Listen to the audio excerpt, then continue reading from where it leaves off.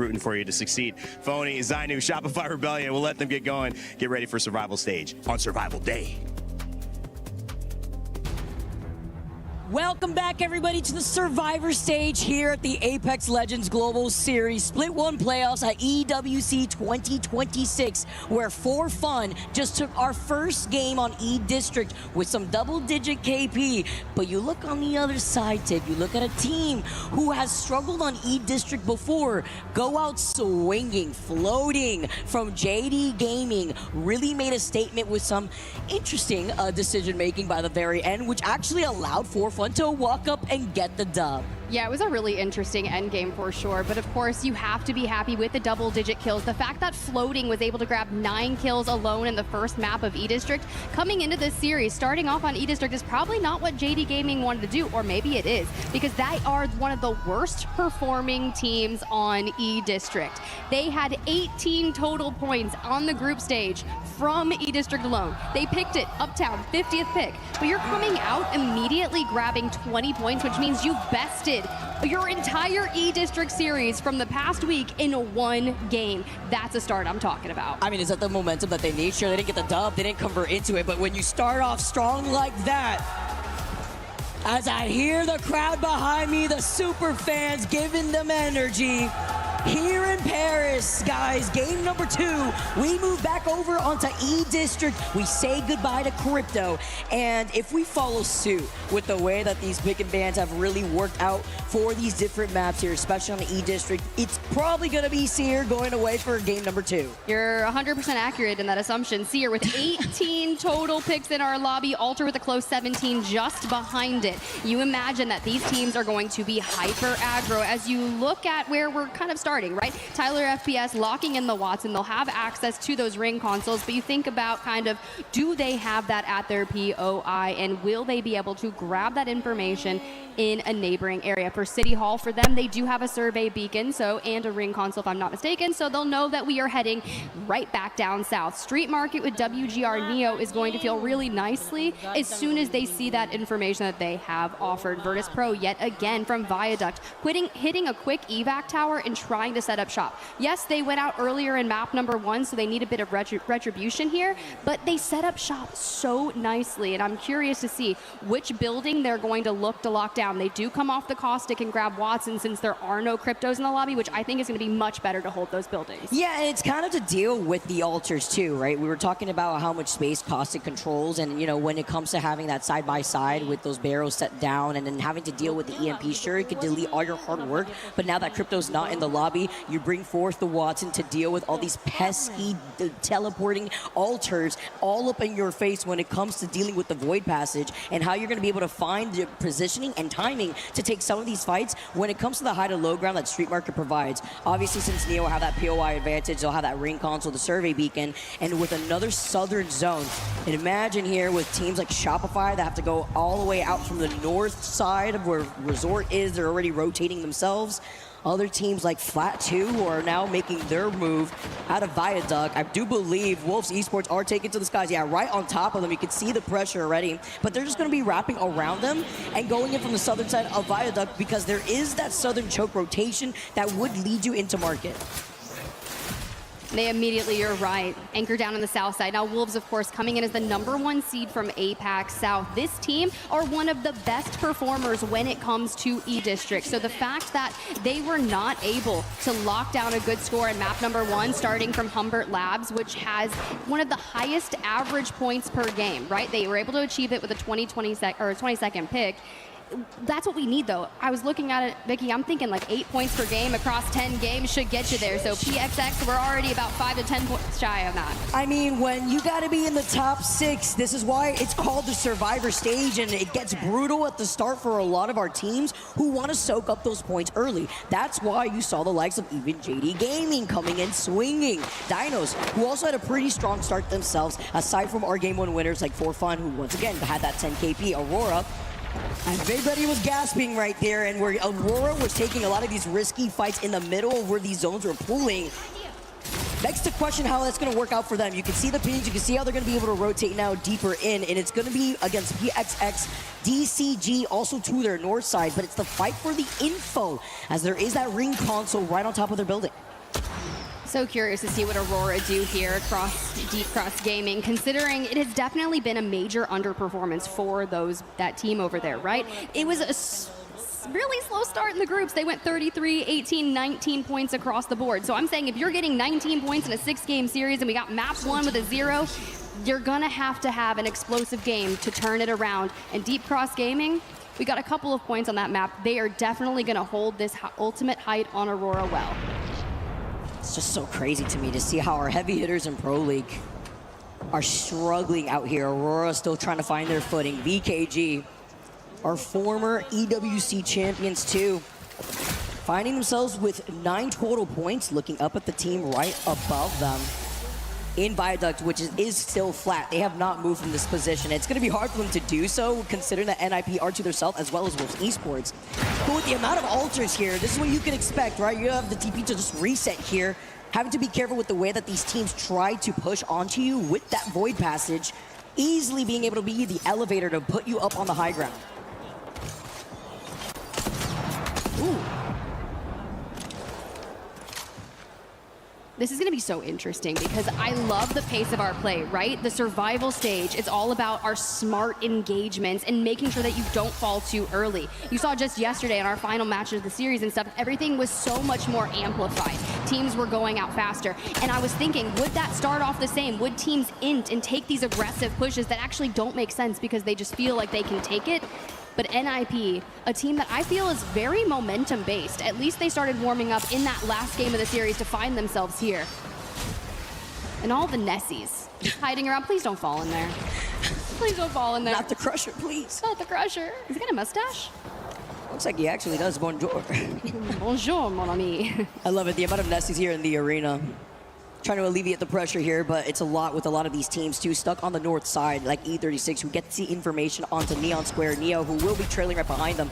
Aurora still against DCG, but it's a huge pileup over by Viaduct, where Flat are holding their ground. King of the Hill, VK Gaming still playing up that low ground here as the exhibit is called in. The knock from the low ground here. Thanks to Ossus holding the high ground for the rest of VP. Preston now following up and with a quick cleanup at that. P-Order cannot run away. Good luck with that, as TIE is the first team out of this lobby for game number 2. And this is a great fight for VP in particular because we know where they start on that south side, and they immediately want to take some of those pressures off their location. They are in the center of zone in particular right now, but just in map number 1 alone, they had so many teams that were fighting for their building. As we pull up the map, you can see they are just below For Fun and Dinos, which honestly, I wouldn't really want to be set up that close to Dinos. They are actually, honestly, I said they were playing like ranked in map number 1. They were just pushing everything. They were incredibly confident with their fights, which you have to be in survival. But look up on the screen toward the top right side of things. Gen.G Esports are coming out of Galleria,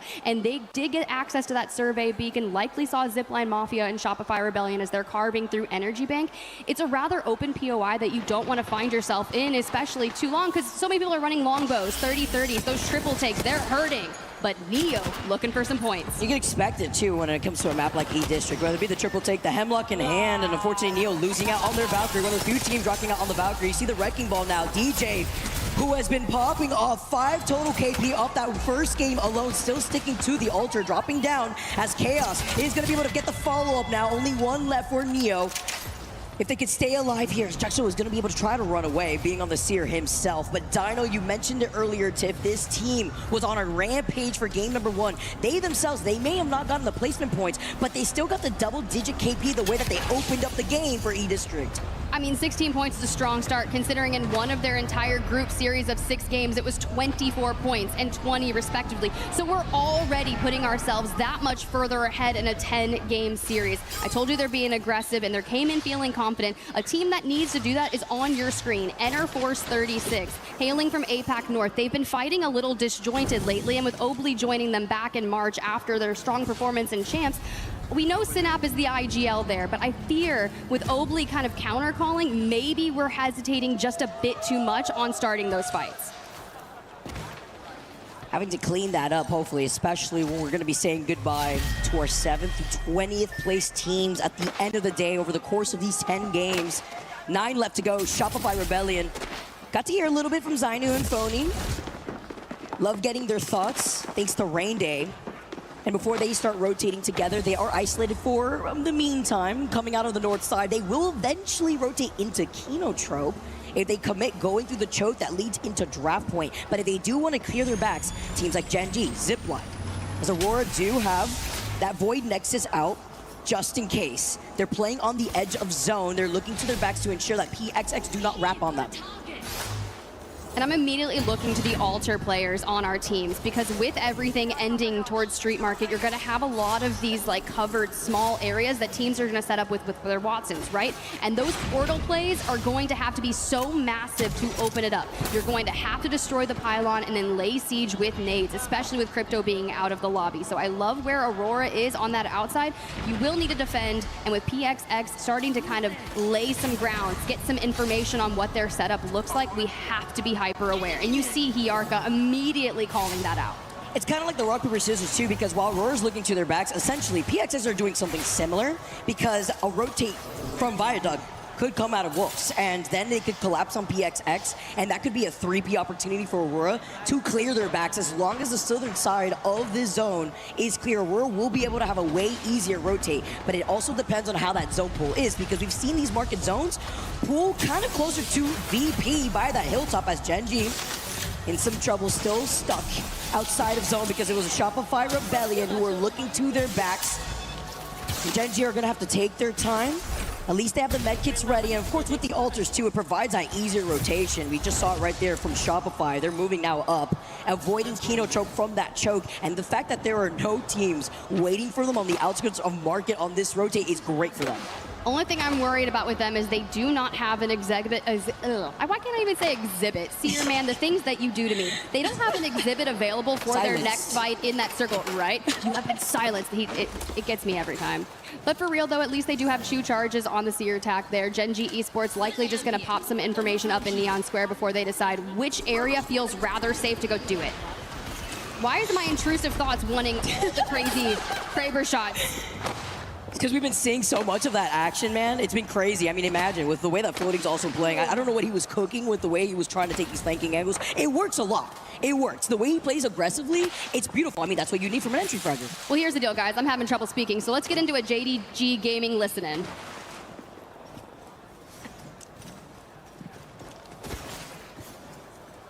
Just keep following me.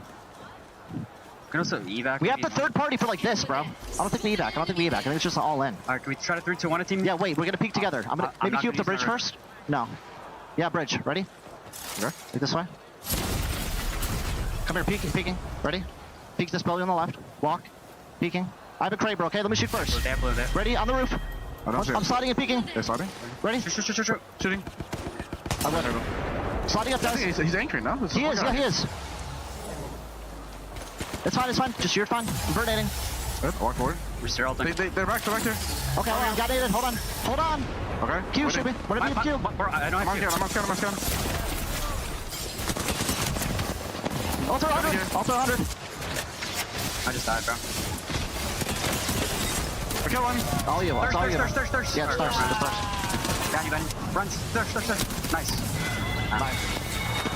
Oh my G! JD Gaming going down. I like the way that Naughty tried to calm that, the 3-2-1, but all for naught when they tried to engage in a fight that the other team was waiting on the other side. Gen.G capitalized after being stuck in the zone for so long, have now wrapped on 2 of our teams. JDG out, Shopify Rebellion to meet their doom back into the lobby, and Gen.G have come from the north side. VK Gaming though, inching in from the other side of the choke that would neighbor Gen.G, but a lot of these teams, if you see where the zone is pooling, Tiff, is going to be pooling towards RRQ. Look, RRQ have been so good at calling these zones, especially with them being the best team on E-District in this lobby, with 50% of their points coming from E-District alone. Neo, though, the majority of theirs from fights, and they have looked scary. But Ninjas in Pajamas, after they heated up, decided to do enough to push them back away. They say you cannot rotate through this. 39 seconds though, and still 3 teams on this side, and a long way to go. So Exhibit is down, and PXX are about to take it to him. That Maggie ball going crazy, and 2 falling solo. Ninjas in Pajamas, scare up, we've got to hold on.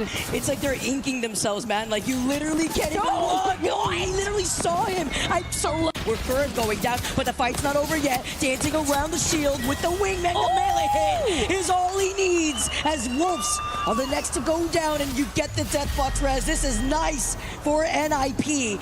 Zip are within the vicinity though, but for now, they have some respite to get this reset. That was insane, the collapse. Just a few seconds on the board, the ring will be at their back as they full send to the most populated side of this circle. And you know who's there? VK Gaming, double-digit points for them. A lot of teams over on this side need their points from E-District because this is where they find them. Enter Force 36, VK Gaming. Ninjas in Pajamas do actually slide through into that next side of the circle. But wow, we see where they go. To the top of Zipline Mafia they've chosen. Man, these pile-ups. Yeah, this is going to be at least a Synapse. 3v3 cleanup here. VKG now move up as E3 are looking down at VKG who are trying to rotate. You see the Watson fences painting the floor, blocking them off. As Kesa with the nade, and E36 though get eliminated thanks to that nade, but they're feeling so much pressure. I mean, dude, look at this. Tactical after tactical. You literally can't catch a break. This is why Series banned after this game. There's so many scans. You have the slowdowns. You can't catch a break. VKG now get eliminated. That's like, so many people are looking to get involved in this, and for fun, hold that farther northernmost center. And NIP through the portal, throw the focus of attention out. We have so much loot, the shield swaps. Cole taken out by the frag. So insane here. Well, Kira tries to stay alive after he finally just comes back. And now the rest of Ninjas get deleted in 13. 12 squads left. And look at the way For Fun is playing. They're looking to keep up this momentum, but they got to deal with Dino. And Jay Future swinging that by himself, by the way.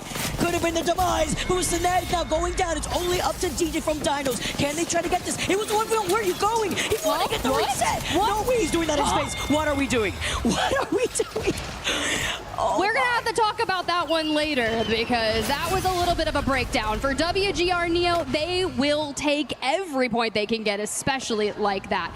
Rotating towards the north side, their biggest area is going to be that Team RRQ holding that zone. Gen G, on the other hand, Vicky, we've got to fight against Kenotrope. I can't believe that. I mean, listen, you know what? Sometimes we all go through it when we're feeling the pressure, get a little nervous sometimes, but committing to going through that Void Nexus is definitely a choice. Too many chefs in the kitchen, the food is absolutely burnt. As Aurora now have stayed underground for quite some time, have moved up from the underpart of Street Market. Nades for days, though. They're dancing like they're in the circus. Effect now backing away. And they're also scanned, by the way, off the Sear attack. But thankfully, being one of the Ultra teams, it's the alley-oop to go up on the high ground. We would neighbor a lot of these other teams, because look at this pile up right now, Tip. You got VP, you got Aurora, you got GK, as well as RRQ. It's going to be a bloodbath over to the south side. Zipline to add as Aurora Effect can't clutch it out. It's only one left as AEROCOOL is trying to get this reset. I said it comes down to the altars, the importance of the entry fights, and when you're the last one standing, the IGL AEROCOOL is going to have to figure it out. We get Oirain back up on his feet, and we throw it down. We check behind enemy lines. For VP, they're just looking to close out Aurora. Prestis does fall, but Ozus and Taskmaster are so healthy here. I was going to say, it was just a matter of time. Aurora do get eliminated eventually. Playing ring around the Rosie, around the Void Passage, even trying to cover their back with the nade originally before. With 8 squads left, though, this is what you can expect. VP now looking to get aggressive, as well as DCG, who are just trying to avoid this drill. Rory, unfortunately, goes down, is hiding behind the desk. Try to see if he can get the 2-for-1. At least he tries to get the reset here from the rest of his teammates. While KNC, they hear all the action happening above their heads, and they're not looking to get involved. They're looking to take this slowly from underneath the market. And it's WGR Neo that has that Mad Maggie on their team. So if you're getting riot drilled, it is totally them. The Valks gave them a nice little rotation for now, but for Flat, DCG, and Kenotrope, they are on a side where there are so many teams that you have to anchor it. So bringing out the Newcastle, bringing out the Gibby for that extra coverage is going to allow them to hold on if we time everything right once we pull out of these little crannies. Well, my fan dies in the arena. The competition's getting even hotter. Imagine how our players feel while we get to see the side-by-side. Neo, who had then slowed down and being able to get this replay. I mean, he's literally staring at Dino that last that was tough. TP. I mean, what can you do? But That was an earlier situation we had seen. 8 squads left. KNC, remember we mentioned they weren't going to try to show face just yet. They're taking this slow as now the final ring closes behind their backs. Look at the way that RQ make this move though, with Strafing Flame being on the Rave. It's going to be able to try to get the climb up here. There is another team right above them, but it's really important with Pricey being able to get that knock. They get to fully extend on this, even with the steer tech behind them though. They're getting stared down with the other team across the way. Flat, and everyone just immediately like, nah, I don't think we're getting away with that. Knocks through the portal, behind VP. The RE45 does enough damage. We go for a clean reset, and we have to move. With RRQ to the other side, Vicky, it's about to be so exciting. But look how important Drop's exhibit is. He gets all the information. Look at the beamage of the RE45. The gold extended energy pack here. They know where everybody is. Last 4 squads left. Virtus Pro has been eliminated, and now Kenotrope. Can they defend? Bubble is down, the wall is there, and Nock doesn't even care. Firing through the wall. Zipline Mafia are down. Will Kenotrope follow? Can they here with our last 2 squads though? To be DCG versus DK now, with Nock being so low. Keon going down. The ring was his demise. DCG move up. They take the portal. Last squad, 6 KP for Drop and Revolve. Get the clutch and the win. The melee coming through to secure the dub. Deep Cross Gaming. What a stellar performance. The fact they hold on to that. At that point, you're diving into electrified Gibby Bubbles. You're trying to get behind these Newcastle walls. And honestly, GK trying to get to Kenotrope left them slightly exposed, where Deep Cross Gaming could just focus on targeting them. Honestly, though, the way that Drop played that was insane. It was unfortunate with the way that the Ultra Portals were placed. The Void Passage causing so much disruption, especially with the ring being on that angle against the staircase too. Sure, you're fragging out. You have the information from the exhibit that you put down. You have the nades, but the way that DCG had played that to the very end, the melee hit, the nail in the coffin, and then also the ring. What we had seen at the very end, even better way to just kickstart the way that DCG have now taken this dub TIV. Honestly, I'm also very impressed with GK Esports. 9 kills, so many points there in the double digits. But not only that, they got 2nd place in map number 2, but 5th place in match number 1. We ask our teams for consistency, especially in this survival stage. As we pull up the match results, you can see it just there. With the fact that we got 9 kills, we actually outpoint our team that won at the top with Deep Cross Gaming at 17 points. Kenotrope find 9 points, which is above that average that I'm talking about. I want to see north of 8 points per game in this series if you want to fight out for top 6. Virtus Pro grab 11 points, and as we jump to the back half, Dinos, after that fight, they still walked away with 5 KP, so they got 6 points. Any little bit counts here in this overall series too, especially when we have 10 games played out. One more, by the way, on E-District before we swap over to Olympus, because we got all the maps in rotation, which is important when we take a look at some of these highlights. We talk about GK and what they were able to do. We talk about the exhibit here, but in this end, this was the most important part, TIV.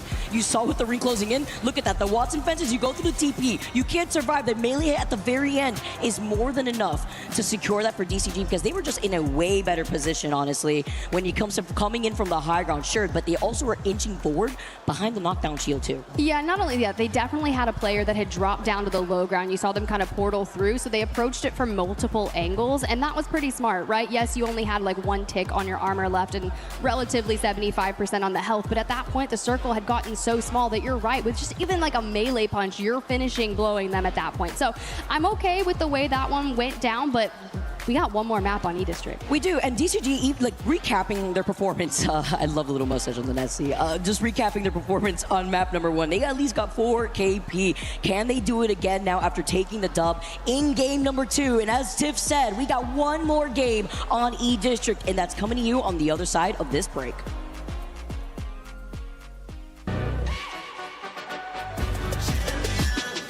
This ain't no regular thing. Came for the ring, you know what I mean. You see my name in the lights. Better get right, I'm champion.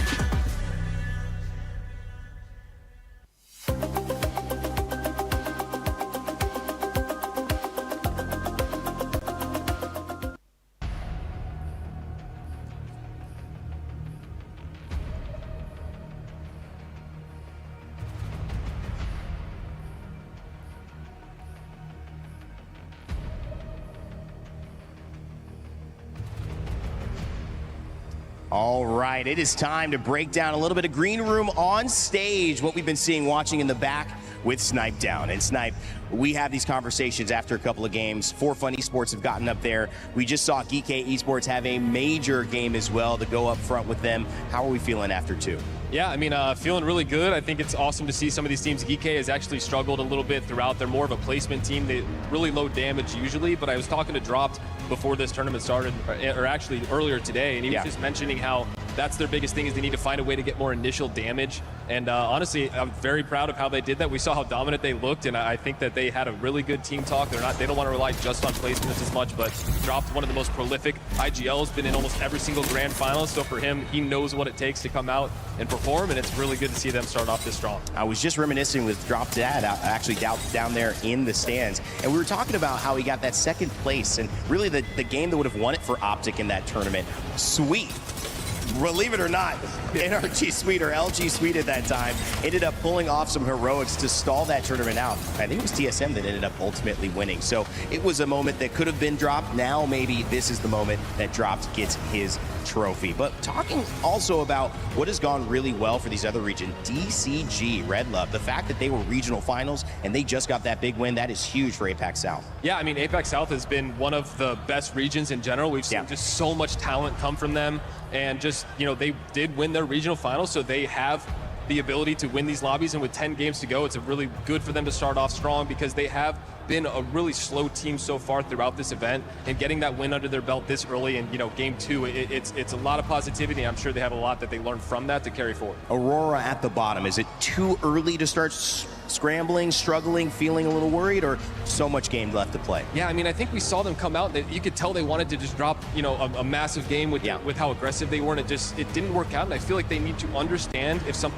they committed too hard. It's like that was their plan, there was no backup plan. Yeah. And I think that for them, they need to figure out a way to have multiple playstyles other than just we need to go out there and slay. We saw them get a little more points with some zone gameplay there, but it's still not enough right now. Thanks, Snipe. All the thoughts happening in the green room. We like to bring them to you fresh and live, but we've got more games to go. 10 today, 14 teams going home. Let's get back to the action with Onset and Gaskin.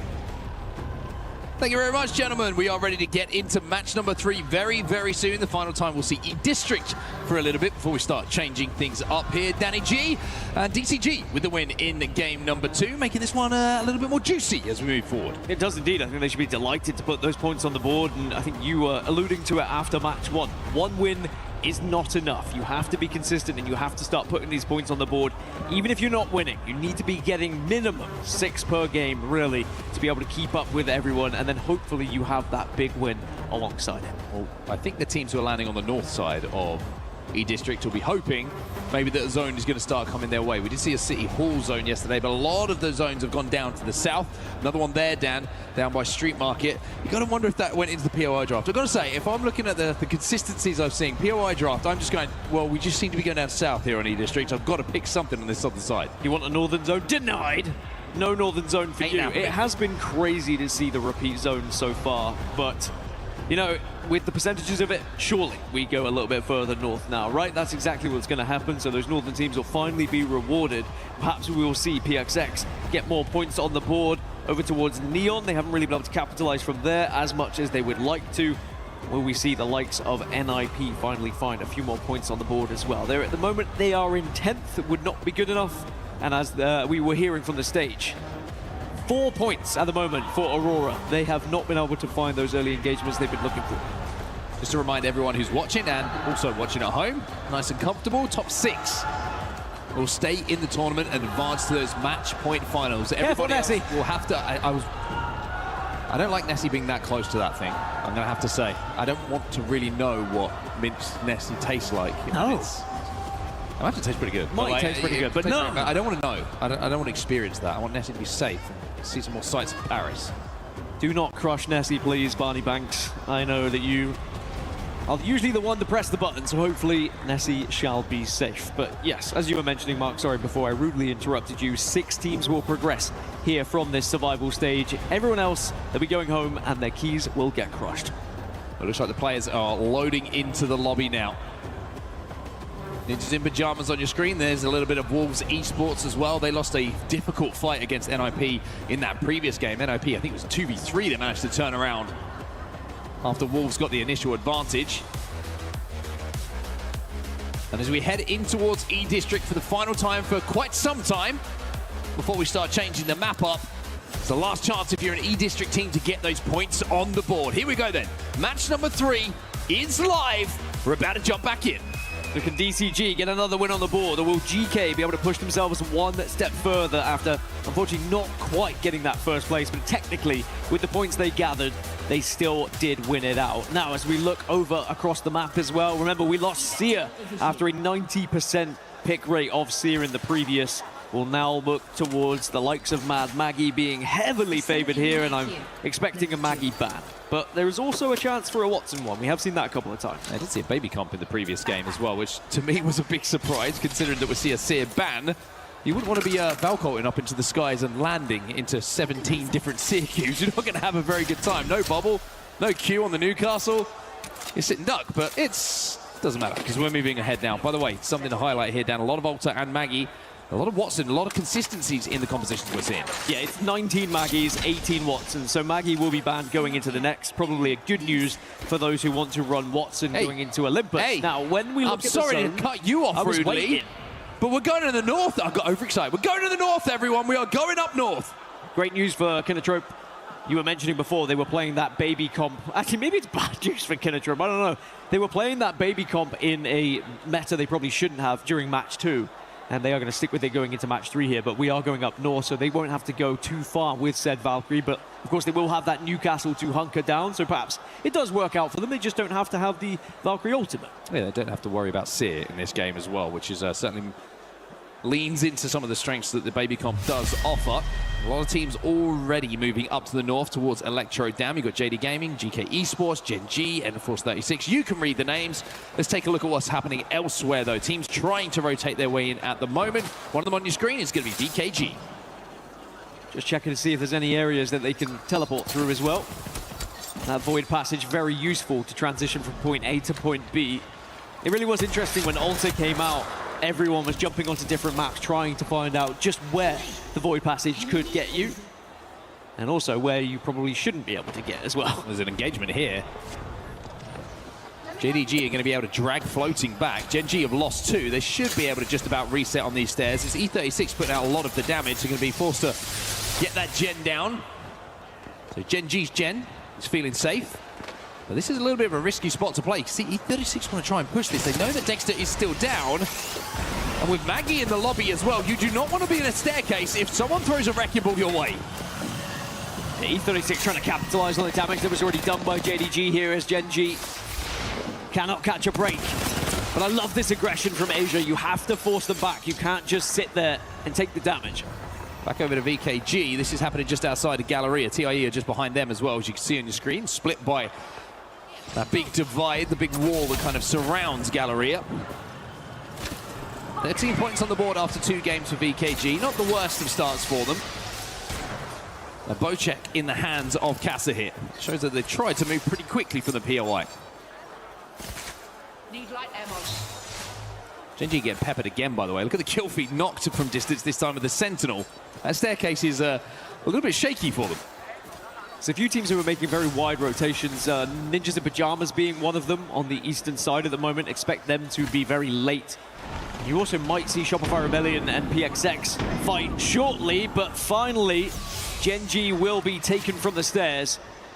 And it is a combination of JDG and E36 in the end. They just didn't allow them to escape. It didn't matter if they went up or down. Someone had their exit. Yeah, Gen G going to be looking back and saying, hey, if it's an ENAM zone again, I think we don't play the staircase early. It's a tough one. Maybe in scrims at work, but when everyone is in the zone, it becomes a little bit more awkward. E36 up on this high ground, by the way. They're going to be safe for so long. Such an advantageous position to have with these northern Electro Dam zones. And you can see exactly why. It's so difficult to challenge any team that's up on height. And I've just realized that Jisna has a 3 times on a charge rifle. So anyone who's going to be arriving late is going to be singed, he's going to be burnt. And more than likely going to be on their backs. A few teams have actually gone further into zone here just to get a little bit more information and Evo. Shopify Rebellion being one of them. As VP on their journey through, they're actually starting to approach Galleria at the moment. Now, TIE are waiting in Galleria. And VP at the moment just prioritizing leveling up some of their weapons and getting extra attachments. But I think they have now spotted TIE. They have to be careful because if they went north, they'd run into RRQ.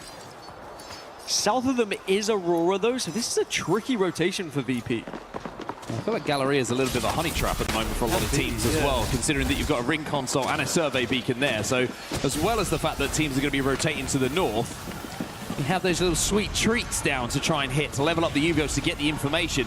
Over towards the zone, you can see KNC have found a corner to play. The baby comp's worked out for them here, slamming below a lot of the teams on the bridge, GK being one of them.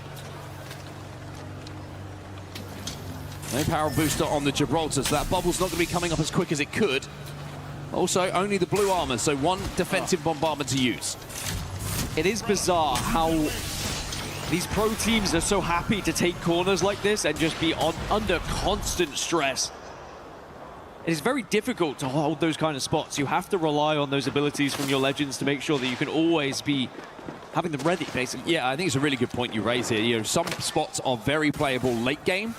Early game, not so much. That place that we just saw, very playable late game, but very difficult early game because there's so many teams looking at you, so many lines of sight. You've got to wait until they become lines of sight that don't exist later in that game. DK being aggressive, that was definitely just from height with the charge rifle. And Noct is going to be brought back to his feet here. You can see Keon is sticking that. JDG looking to clean up the final pieces here of KNT. It's a little bit of a portal dance, a portal pie. And Naughty wants to be invited. I think this was my point initially with Kinatrope playing on this baby comp and the zone coming towards them is they are forced to really use the Newcastle and the Gibby. As that is a very interesting playing position, I will say, with the knees up. That is a far more flexible man than I ever will be. Flat also struggling. They're going to be eliminated. Watch yourselves, Pops. Neo are able to get those kills in their favor, but are you going to be able to actually get the res? That's the real question. Yeah, Kinatrope just been eliminated in the meantime, so the solo wasn't able to survive there. And like you say, it's one thing to survive, but Zipline Mafia are chasing him down. Zipline, who are in 6th place at the moment after their impressive Game 1. Game 2 was a little bit more lackluster. It would be quite something if they were able to get to the match point finals. Actually, both Zipline Mafia featuring here and TIE, when you talk about regional finals and the success stories to be able to find yourself here at EWC. And both teams who we know, when their backs are against the wall, they can find those moments. Just going to focus in on Ninjas and Pajamas on the right side of the screen here. You can see that they've had a little bit of a more distance to travel to get to this zone. So they're just taking a little bit of a wider route here. They're going to play for the next console to find out where the zone is going to be pulling. Sometimes doing that just gives you a little bit of a heads up on the rest of the lobby to see what side of the zone is going to be best to fight for or play for. They could also, of course, hit the survey because they should be up to purples at least when they do get to fight. VP looking to do something similar here when it comes to ring console, just over at Vibe Isle. And Neo are still alive here. You can see they're just moving towards Energy Bank, the solo player who is still alive, but might be about to run into Relove DCG, who are going to be feeling all kinds of confident after the win of the last game. It was quite funny seeing his arrow on the map just do a quick 180 as soon as he noticed DCG. As we can look back at just how unfortunate Kinatrope were with the teams that had eyes on them. Everything that was available to use was sent to make sure that Kinatrope could not stay alive. A difficult position to hold early on in the baby comp. Not really being of use so far in these early games, but perhaps later Kinatrope will be able to reap the benefits. Yeah, it's one of those where there's just too many counters in the lobby for it. Sear being a big one, and you've just seen the perfect example of why it's difficult to run it in a Maggie-filled lobby, because you can just get drilled behind those shields, you can get Maggie-balled as well. It's just very difficult to survive and hunker down with the amount of offensive abilities that are still available in the compositions you're going up against. Aurora then. Let's take a look at them. Only 25 Evo here for Orain to get his full perks available. And having to play quite far away from where the zone is going to be pulling at Electro down. Shopify Rebellion finding themselves in a fight here with DCG. They're playing for the Mythic Beam, which is spawning right next to them. Yeah, DCG are not in a position to stop them getting this Mythic Bin either.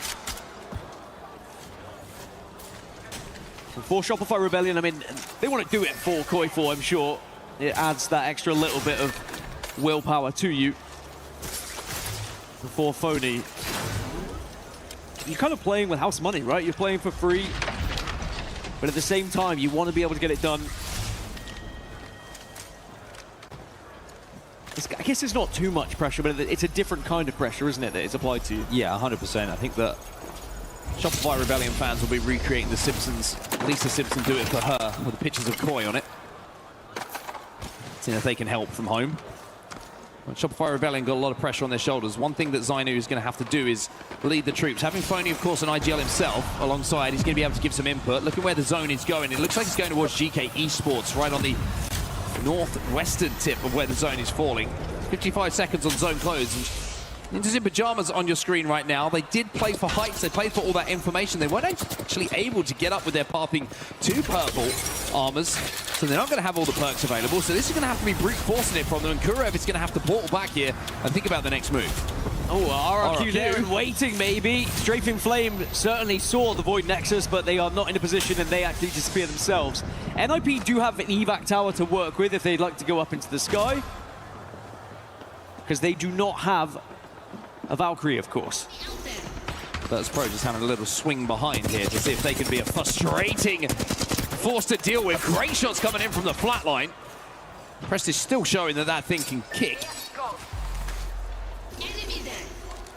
As now they're trying to ping where the next play is. They're trying to put that little corner inside a Galleria. Now Neo, Ninjas in Pajamas. This fight is taking place and Vayne is not looking healthy. Gets the med kit off. But he's going to need the help from his teammates here. The worry here for both teams is that AEROCOOL are looking at this as third party. So Neo, if they want to take this fight and Ninjas in Pajamas get taken down, there might be a third party. But this might be clean enough for them to actually reset. But no, Vayne makes this difficult now. To 1v2. But where are AEROCOOL? Did they want to try and force this? They are safe in zone. It looks like Ninjas in Pajamas are going to get a reset here. I don't think NIP wanted to take this fight at all. And Neo, they kind of forced it, got aggressive, and NIP make them pay, as Neo are going to be down to just a 2 as well. So neither team either able to benefit from that. AEROCOOL have actually focused a little bit more towards Neo. Look at this from Vayne. Patience waiting for Cole to join alongside him. And then all of a sudden they can come behind, but no. Ninjas in Pajamas are eliminated. Neo were eliminated a few seconds ago. VP gets sandwiched. And it's Shopify Rebellion who come out the victors here, but now they've got to deal with Relove DCG. They're below them now inside a Galleria. And it's not quite a straight 3v3 because AEROCOOL are close enough. They could get involved if they would want to. They are certainly hovering at the moment, just waiting. But if it takes too long, if there isn't enough gunfire, I'm sure AEROCOOL will just start to think about zone a little bit more. They might just meet at the choke point past Galleria, which is going to get quite ugly because on the other side of it, you've also got VK Gaming and For Fun that are currently taking a 3v3 battle against each other as well. Here it is. QQ has got Lestar in his hands. Skynades are going to hurt though. Has to back up to his teammates, thinking about hitting the Void Nexus to get out of there, and that's exactly what they're going to do. The problem is, on the other side of that Void Nexus, there's a team waiting. GK Esports has just been eliminated. They were in the prime spot in zone, and this is what I was worried about for VKG. Shopify were sitting on that portal waiting for that opportunity. That is free for SR. One member of VKG did escape into zone. But at the moment, the one team who is actually in center zone is TIE again. This time, can they hold on to it? Remember in game 1, they weren't able to hold on to it. They got pushed and lost that engagement. Shopify Rebellion starting to move with a little bit more confidence now. It's For Fun that could be their next targets. They got a pinch here down this low ground. Even though the drill's coming in, Phony is so healthy. The gen is a problem though, so those nades aren't going to be able to flush them out. And with the zone closing in 40 seconds, Shopify, if they win this, might have a walk-in. For Fun though, hidden for now, but they could hit a Void Nexus through if they want to get aggressive, but instead Zainu's made the play call to play this corner where they will be safe. Dinos get eliminated. The Zipline Mafia are able to win out on that one, but they're a little bit worried about TIE below them as now Shopify Rebellion will push in onto For Fun, and they've been able to get a couple of knocks. Oh, the difficulty here is there's a lot of teams surrounding them. Zap getting shot in the back, getting shot in the side. And Zainu now left on his own. For Fun down to just one. It's a 1v1 between the two. But I don't know if there's time, really, for either to survive. Excuse me, Synetic did get away, so it's a 1v2. Shopify Rebellion can't make that happen. And now Synetic, only a couple of health points to play with, manages to scarper away. And DCG will rip this away from them, and it's incredible patience, really, from DCG. They've been dominating since that early fight in Galleria, biding their time and waiting to just pick apart teams who have already taken damage, as JDG will also go down. And now the entire eastern side is covered by RRQ. TIE are starting to move out a little bit. As we check in with PXX, they are in a little bit of trouble. Both TIE and Aurora and Enter Force 36 are all looking towards them, and this is what happens when 3 teams start to focus you. Yeah, you can Maggie drill this corner, but it's just going to delay the inevitable here for PXX. XZZ, it might be ZZZ, as he's going to sleep in a few seconds' time. He is gone. PXX are eliminated, 6 squads remaining. JDG being eliminated a few moments ago, though, continuing the momentum, a decent placement for them after game number 1 and 2. VK Gaming will be next out of the lobby. And who is standing tall here inside of the top 5? It's Aurora. And boy, do they need it. They need something to give them a little bit of a confidence booster here. They're up into 9th place as they stand right now. And they do have kills alongside the placements they've already found in this game. It's the first time they've really been awake here in this series. Can we see the incredible IGLing skills and history from Hayaka? He's been able to put them in a good position at the moment, but Enter Force 36 is certainly going to be a concern. Well, Real of DCG are trying to move somewhere where they will be safe. They still aren't safe, and they've lost 2 on the cross. So Roy into the top 5. He's going to try and start a barbecue, but he finds out that he's the meat on the grill. Takes down 1, but RRQ will wipe them. Aurora now move up onto the Prince position. They will be safe. They've got some fences down. They've got a gen down as well, which is going to help them against those Maggies in the lobby. I think actually TIE hold the most space at the moment on the eastern side. The trouble is this is all about elevation. There are so many different points you can hold here on the bridges that are above. And with the amount of altars still left, there's always that potential you can void passage through and get involved in a fight. RRQ down to a 2, do have a Wraith to work with though. And then 4 Watsons. They did lose Pricey. I wonder if they're going to be able to go for a box res here, or if it's going to be too deep in zone for them to do so. E36, by the way, showing exactly what we were talking about earlier, how a spot becomes playable late game that isn't playable early game. They are playing almost the exact same position we saw the Baby Comp struggling to survive here, and they're making it work. I think RRQ did go back into zone to get that banner. Question is, do they have a mobile respawn beacon? I think we're going to find out very quickly to see whether they're going to get a 3rd back on the map. Otherwise, they're going to have to try and do this as a 2. It looks like right now it is just a duo situation for RRQ, and they are being heavily focused on the height. Aurora up there are making their life very difficult. Easy Flash taking damage as its effect down to 1 HP.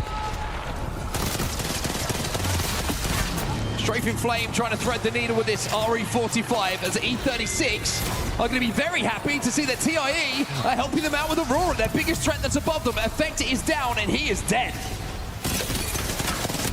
Good work again from TIE, though. They push up, they get aggressive, and they've already removed 1. Aurora now look like they're going to struggle with this one. It's just down to Rain.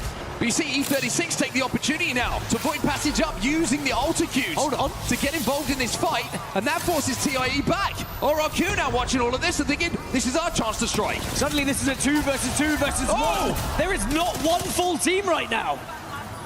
Back to the low ground, E36. Should be able to get a reset.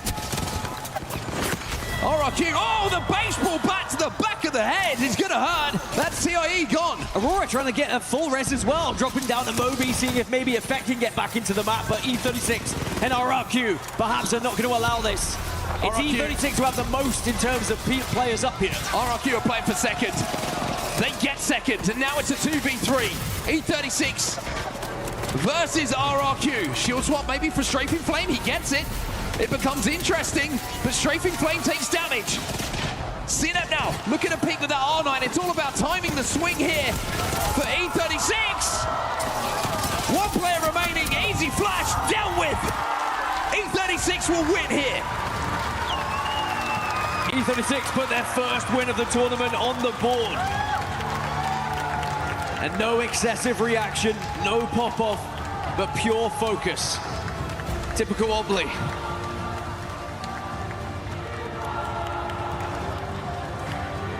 So a big moment for Enter Force 36. The fans loving that. And another winner, a different winner across the 3 games that we've had so far. That's what you can expect here today in this survival stage. The air of unpredictability continues to hang over all of these teams. And with that, Enter Force 36, they jump up into 7th place, and they put themselves 1 spot away from one of those qualification spots from this survival stage. And that's how close it is always going to be. But again, that's 1 win on the board, and they are still not in one of those positions. They are still behind those other squads that have found wins, but then also found some consistency on the board. Another thing I wanted to say, I mean, Relove DCG currently in joint first. Yesterday, they finished dead last in the qualification spots to get here into this survival stage. So they had the worst POI draft that you could have had in terms of selection process. That's how you become a fan of Apex Legends, by the way. You just pick every team. And then if someone wins, hey, you're happy. We love to see that, supporting all of the teams that we have here in attendance in Paris, and everyone putting on a show so far. I mean, 3 games in already. And I know it's a marathon today with 10 games, but it feels like it's going past really, really quickly here. And no real clear front runners as well. The points are being quite evenly shared between teams. Just to give you an idea, GK Esports and Relove DCG are in joint first at 31. For Fun at 28, JDG at 28 as well. And then you drop off a little bit to RRQ and Zipline Mafia at 22, and then Enter Force 36, who just won, are at 21 points as well.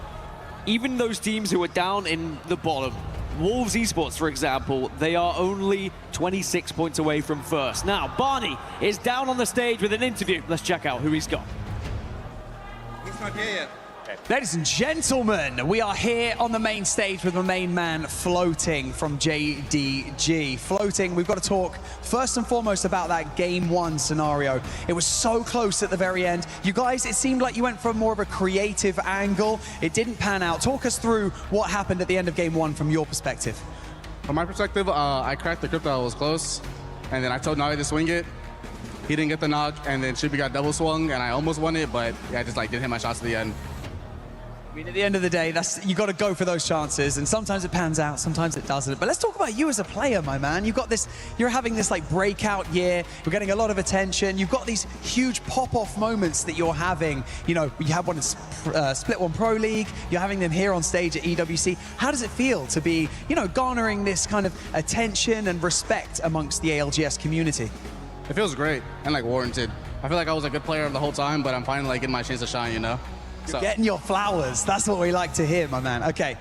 Now, first, we've got to talk a little bit as well about the group stage, right? Because I've mentioned these pop-off moments that you guys were having. You're also having these pop-off games. You'd throw down loads of points, but then it would just, you'd kind of trip at the next hurdle. It would just be not quite getting enough consistency out of you guys. What were the issues that you guys were facing? Do you feel like you've ironed them out coming into survival stage? I think the main issues are all 3 are first land together. First land, Naughty IGLing. It was probably a little bit of jitters, changing our playstyle up. We're back to our main playstyle, so we're playing back the consistent way we are, So you feeling more confident now? Yes, way more confident. Man, Floating, thank you so much for joining me here. Really appreciate your time. It's the survival stage, so things are going to start to get heated. But for now, we're going to head over to Rain Day because he's got another interview on the main stage. Yes, I do, and no words are needed. Because we got the big man Roy himself here from DCG. Roy, I am so excited to talk with you. You have such great fandom across the world. Tell me, congratulations first on your win.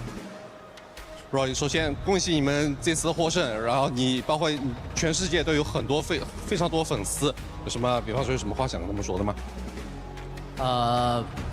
特别感谢所有支持我们的粉丝，然后与看衰我们的粉丝，我们会继续努力的。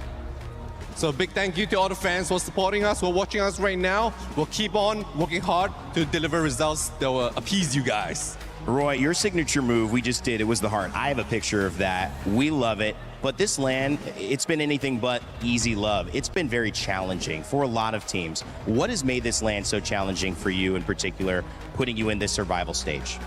那这次比赛呢，对很多顶尖这些世界顶尖的战队来说，都是一个非常有挑战性、非常艰难的一场这个线下比赛。那你能不能跟我们大家也形容一下，到底是哪一处让它如此的艰难，如此的就是这个挑战性如此高呢？我觉得就是因为选角的多样性，它采取了 band pick 的样子，所以会让这个整个游戏生态大改变。然后还有一些像是游戏那些 EMP 增强的一些配件，对。I'll say one of the biggest factors is the tournament format with the band pick mode. You know, it introduces a lot of variety to the drafts, a lot of changes to the strategy involved, so it becomes very challenging for almost every single player, every single team out there. Also, certain changes to the game, like the EMP being buffed and everything else, it just makes this game a lot more interesting, the meta a lot more interesting right now. Yeah, absolutely. We heard that from Genji Asia as well. He said the same thing. Not playing crypto has hurt his team. But I want to talk about your strategy for today, because this is a long series. You're an experienced pro. What is your strategy for staying competitive throughout all 10 games? 那你也是一个非常资深的一个老将了，就想问你，在这种挑战性这么高的一场比赛当中，你们战队是如何保持就发挥稳定，并且能一直领先呢？我只能说，今天我们的表现算是这一年来最好的几次，但我们会想办法继续保持住这个样子，然后让你们这次在决赛见到我。Honestly, I don't really have much of a secret solution that I can give you guys. This is kind of like the best performance that we're delivering so far. I just hope that we can keep up with this performance and we can just keep going further and, you know, have a time of our lives. I'm all about it. Actually, one last thing. There's a lot of teams that are very, very worried here about their sets. Is there any team you find in particular very dangerous that might not have woken up yet? Aurora, teams like that in this lobby, NIP? 那现在有很多战队，他们可能已经面临着淘汰了，但是他们其实都是实力非常强的，可能他们就比较慢热吧。那就想问你，你有哪一支队可能让你比较意外，或者你认为他们后面还会再反击回来的呢？我觉得现在只开始了3把，什么事情会发生都还不知道，但我们会尽全力成功晋级的。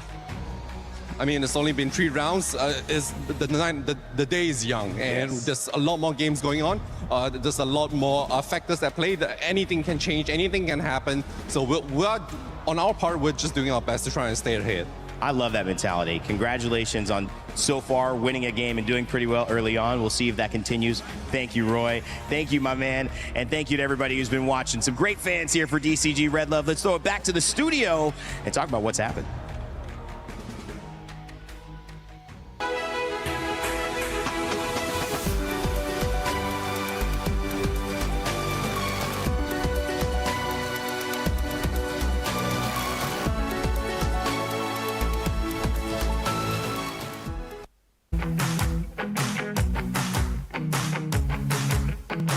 Hello 大家好，我们是 ALGS DCG， 我是陆医生，我是罗宇白帝，我是水门。那我们今天要来做这个就是 APEX 武器的排行榜。那相信各位平常有对一些枪支的选择有一些问题，那这些让我们这个3个专业的职业选手来为大家分析一下。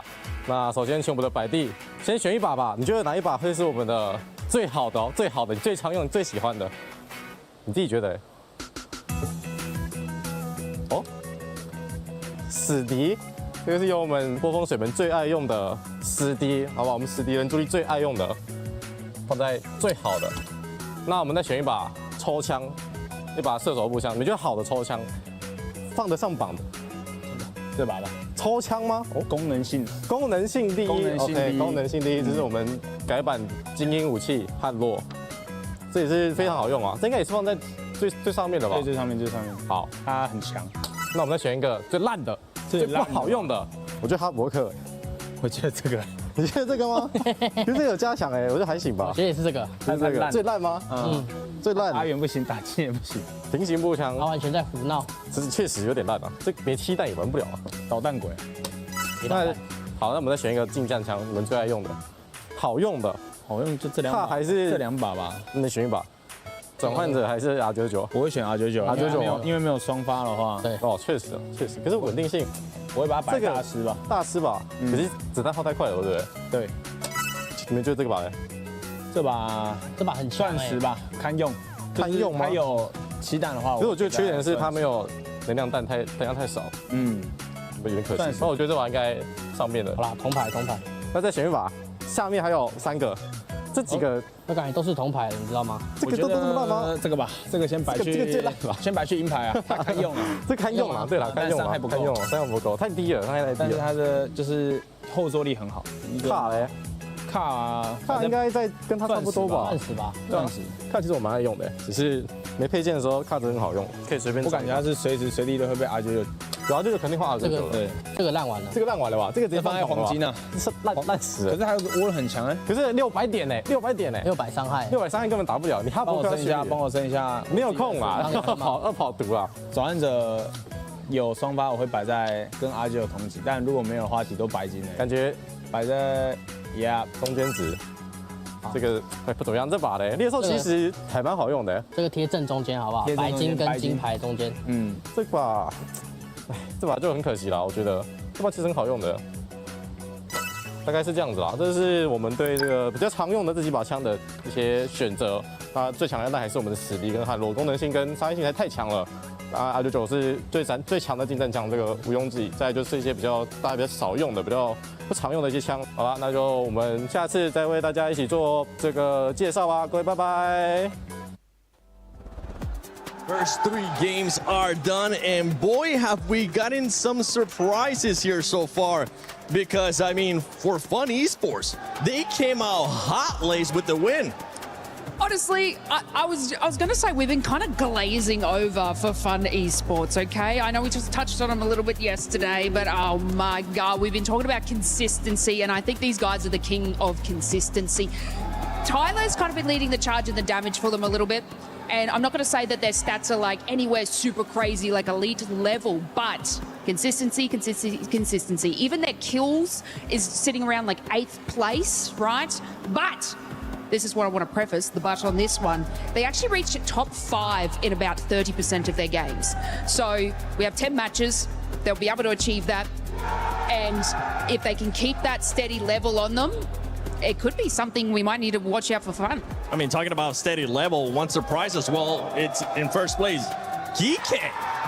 What the heck? It's going on with all these teams that we were not expecting. Yeah, I'm actually super pumped for GK just because, you know, I go way back. I've actually teamed with Drop before. We have a lot of history, and for them, their biggest, you know, problem coming into this was their lack of damage output. They really don't have someone that you're used to just like starting every fight. You know, Nock, Keon, Drop, they've all been relatively passive players, but they know how to get to endgame and play zone, and that has been really good for them. And, you know, honestly, talking to Drop, that was their biggest thing coming in today is we know that we need to take more initiative. We're not going to get through as the top 6 by only going for zone and placement. You need those kill points, and we've seen them. They've been aggressive. They've had the Mad Maggie. They've been getting the drill kills. They've been pushing teams with the balls, and it's been impressive to see the switch up that they've had already to put them at the top of the leaderboard.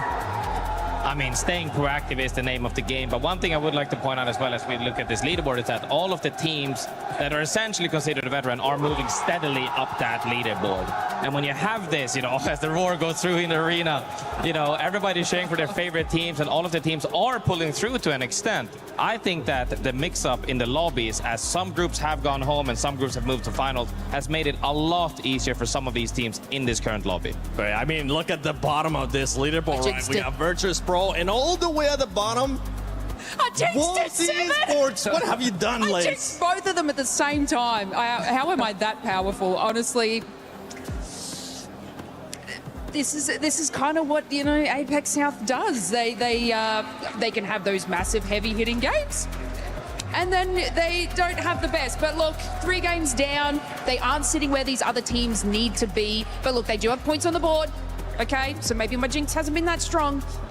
But well, keep it up, guys. Please, I look bad. One team that has been doing well too is JD Gaming, and honestly, let's talk about floating, because my goodness, so far today he has been a good performer for this squad.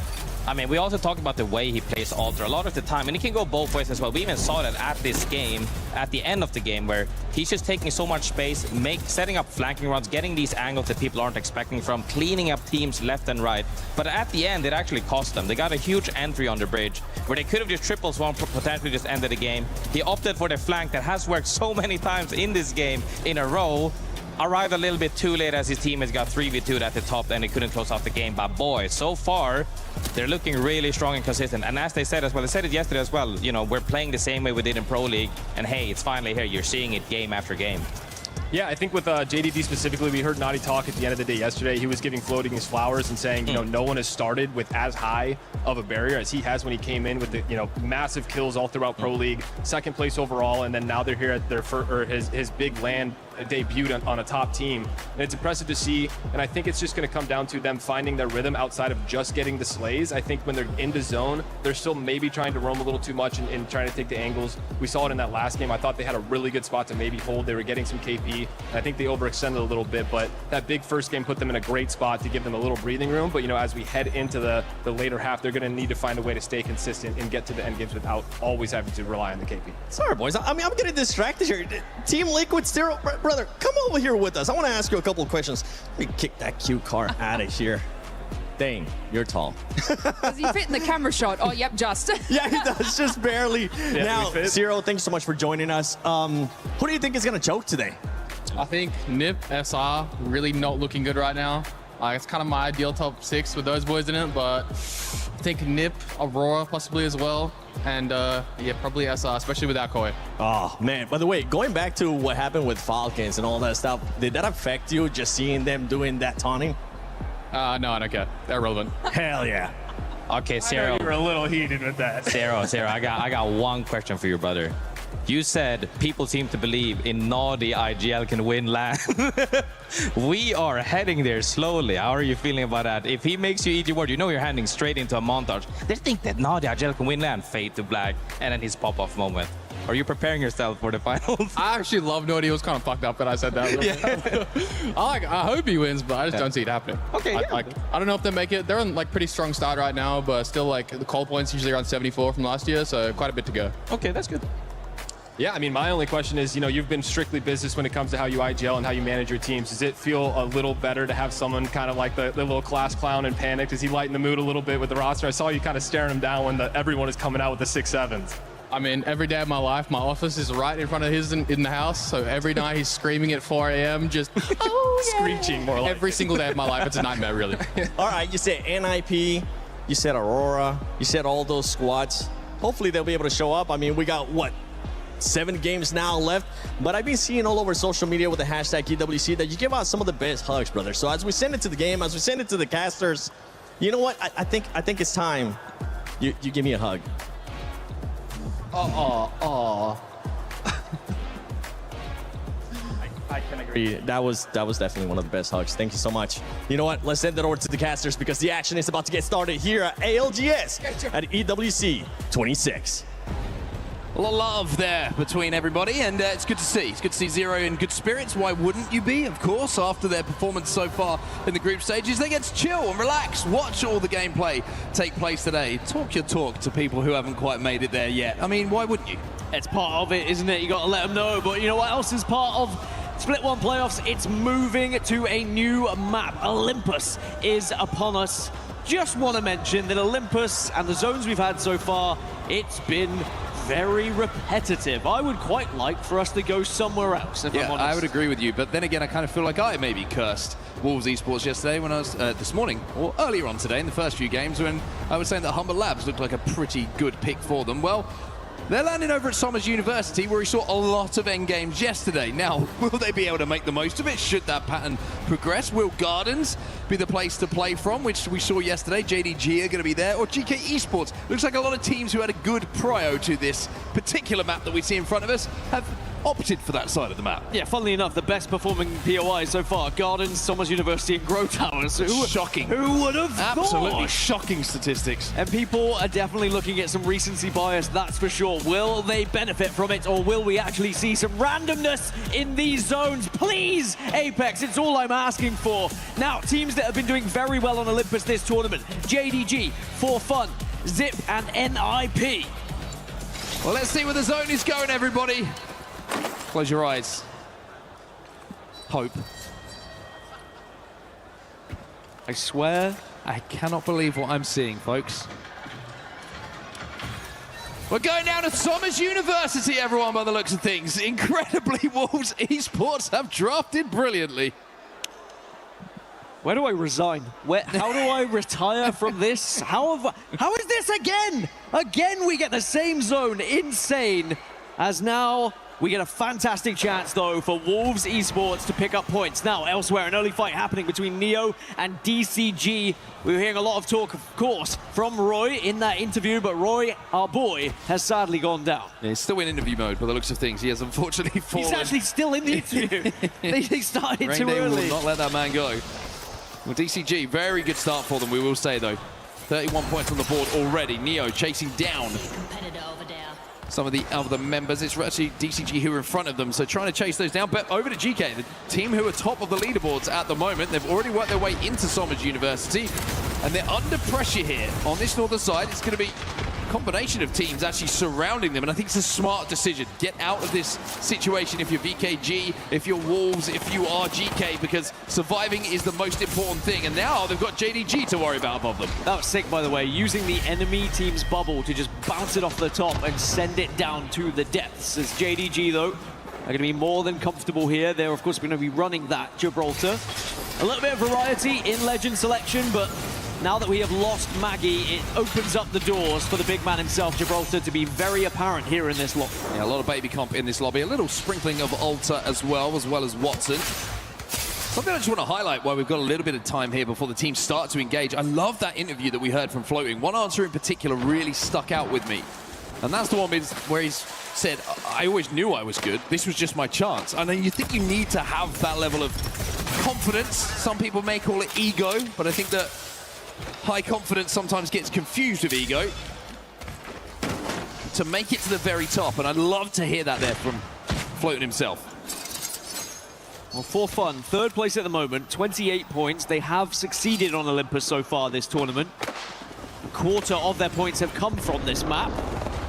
But RRQ, a team who typically struggles here on Olympus, currently being pressed by Shopify Rebellion. Well, Zainu looking to get aggressive here. He looks for the climb up. Zap's taking a lot of damage, though, and all of a sudden this climb up becomes a little bit scary with that bubble down. Damage being exchanged is pretty equal when you look at damage exchange between the two teams. Easy Flash is going to be up on height on those Valk Jets taking him to the sky. Price has got an armor advantage here, and he's actually trying to escape by the looks of things. As DCG will have someone down, so there's more than one team in the vicinity here, and Pricey's having a scarper. Excellent movement, though, watching Zainu take that fight. Not overstepping, not over-peaking. Did a little bit of damage, backs off once his position is given away. Just making sure that you're not going to be an easy target like a Gibraltar is. Pricey goes down, and RRQ are going to have to move on as a duo to try and get back up. But as I said, they've been struggling on Olympus. They've only found 3 points in total on this map so far this tournament.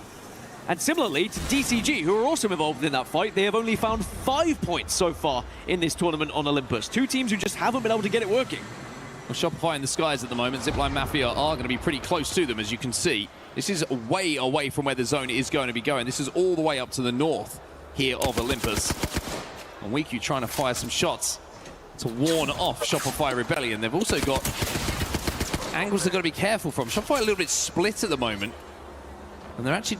Looks like the play call from Zainu has actually come in to go back to Rift here, so they're going to rotate back away. Back over to zone, though. Ninjas in pajamas, they are in trouble. Vayne is down, and that's the Wraith as well, which means that their ability to get in and out of situations is going to be difficult. Kurev gets to his teammate to get him back on his feet. Support passive is going to be important, and now he has to use that Eva 8 because there's a couple of teams, Dino's being one of them, who are peeking here. And once this bubble goes down, they are in trouble. Dino are trying to take advantage of, really, NIP with their backs against the wall here. Power booster on Gibraltar, though, for NIP, so they do have that bubble coming back very soon. It was about buying time for that bubble for NIP, and they've just about managed to do so. Cole's going to be climbing up to find a little cheeky corner to play, and he says, hey, guys, this is pretty good up here. Come and join me. Oh. But now Dinos are peeking down on him. And the bubble just hangs over the lip as well. You're very vulnerable if you do find yourself inside. 1 second of bubble. Vayne's going to have to retreat. They should be able to get healthy, but this is just cycling bubbles at the moment for Ninjas in Pajamas. But Cole comes off big. Cole goes huge. That's 2 and Dino's down.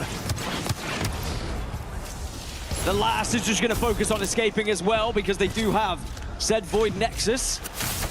One of the few teams in the lobby actually running an altar. Maybe the only one? No, there's two. JDG also going to be running one as well. But NIP hold strong, and boy, do they need to.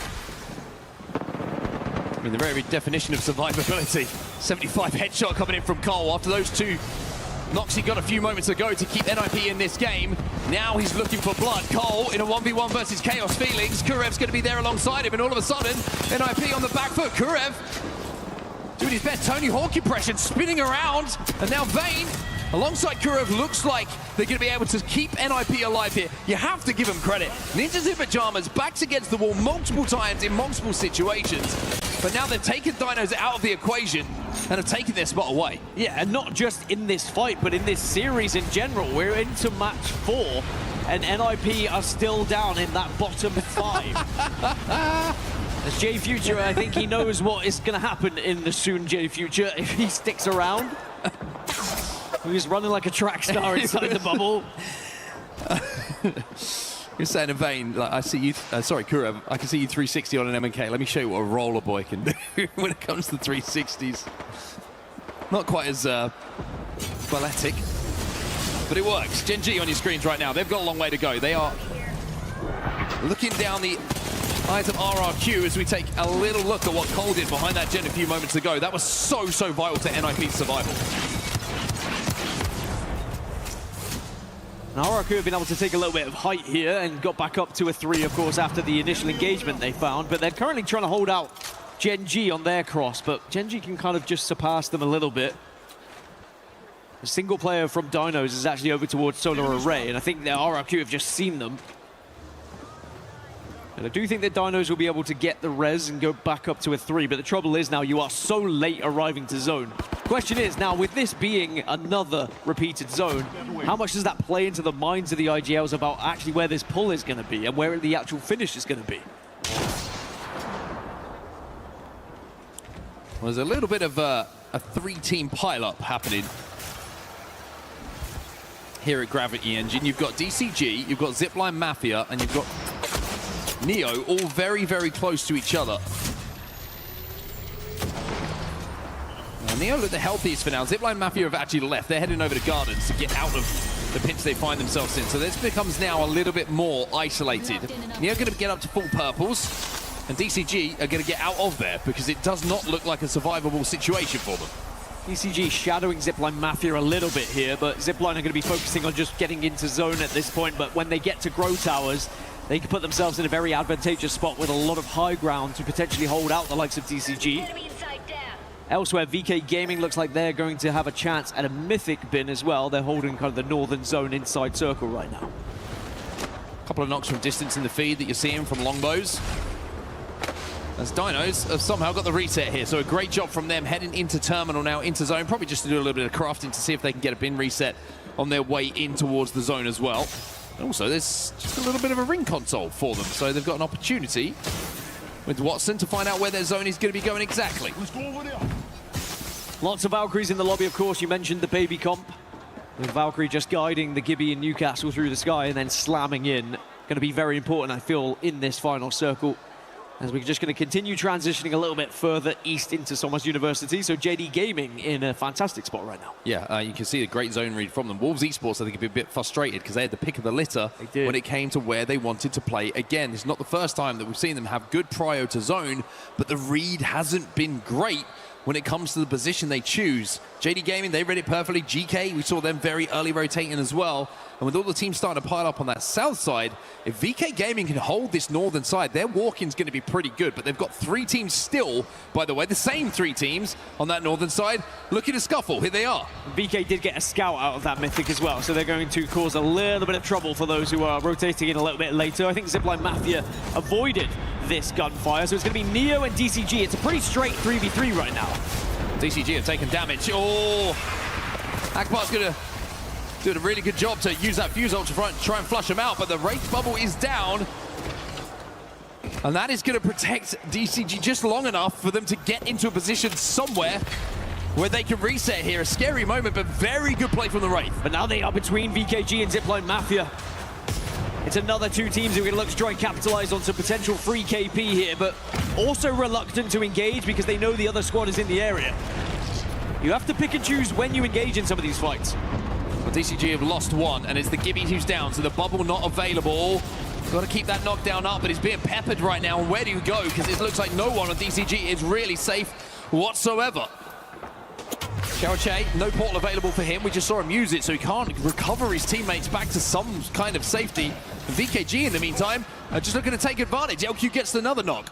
And it looks like the woes of Olympus are going to continue here for DCG as our worst performing Olympus team in the lobby right now. Unless Roy can do something special, as now Neo have also lost one as Gen G looks to try and take them down, and it looks like they are going to find at least two, with the last player trying to scarper away. Reset should be coming in as well. Asia on the Axel. Gonna get the Nitro Gate down just to put his teammate into a safer position before looking to stick that res. Neo were eliminated in the meantime. Last player was taken down by an Aurora. Remember, that's Oirain who gets it. VP also finding themselves in a little bit of trouble. The Ring taking someone down. Roy is still alive as well, just trying to avoid the remainder of VKG. And actually Dinos, and now VKG, I think they were looking for Roy initially, but now they've come across Dinos. A potential fight there. It's VP, as you mentioned, they lost one, and now Oz has gone down as well. Prestis and Taskmaster the last alive. They've just landed from this Valcolt. Trying to force their way in towards the zone. One knockdown is still a pretty good thing to play behind. Prestis trying to be aggressive, trying to create some space, but he's taking some damage from Skynades. And Cinetic with the wingman in his hand. It's looking a bit windy out here. As the Gale starts to pick up for Fun, have got a clutch. Tyler flies in and VP will be eliminated. It will not cost for Fun. Once you've missed the second one, you're not hitting the third or the fourth. We've all been there. Doesn't matter in the end though. As we check in with Wolves, last place at the moment in this series. They did have priority to this zone and they have picked wrong. They're gonna have to move a little bit further northeast to get inside this next zone. There is a potential they could get a bit of KP if they want to hold out the likes of For Fun. But sadly for Wolves, they're gonna have to try and push through the likes of Shopify Rebellion and PXX. Now, Aurora, 20 points, 8th place. So they are 2 positions away from those top 6 spots that everyone is going to need. I think the good thing for Aurora is they are not far behind. They are in a far different position than NIP, for example. 2 of our major teams here in this survival stage. They are not far away. I always find it somewhat inspirational when you see one of the best players in the world missing shots. It's like, hey, we all do it. VKG still playing this northern side, but now they're going to have the Valcolt. You can see the zone pulling away towards the south. JDG, Shopify Rebellion, and PXX, the 3 teams who are inside of zone, but it's become more joining them in just a few moments' time as air traffic control will start to have to earn their money. VKG, LQ took a lot of damage on the way down, and that's the Newcastle. They need to keep him alive so that the mobile shield could go down to keep them alive. Not going to be able to do so. Aurora now trying to push in. They are safe inside of this building, but I think the flat are kind of caught in a corner. They're going to bubble up on him. VKG did not survive. Nano finds that effect is starting to come to life. And the rest of flat try to escape. 2 players dead, all 3 now flat will fall. If effect starts to cook, Aurora should start to make a meal of things. They're into 6th place now. It would be one of the qualification spots. They are looking a little bit more comfortable, but we can't get ahead of ourselves just yet. It is interesting to look at the stats for Effect. When he underperformed in the first couple of days, Aurora really did struggle. And whilst he is not the only reason why that team is going to do any good, he certainly can drag his team through hell at times. This is a really tough rotate here for Ninjas in Pajamas. They're going to wrap around the outside. Now Vayne is on the right. He may be able to thread a portal somewhere for them. Aurora, in the meantime, just trying to survive. Effect has to retreat, pop that battery inside the maze of tunnels that makes up the inside of Somers University. Now, a couple of fences down. He's going to try and res the Gibby first, Oirain, so that he can get a bubble down and look to reset completely. As GK now make their move. Remember, they were in one of the prime positions early here on that northern side, but they've moved a little bit closer to some of the action that's taking place, and Aurora have managed to reset. Round 5 about to close, and we have 16 squads still left. We've only got about 5 teams that are actually in said zone. There's going to be a lot of death and destruction here, and you mentioned it, NIP trying to move down on that southwest side. They have been able to find a portal. But I think the portal was into a couple of teams, so it's plan B, a potential evac tower instead here, if they would like to take it. But actually, you get a knock. How about just send Kurev's defensive bombardment forward, 1 of 3. Now he's going to bubble forward, and NIP love to fight, and Kurev loves to be aggressive. We're seeing exactly that. Remember, power booster here on Gibraltar as well, so even when that bubble goes down, you would imagine unless there's a power booster on the opposite Gibraltar, they should get that second bubble first. Patience in the moment from NIP as well. They know they can just hold this position. They are just about in zone. As Relove DCG do get eliminated. Gen G also struggling a little bit. Aurora have lost Oirain again.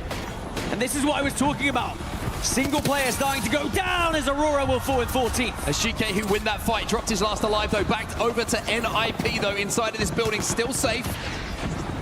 Still playing around the safety and the comfort of that bubble. PXX on the other side of this Newcastle wall. It is looking like a tough ask to go through them. A very tough ask indeed. NIP have done very well though, I will say. They got the bubble. And these wingman shots could be imperative for their chances. Another bubble goes down. And there's a Peacekeeper on the other side of this. Cole trying to get those fences down to stop the push coming in. 50% on that pylon, so they're not going to be able to avoid any grenades that come their way. There's an opportunity to escape out of that window, should they want to. But it's still just a standoff between the two. I mean, out of the window into what is the biggest question? They have no sight lines of it right now. They don't know actually what they could be dropping into. Elsewhere, E36 are doing plenty of damage. GK Esports will be eliminated as JDG need to keep shooting up. They can at the moment, but floating hits some shots. A little bit of an armor swap for him. So trades on either side of this fight. E36 lose one. Man, 12 squads left, by the way, in this final circle. Insane. JDD lost one as well. Zipline Mafia dancing around these fights as well. You can see how close these teams are to each other. And with 12 squads remaining, it's no surprise Naughty somehow scarpers away on the Gibraltar. Finally, JDG will go down. A Zipline Mafia now hold one of the best places. PXX will be out next. With this many teams alive, it's very difficult to stay healthy as a full 3. You have to be available to try and do it as a duo at times. E36 find themselves in a strong position, though, I will say. Shopify Rebellion go down in 10th. Bubble comes in from Kurev to try and work their way through the defensive bombardments raining down. Gen G and Shopify have fallen. And now it's going to become the skies becoming dark, as they will be fueled by defensive bombardments from Gibraltar's on purple perks, and Valkyrie's trying to navigate it. Wolves have the only rampart in the lobby, by the way. I wonder if this Sheila can do some damage here in the late game to some of these Newcastle Castle Wolves. TIE eliminated. And Wolves, of course, who dropped at Sommers, rewarded for watching the games back and seeing where those zones were going. But can they make the most of it? 7 squads remaining. Zipline Mafia and AEROCOOL having a little bit of a fight here. NIP takes some damage. Cole last alive, playing behind those knockdowns and trying to do what he can to survive. He'll hit a big beam. He'll hit a second. But is it too much to ask? Ninjas in pajamas are down. Top 5 now as Wolves move in with that Mastiff. These are where the power boosters are so important as well. Getting bubble after bubble after bubble as another one comes out for Wolves. Kinatrope out in 5th as E36, they go up into the skies. And it's full fun again involved in the end game. Cinetic down, being dragged back to his feet by the Newcastle, but they get absolutely swarmed. Zipline Mafia against Wolves in the end game here. WinQ finds one. Zipline Mafia clutch up in the final moments here. And the Cinderella story continues for Zipline Mafia. And look what it means to him as well to get a win on the board and to take the lead into this series up to 44 points. And after 4 matches, this is when we're starting to look at, okay, how many points are we going to need to get into that top 6? The Zipline Mafia are on a fantastic trajectory at the moment. I still don't feel like it's going to be enough, but they put their best foot forward here. Long, long way to go still. Another different winner. Boy, the second half of this series is going to be intense, especially when those legend bans start to take effect and teams are going to be running compositions that they certainly would not have played as much. It's going to be an incredibly exciting day here in the Survival Series. So we'll take a look at some of the replays in that endgame. E36 somehow getting involved in those final moments. Cole, by the way, just went crazy in those final moments. Big beams coming in. I think he secured, if not top 6, maybe even top 5 for Ninjas in Pajamas in that game. For Zipline Mafia, Olympus continues to be their home. 31 points they had previously. They add now to that their best performing map so far, and they are one of the best performing Olympus teams in this lobby. And that statistic is carried through now here into match 4. But they do have one more. Remember, Olympus has only played twice. Yes, we had 3 E districts. We get 2 Olympus, we get 2 Stormpoint, and then we get 3 World's Edge. Now, interestingly, a lot of these teams did prioritize World's Edge for their POI draft, and for good reason. If you're going to see it 3 times, make the most and of you it. see it at the end of the series as we take a look at the match results. Zipline Mafia, 22 points on the board, 10 KP along with the 12 placement points. Wolves, by the way, 2nd place. Somers University looking like a stroke of genius for them to pick in the POI draft. Down in the bottom side, though, it's not looking too good for a few teams that are still struggling to find those points. VK Gaming only getting the 1 on the board. DCG only getting the 3, but I think with the amount they put on the board throughout E-District, they won't be too disheartened just yet. And I think that's what a lot of these teams need to be prepared for. There are going to be maps where you struggle. There will be maps you may get 0 points. As long as you capitalize on the maps where you have those good POIs, or where the zone is presented to you, you capitalize on that as well, you should still find success. A lot of work to do still for all of these teams. You can see Neo on your screen. You give VKG, the defending EWC champions, looking fairly relaxed about the situation they find themselves in. This is how everything looks in total, though. This is the series results as it stands. Zipline Mafia up to the top now, 44 points for them, 26 of them coming through those placement points. And at a rough guess, maybe the projected cutoff would be around 80 points, if I was to give you a rough number. But again, that can chop and change depending on how those points are being shared out between teams, but that just gives us something to kind of aim towards. But it's still a long way to go. That's only 4. We have 10. And perhaps we can readdress that at the halfway point, but even here, it just feels like the teams that are still down at the bottom, you still have such a good chance here. And as we mentioned, perhaps it's just a couple of bad maps for you so far. For Fun Esports continuing their domination as well, looking very, very strong. Well, as we say goodbye to match 4, match 5 is coming up in just a few moments' time. After this quick break, don't go too far. We'll be right back.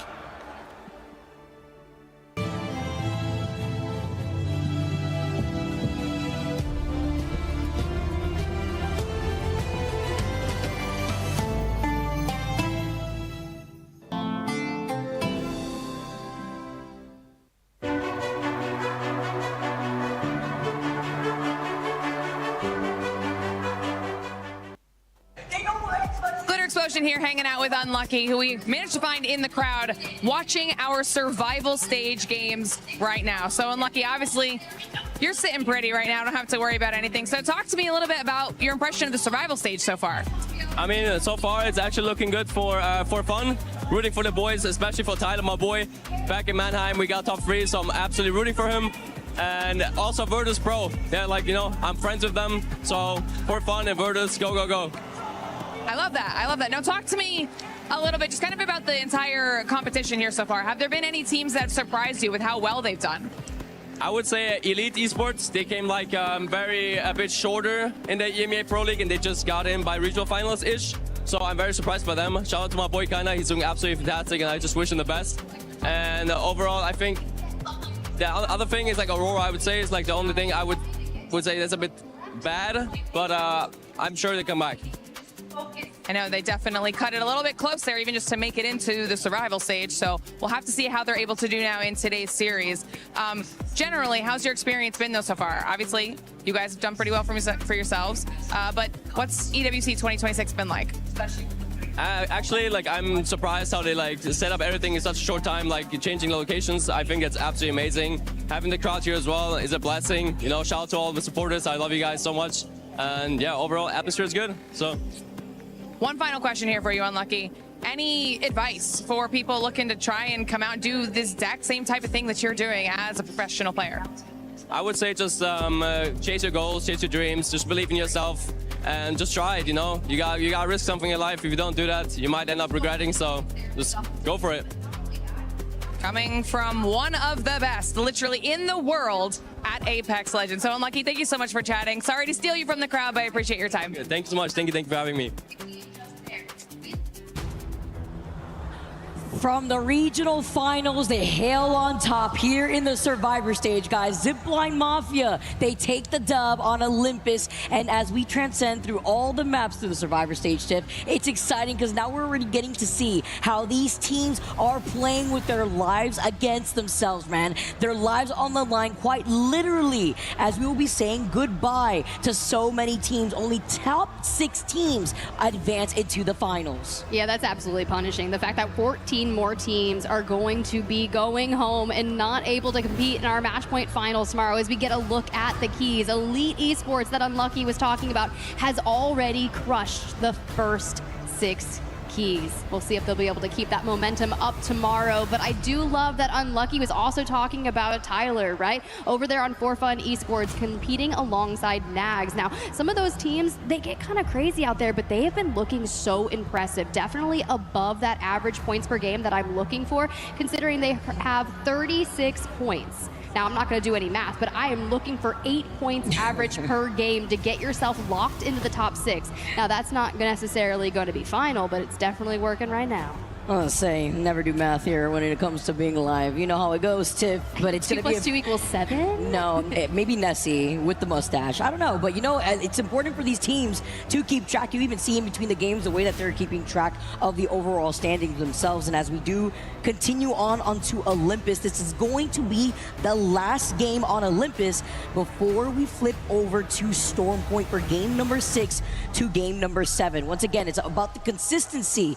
As we see the fans in the arena, it's looking stacked out here. Welcome everybody to Paris. It's the Survivor stage, and our teams are trying to survive in our 10-game series.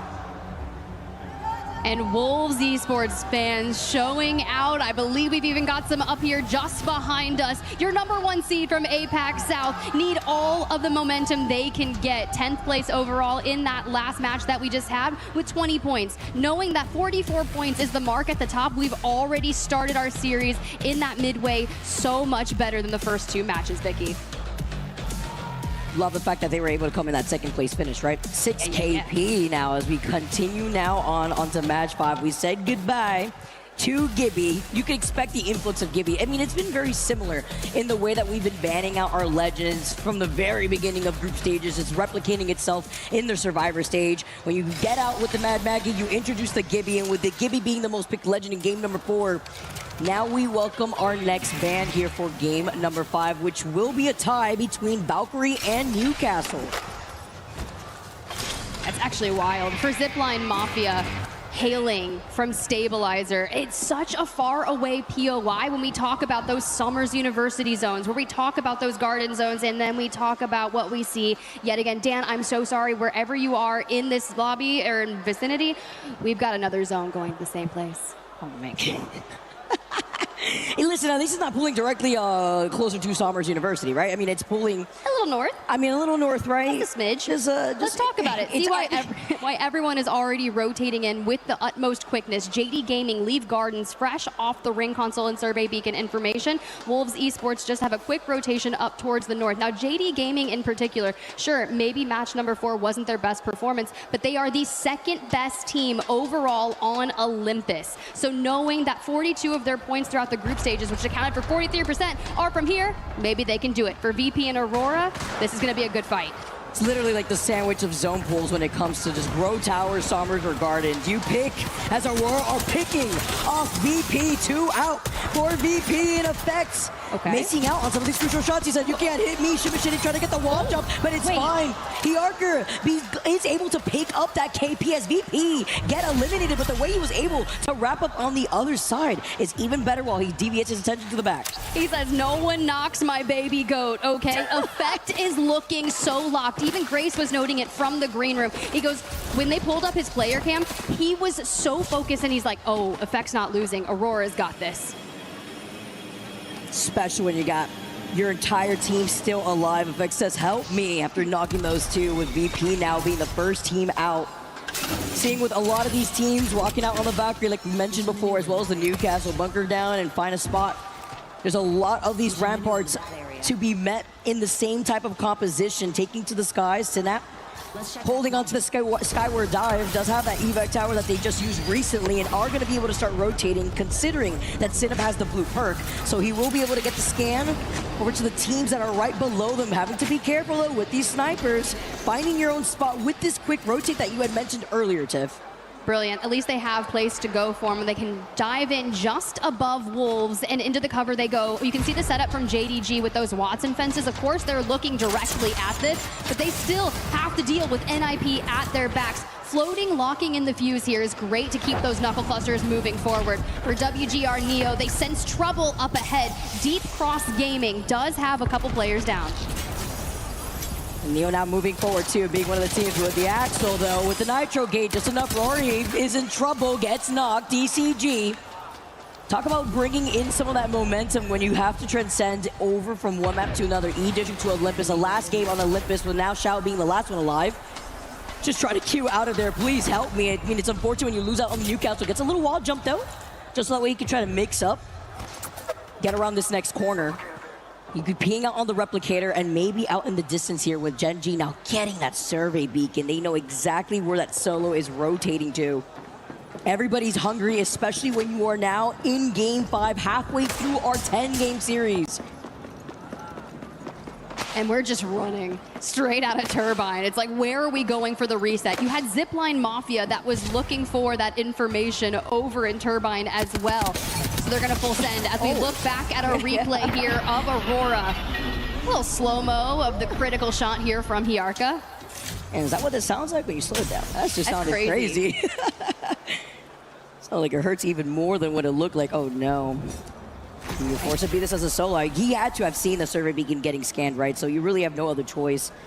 Just going into the void real quick while the zone is closing in by Fight Night. The fact that Gen.G fly over, wait, the timing on that Wraith Q was so crazy. He avoided getting scanned by the Valkyrie from Gen.G when they took to the sky and actually got away with going into Fight Night. He may be able to get the reset because of that alone. I think he just baited that team into Gen.G Esports. So no, oh, Asia down.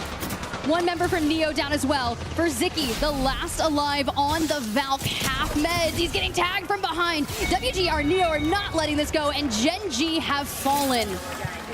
Talking about mating here. Now as they're going to be able to get Aqua back with the res and with him having the med kit, DCG will be able to go to the replicator over by Carrier. RRQ though, with the scan by Fight Night, it's about having that ring console info. They will have that server beacon eventually, so they're going to call out where that solo is. Very true. Meanwhile, Deep Cross Gaming, the solo still alive, retreated to the back of Carrier, looking for a full reset, and does obtain it. Roy and Lizan are coming back, which is crazy because they start in Oasis, they try to rotate in, get taken out, and now we're back just as far away. So it's going to be a tough rotation for them. They do not have a Valk. Team RQ now looking at Neo. VK Gaming still up on the high ground. And it's going to be that back-to-back you were mentioning with DCG getting that full reset at the very least. RRQ now are forced to fight off against Neo. A bit of an isolated fight at that. Considering that Zipline Mafia coming out of Rift will want to prio this rotate instead. It's a lot of action with Strafing Flame being able to get that first knock. 18 squads still left, looking ahead. Why are you running? The back-to-back. He's trying to get away. These longbow shots missing out until the last one, 60. But it's not enough, as he's literally still alive, 1 pixel of health between both of them until Aqua's gonna be able to pop this med kit.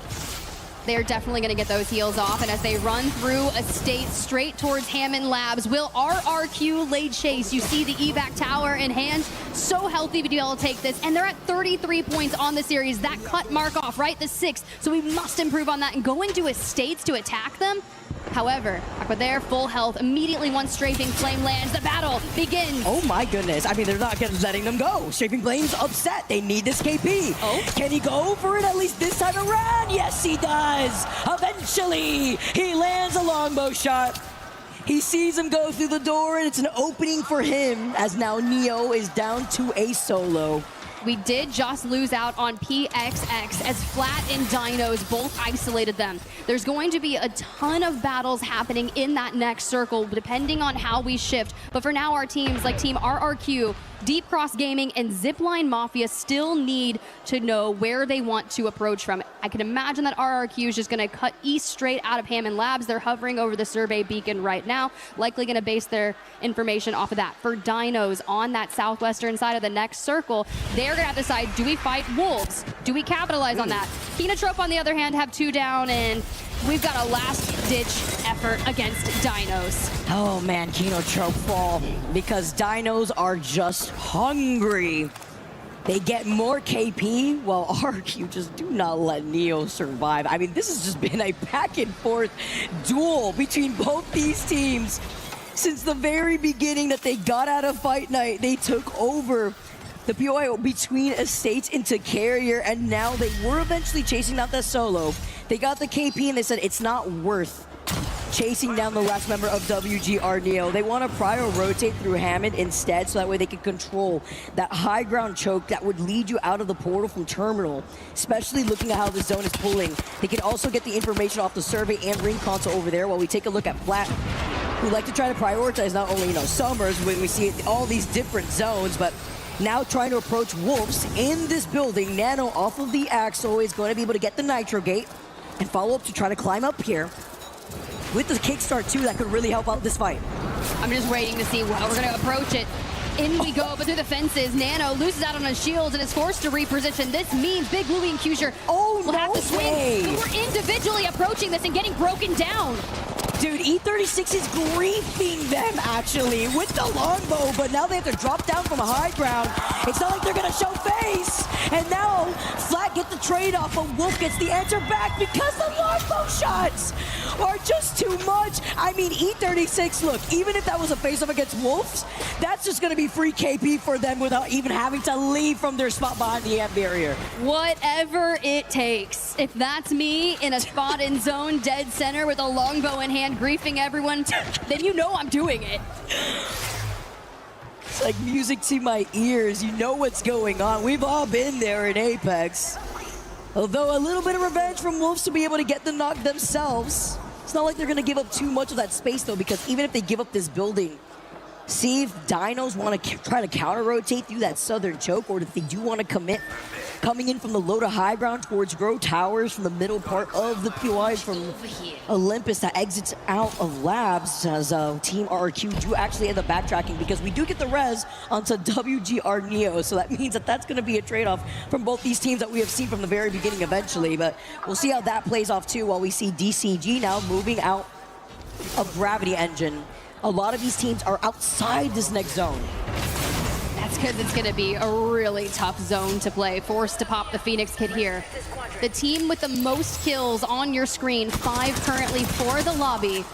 But we also find ourselves positioned, like you said, between Deep Cross Gaming and RRQ. So our choice is incredibly limited here. We want to get ahead of that, and that evac tower in the distance is going to let them know we are definitely not alone here, and they're going to immediately sight us out if we peek out too soon. It disappeared. It disappeared. Immediately destroyed. Wondering if that was a shield from a distance or something, but that had to be. Maybe zipline. Yeah, I mean we've seen that happen before, and with the team now trying to gatekeep them all. Oh my goodness! These shots for DCG are hungry. Neo just cannot catch a break. Without finally trying to get the trade back, but the kickstart now pulls him up. Finds a knock. It's up to Shao from DCG, but they're in a terrible spot with the zone closing in behind their backs. Let me just tell you, that kickstart from WGR Neo was everything. We're leaving the third behind, and as a duo, we take to the skies, straight over Aurora, and now we must find a playable space in that next circle. I mean, coming out so deep into zone and literally being one shot, having to queue now right through the Watson fences. No time wasted when you're trying to put down the portal to get some of that extra speed. Hiding behind the crates. Nothing to see, though. We're fine, right? You hear the shots from afar. It's a little scary. That's where you start calming. I'm dead here. Yeah, literally. I mean, they hear him. They hear him healing. Oh, Kazakh from Zipline Mafia. Fresh off that match 4 win. This is their rotation. They saw every bit of it, and now they've sighted out one of the Grow Towers. Ty on that further west one. 15 squads left. Heads are dropping, and Aurora bunkering down with these Watson fences while Xiaochen is still alive. DCG is now neighboring right underneath Aurora. If you're gonna have a rat, let it be the Wraith. Like, always let it be the Wraith. And we're just chilling for now. We'll keep tabs on him. Zipline Mafia, high ground, Ty on that tower, VKG in the center. And the fact that we can kind of just waltz around here without getting stared at is crazy to me. It's even crazier to see how Zipline Mafia has just basically had the Cinderella story, right? A team that would not have qualified for LAN without winning their regional finals are now sitting in first overall, where the top 6 teams make their way into the final lobby, are now holding onto high ground, holding this north side, but they still have to start moving into the next zone because it's essentially pulling right on top of RRQ, where E36 were trying to grief Wolves Esports earlier. The fact that RRQ get over there is just only something that a Valk can do. We have to make that maneuver. Wolves are still holding that south side, but Deep Cross Gaming, after hearing from Roy in that interview, he was talking about it's still early in the series, but our Zipline Mafia boys making sure that their backs are cleared out. Is that the position they want? Trying to give them their energy. I mean, can they get there? TIE also trying to find their spot while Zipline Mafia take to the skies. They pinged out right where RRQ is. You can see they're getting the information. Do we slam down on RRQ and hit the chow?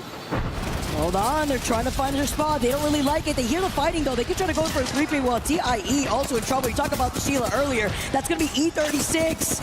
Who have controlled so many of these buildings over on the outskirts of Grow Towers, are now looking at the action collapse right before their eyes. This is where they've been hiding behind these amp barriers. There's a huge damage output. They find DCG, the unfortunate solo that could not get the reset, and TIE followed thanks for fun to get that KP to their name. 13 squads left, and only 2 teams are in this next zone right now, with the rest of this lobby on the outskirts on the north side of Grow Towers. GK wipe out ninjas in pajamas off screen here as we work with Wolves, as Dinos have just moved in underneath them. You immediately start to see the setup, because as you know it, this is the south side fight. Who will move first? Zipline Mafia elsewhere taken out by JDG, the team in 5th place.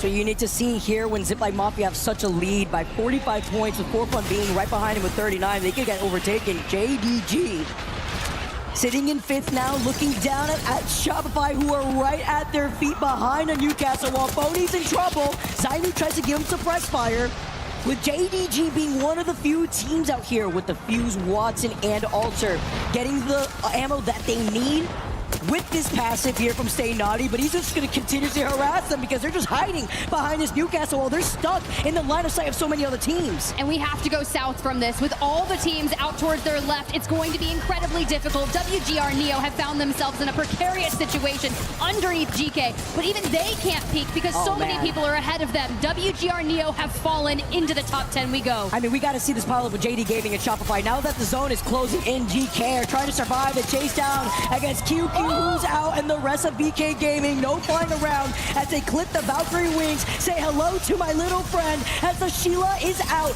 Looking down at Wolves, gets the following crack though, and the ring's closing in, which makes them move up, but it's enough pressure to force them to look away. Now it's down to only Keon, but the action has not stopped. Shopify get the following knocks. Dino's going crazy, and 4Fun fall as well as GK. Wolves trying to crawl their way in. Dino's already there. Aurora, we lose JD Gaming. The collapse is here, and Wolves have all 3 players up. Will they be able to take down Enterforce 36, and the fight that keeps continuing? Aurora trying to make this comeback, the Cinderella story, but you challenge Sheila, even with the L-Star. It's up to Oirain being on the Newcastle to get these reses. They can hear him from the other side though. And it's 5 squads left. It's so hard to get this off, and Aurora get eliminated. In 5th place, Wolves, who have been holding this down, are neighboring Shopify, who are playing right underneath them. Enterforce 36 on the other side of the fence line behind these amp walls. I don't know what it is about Wolves in the north. I'm feeling very Game of Thrones-like. Maybe there's some dire wolves. They are surviving, but the next chow, Shopify Rebellion. Sheila, not available, but the RE45 is working just as good here for Zap. Talk about dire wolves. Maybe they're Starks themselves. They're hiding behind these walls. Satu takes it off angle. They didn't see him. They were fixated right in front of the house. Only up to No Name. He just gets sandwiched though. But the fact that No Name gets this knock is great. He's dancing around the pony. See that they just got the rest. This is very bad news for Shopify. He even gets a shield swap. And Phony, where are you going? Back to the lobby, apparently, as Shopify get eliminated. And Wolves with the reset. Crazy Kong on the Newcastle. That is the best plays you could have done to keep the team in the fight. No Name, infinite ammo upgrade going hard. And now with the Valk, maybe we're taken to the sky to look for that info as Wen and Crazy Kong can play oversight, but RRQ are still alive on the south, controlling this space. Missile swarms incoming. With No Name taking to the sky on the Valkyrie. He's got 5 KP, by the way, to his name in this game alone. He gave the information to the rest of Wolves, and they have the high ground. They know where E36 is coexisting right underneath to their bottom right. And RRQ are praying that Wolves and E36 fight each other first so that way they can 3P and win this game. And RRQ, a Valkyrie to the sky. Wolves staring directly at them. For now, they want to force Enter Force 36 into it. Strafing takes entirely too much damage. If your Newcastle goes down here, the fight may be over. Now trying to hail from above with the way that just is able to get this knock off the strafing though. E36 still staying alive while Wolves and RQ are trying to coexist right underneath each other. With Wolves being on the top, you see another one now skyrocket themselves with E36 taking it off angle, but with Wolves fighting this knockout to Ubli, they have the advantage slowly as Wolves are looking to roar from the high ground. They come slamming down with the Newcastle. They need help. They try to find this isolated fight. The Valkyrie versus Crazy Kong, but he's got the ouster and he gets the dub as Wolves take game number 5.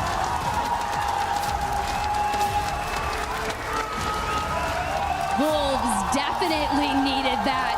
14 kills here on Olympus. 26 points. Wow.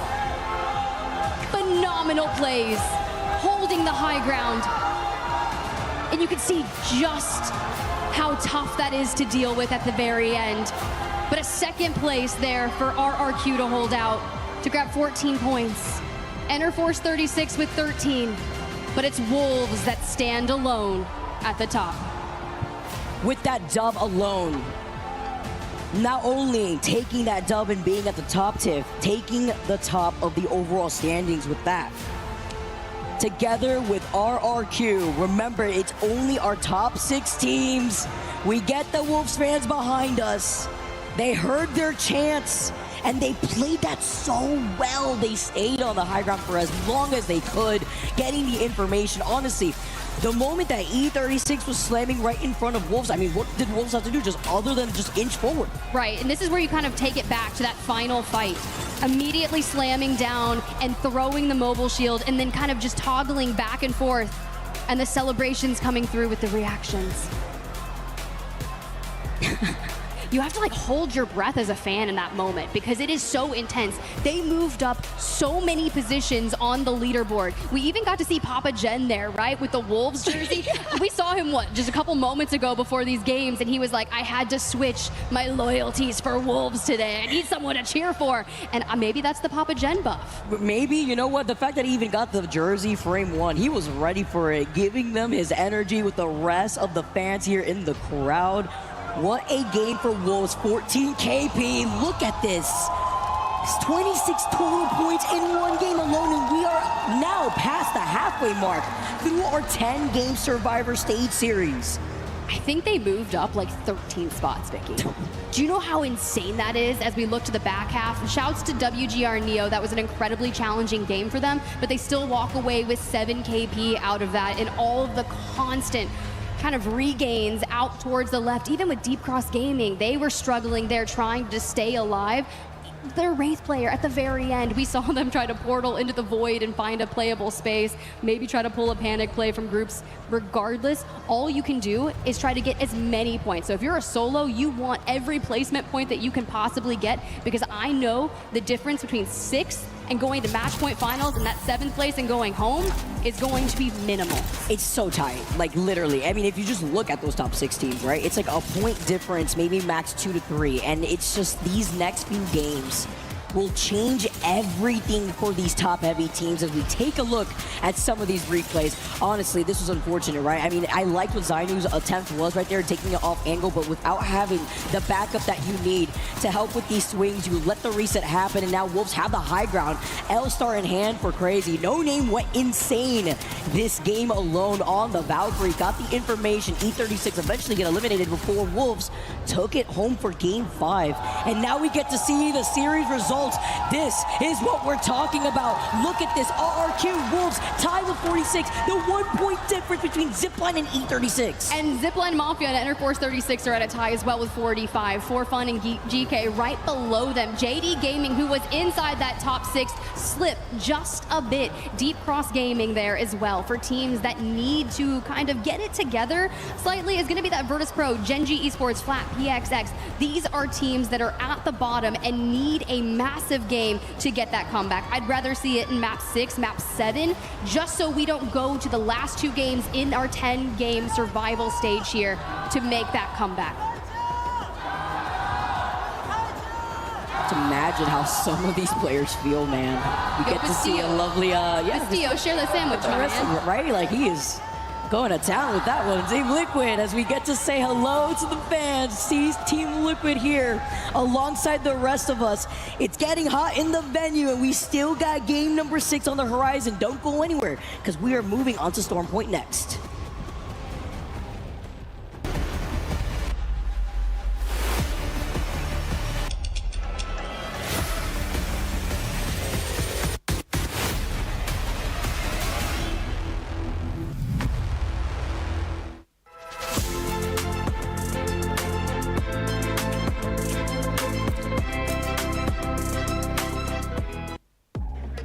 Okay, it's survival day. That means this crowd is packed to the brim. We have a sold-out house here at EWC 26, and we've got fans for all of the teams trying to stay alive. Speaking of some, we have some fans from Kazakhstan who are actually rooting for Zipline Mafia.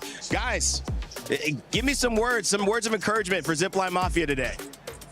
Line them up, Zipline. Line them up, boys. Line them up, boys.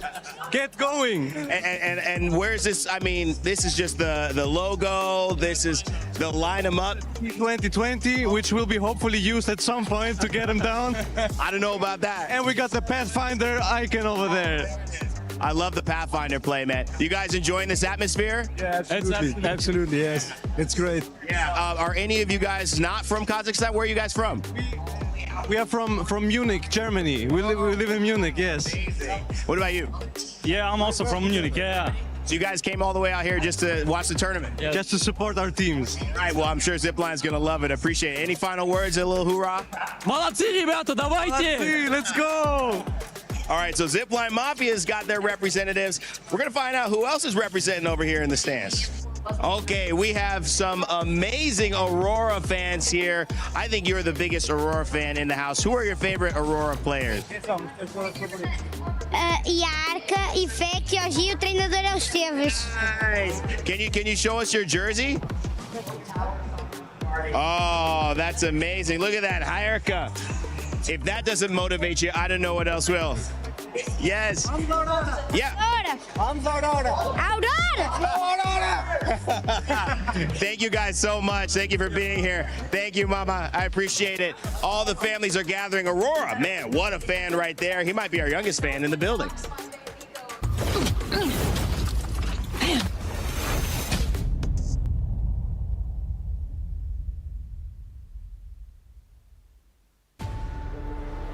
Welcome back, everybody. We got fans of all ages in this crowd. Hiarka stays winning, though, man. And I love being able to see these young legends giving their support. Aurora needing it all because they're currently sitting in 10th with 31 points. But you know what, Tiff? That gap isn't so big when you see how tight the top 6 teams are holding their spots, with JD Gaming being on the outskirts in 7th with 38 points. And it matters when we transition Now on to Storm Point. I'm so excited about this because we're just coming off a dominant Wolves victory, right? They used their second pick in the POI draft to grab Zeus Station, in which they are so comfortable at. That is one of the highest scoring POIs throughout our entire week here, averaging 10.25 points per game. And Wolves grabbing that, and also not only that, but they are their best team that we have in the lobby on Storm Point, with 52% of their total score throughout groups coming from Storm Point. Like, I'm just telling you, it's a perfect storm. Like, if we've minimized and gotten so many points already in games that we were not the best at, coming into Storm Point, you're like, this should feel at home. Knowing how many circles have gone to the north, Zeus is so important. Now, I want to ask you, Tim, because now highlighting the teams that like to soak up these points, since we have 2 games on Storm Point before we go on to World's Edge, 3 back-to-back to close out our 10-game series, it makes you wonder, because the legend that ended up getting banned off of that tie between Valkyrie and Newcastle ended up being the Valkyrie. Oh.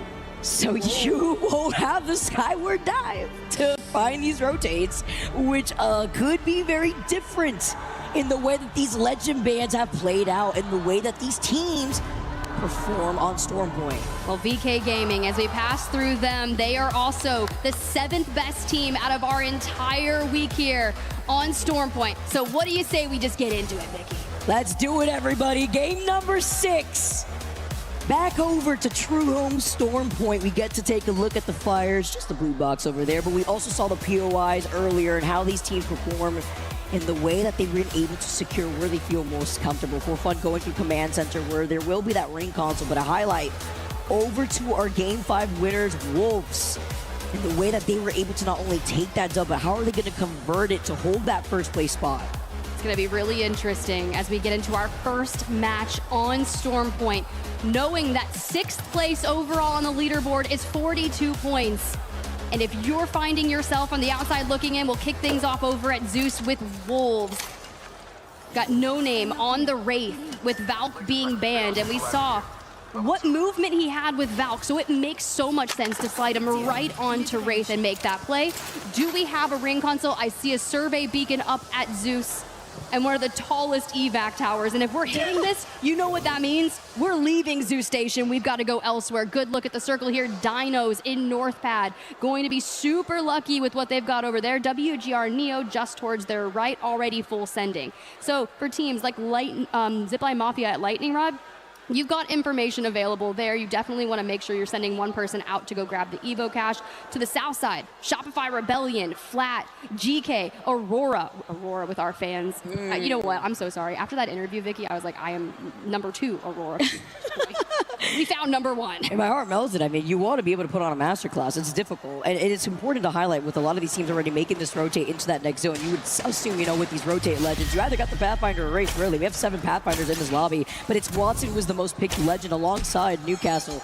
But Newcastle, you know, at 55% and Watson at 65%. It's to find these bunker down opportunities while staying naughty. Takes that longbow shot from a distance. He's on the Bangalore, by the way. He's got the wingman R9 in hand. Or Karena, by the way, I'm sorry, but Neo just cannot catch a break. Curve is going to be able to pick up that KP, and Vane is able to finish off Akba. It looks like there is a crazy fight happening over here. You have JDG now moving up from the back end here before trying to find the players who drop down into the hole. This is actually really interesting, right? We're foregoing playing Newcastle. We're going with the Sparrow, Bangalore, Watson. And we are just going to go hyper aggro and fight for everything. Where we're seeing these teams now just rotate. There is a fight and a pileup that we once again saw in the feed. It's going to be NIP, Neo, who are in trouble. Wolves, who are now going, by the way, from Zeus. You talk about that big evac tower. You could have lunch and still be able to control your own legend before finding your landing. They do find their own landing on the outskirts of Wall, but it's a lot of these sniper fights that you have to be careful playing off the back end of these crates. Pulling over to North Pad. This is going to be interesting, Tiff. Talk about a little bit of a mix-up here and trying to find your space with a lot of these teams that have the ability to coexist. Well, at least RRQ are holding this area. They have Newcastle, right? So should we pull out into the open water, what we saw with them a lot in groups is the Pathfinder plays. So you're going to have movement. You're going to be able to throw down an open so long as you don't get absolutely targeted by a Sheila, a team with like a Rampart, or just all of that. But you can lock it down. And they move into the far back and decide, let's stay here for now, and I think that's a brilliant spot for them. Especially with this comp, right? It's not like you got to worry about the cryptos, etc. That's why you're seeing so many of these Watsons here. See the pings, and they're just going to sit pretty together with the Newcastle. Some teams were getting torn apart. We saw it earlier with Neo. Hopefully they are able to bring their fuse back into fruition, as we do have a quick pause here, but it's just highlighting the setting of the big pileup that we currently have on the very northern side of Northpad. We know that in the trenches, these teams to coexist, it's going to be a lot of a poke festive to try to boost up these Evo shields for the teams that may have been denied the information, or even Evo harvesters on their quick rotate to situate themselves with these Watson comps. I feel like this break is the perfect time to like hydrate yourself. You immediately see that they're like, we put our mic up, we take a drink of water, wipe your hands off, you know, it's getting a little sweaty in here. Because we are literally in the halfway mark for our survival stage, and at least RRQ got straight down under before that pause hit. We could talk about teams that are outside those circles, right? That are still on their way up towards Northpad. Zipline Mafia, Gen G, gonna have some of the gnarliest rotations. But you can see it on their faces, right? Dinos, 9th place overall. Less than 10 points outside the coveted top 6. I ran past DJ in the halls around here. I was like, bro, we are rooting for you guys. Like, get in there. You guys look like you're just having some fun on these fights. For fun, if we're talking about fun, are inside the top 6. They're feeling, it's actually kind of scary, right? When you're in the 5th, 6th position on the top 6. So let's throw down and see what we can do. Nags there on the right, Cinetic center. We'll get to Tyler here in just a second. I mean, it's always when it comes to like these survivor lobbies, right? In the survivor stage alone, where these teams are going to be changing the way that they play as these games progress. That's why you see these teams open up so aggressively in the first game or two, because they want to be able to soak up this KP as quickly as possible, so that way they have a cushion going in, because it's only 6 teams out of these 20 that will make it into the final round. As we're making sure everybody's ready to go. You talk about taking a sip of water. It's getting a little hot in here, but it's also the feeling of pressure, because you also have to look at Aurora and what they have to do, sitting in 10th place still, but it's very little in terms of the gap between Aurora Dinos, literally a 2-point difference, and then you look at the top 6, we talked about it before, Tiff, literally a 2-point difference between JD Gaming and GK Esports. Yeah, and it's interesting, right, as we focus on Wolves, I'll highlight yet again, right, we were talking about them being the 3rd best performing team on Stormpoint. So knowing that they have the capability to really maximize their points here is exactly what they need. But honestly, why do I get stressed out right now? Like, I feel like it was, I don't know. I don't like halfway marks, right? I don't like sending teams home, Vicky. I don't either, Tib, but you know what it is when it comes to LAN. This is where legends are made. And diamonds are made out of pressure, so you got to see how these teams are going to fare off against each other with the different legend compositions. We've introduced now the Pathfinder, the Wraith as a different iteration to the Valkyrie ban, especially when it comes to Stormpoint too, right? And with no Watson, when you move on to game number 7 after we play out this current game 6, I mean, it's tough out here, but just making sure that everyone's here and ready to try to situate themselves in these final end zones. And if we're going up to Northpad, at least it's a variation. And you know how difficult it is to do so much fighting up there, right? Into the trenches we go. So knowing that if you don't have that Newcastle, if you don't have the mobile shields as you're rolling through, since Valk isn't here, that's why I love the path picks that are coming through. All right, we're back into it, everybody. Got to keep you on your toes when we take a look at the team over by Jurassic. It's Shopify, who got the survey beacon and are now rotating with the zipline. And they've got the Rampart as right. Like, that is so exciting for them. And sure, they're outside the top 10, but it's not like they haven't been in this situation before. Group stages, you know, they've had a lot of those tribulations that they've had to face in order to lock it in, and Phony, thankfully, able to step in last moment in lieu of Koifel, who we are just hoping is out there on the mend. Zap has had some crazy pop-up moments through our group stages. We just need to string a couple fights together, and next thing you know, 1 20-plus point game, and it's completely changed for you.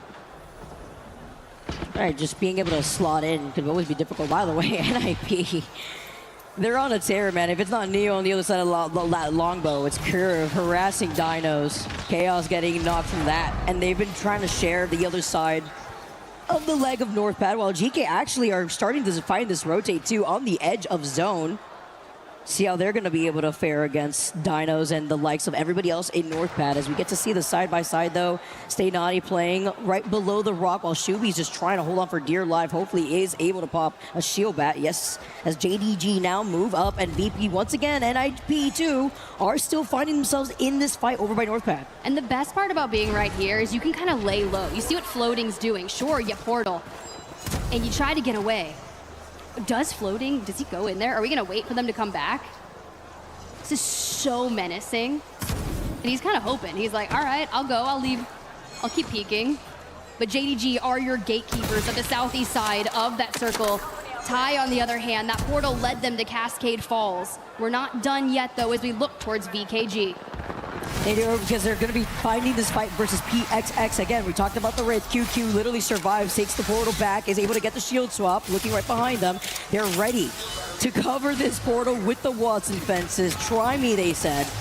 The VKG now backing away, DCG right alongside them. It's a huge pileup. I mean, everybody in this lobby is finding themselves in this next zone, minus Gen.G, TIE, and Zipline Mafia. JD Gaming are taking a roundabout position into rotating from the southeastern side of the choke because they want to get the survey beacon info. So they actually rotate on the outside of the zone, such as Aurora 2, because they want to also get the ring console. So they're taking their time, trailing right behind VP. And the fight now over as Shopify Rebellion. We saw them take that zip line now and are trying to take this fight up on the high ground.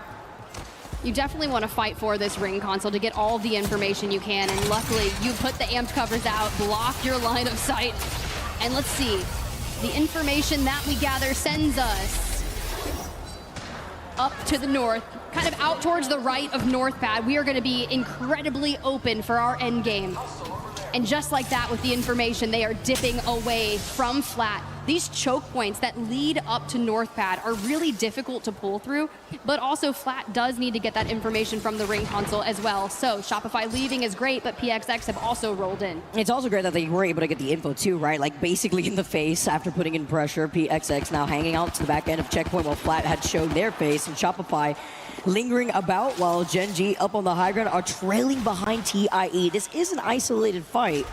I do know with JD Gaming getting that survey beacon after rotating outside of zone, they probably do see these two teams taking their time. So this could be an opportunity for JD Gaming to get the KP that they need. Remember how tight that bottom end between 6th and 7th was looking like in terms of overall points. So they could try to play this with Gen.G also having the Evil Harvester. They back away from Ty and now are moving up to the north towards JD Gaming. Quick little look here. You can see Wolves have isolated themselves out to the far northeast of the next circle. Zipline Mafia out towards the east from them, coming in from the low buildings outside of Wall. Shopify Rebellion are carving their path currently up into that next circle. Which trench will they play from? We'll stay tuned for that. JD Gaming is going to be in the choke point on the outside towards the right. Guys, I'm really worried about the teams like Flat and PXX that have to come out of checkpoint. Ty themselves have actually dived down south and are going to rotate from that down B side of thing. Virtus Pro will be there, though. It really depends on how they're going to be able to find that rotate, right? Like, will they have the evac is the question. It's going to be so difficult. Aurora, who have now found themselves from down beast after getting the ring console, playing on the outskirts of this zone, but they're getting sniped in the distance. I mean, I'm hearing longbows from every single corner of the map. See NIP in some trouble too. Hopefully they're able to get that reset within the side-by-side as a slowdown of the longbow. VKG, it's the back-to-back. I mean, they get the next crack, but it looks nice the way that they've been bunkered down inside of that building. We saw them earlier, preventing other teams from getting the survey beacon, which is why you have the rare like JD Gaming, who have the spare, or even Zipline Mafia, because they don't have to overcommit in getting that survey beacon information. You just line up the arrow and get the info, but this is why having a sniper is so incredibly important, because these sight lines up in the Northpad vicinity are so long-sided and open. You constantly keep that pressure onto the teams, diminish their resources, and for fun are working to diminish Deep Cross Gaming. They find Xiao.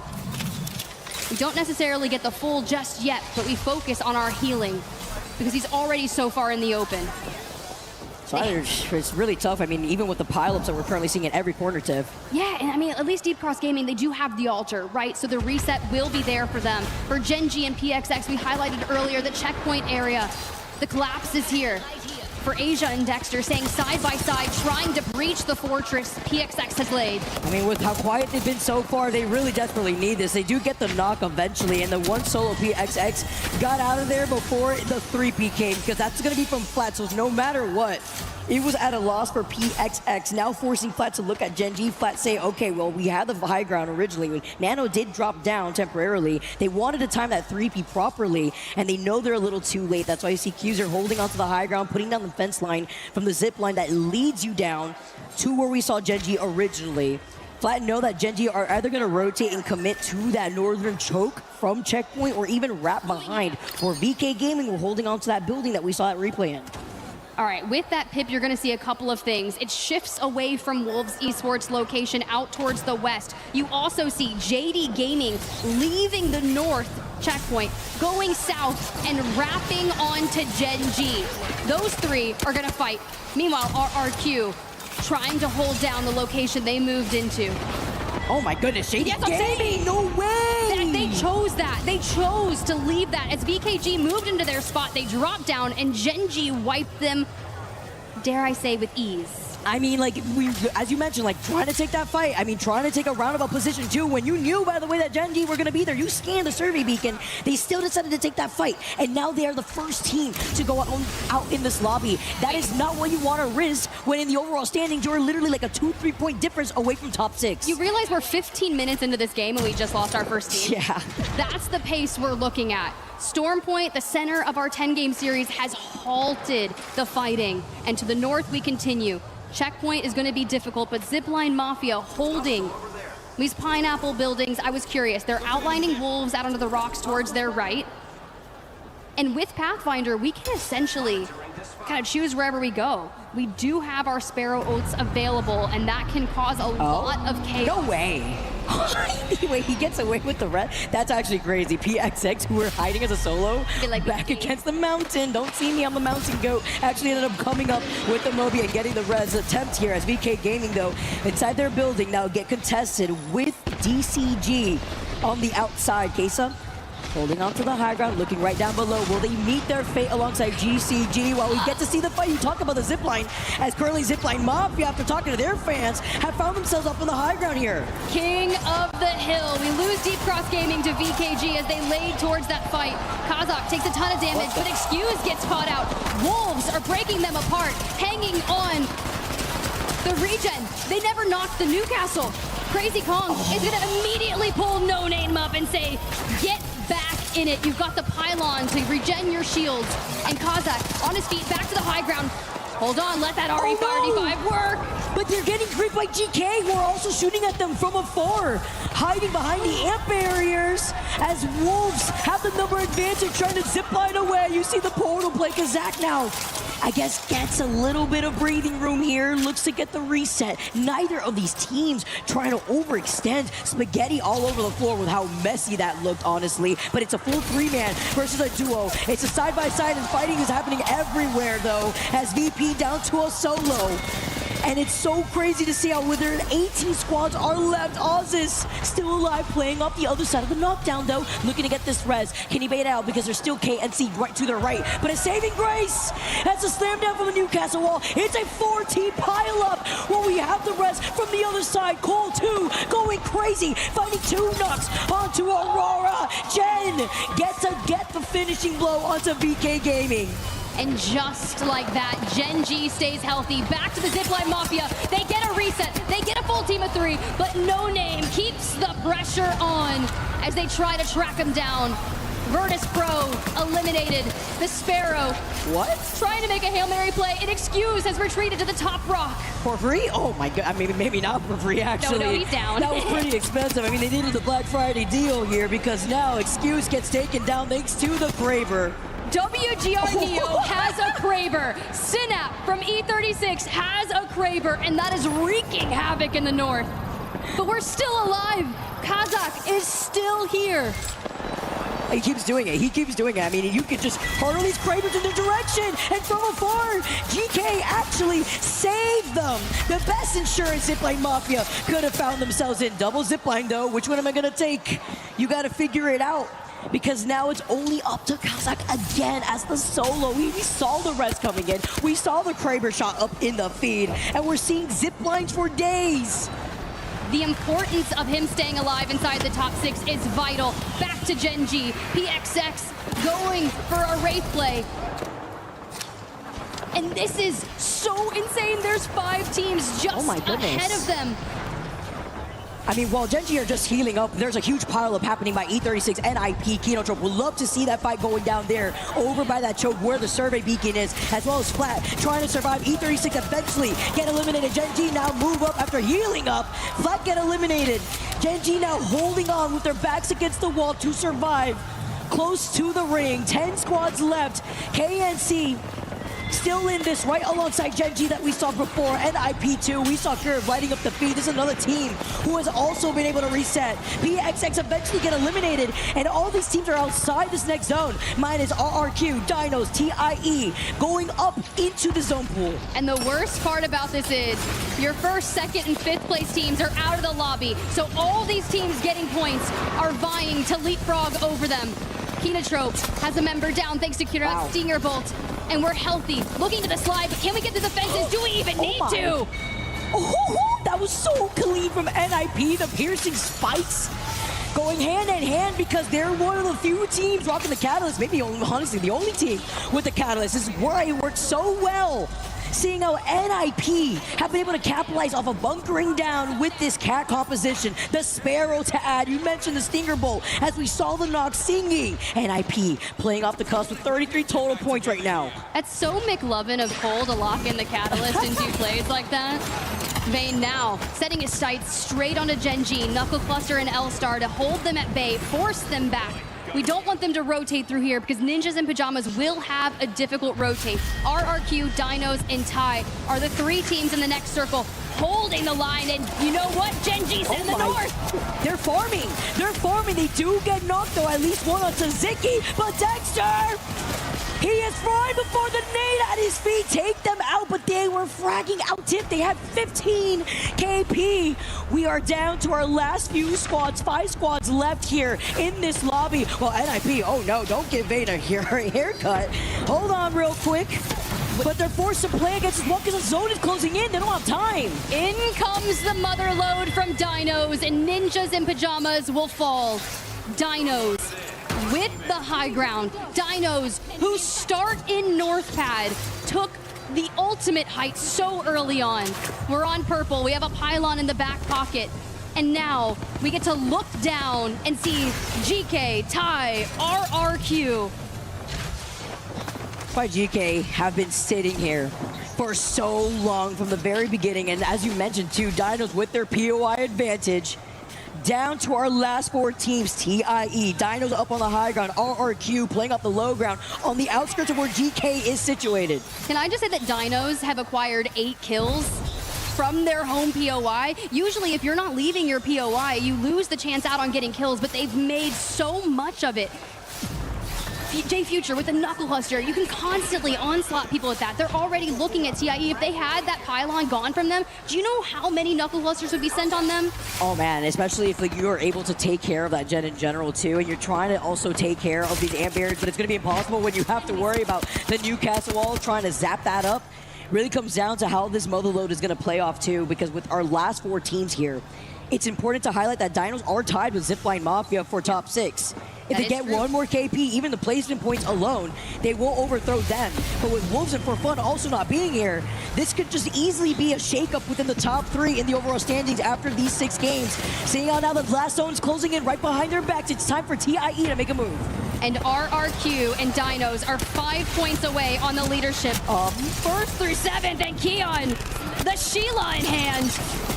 We're just gonna keep on going. Don't mind me, I'll leave this here. I mean, they're the only duo in the lobby, and TIE about to be out if they don't hold on. They have to work with what they got. With the fact that they don't have their rate, that's very detrimental too. It's not like they're gonna have a portal. It's not like they're gonna have stall potential when the final ring does close in. But after getting that knuckle ridging from the other side here, TIE is in a lot of trouble. GK are giving them the other half of the sandwich, but Dinos is looking at them. RRQ now move up. TIE get eliminated. Last 3 squads, and Dinos lose out on their fuse. But they need to get a reset, and they do. They're back up, and now setting their sights onto RRQ.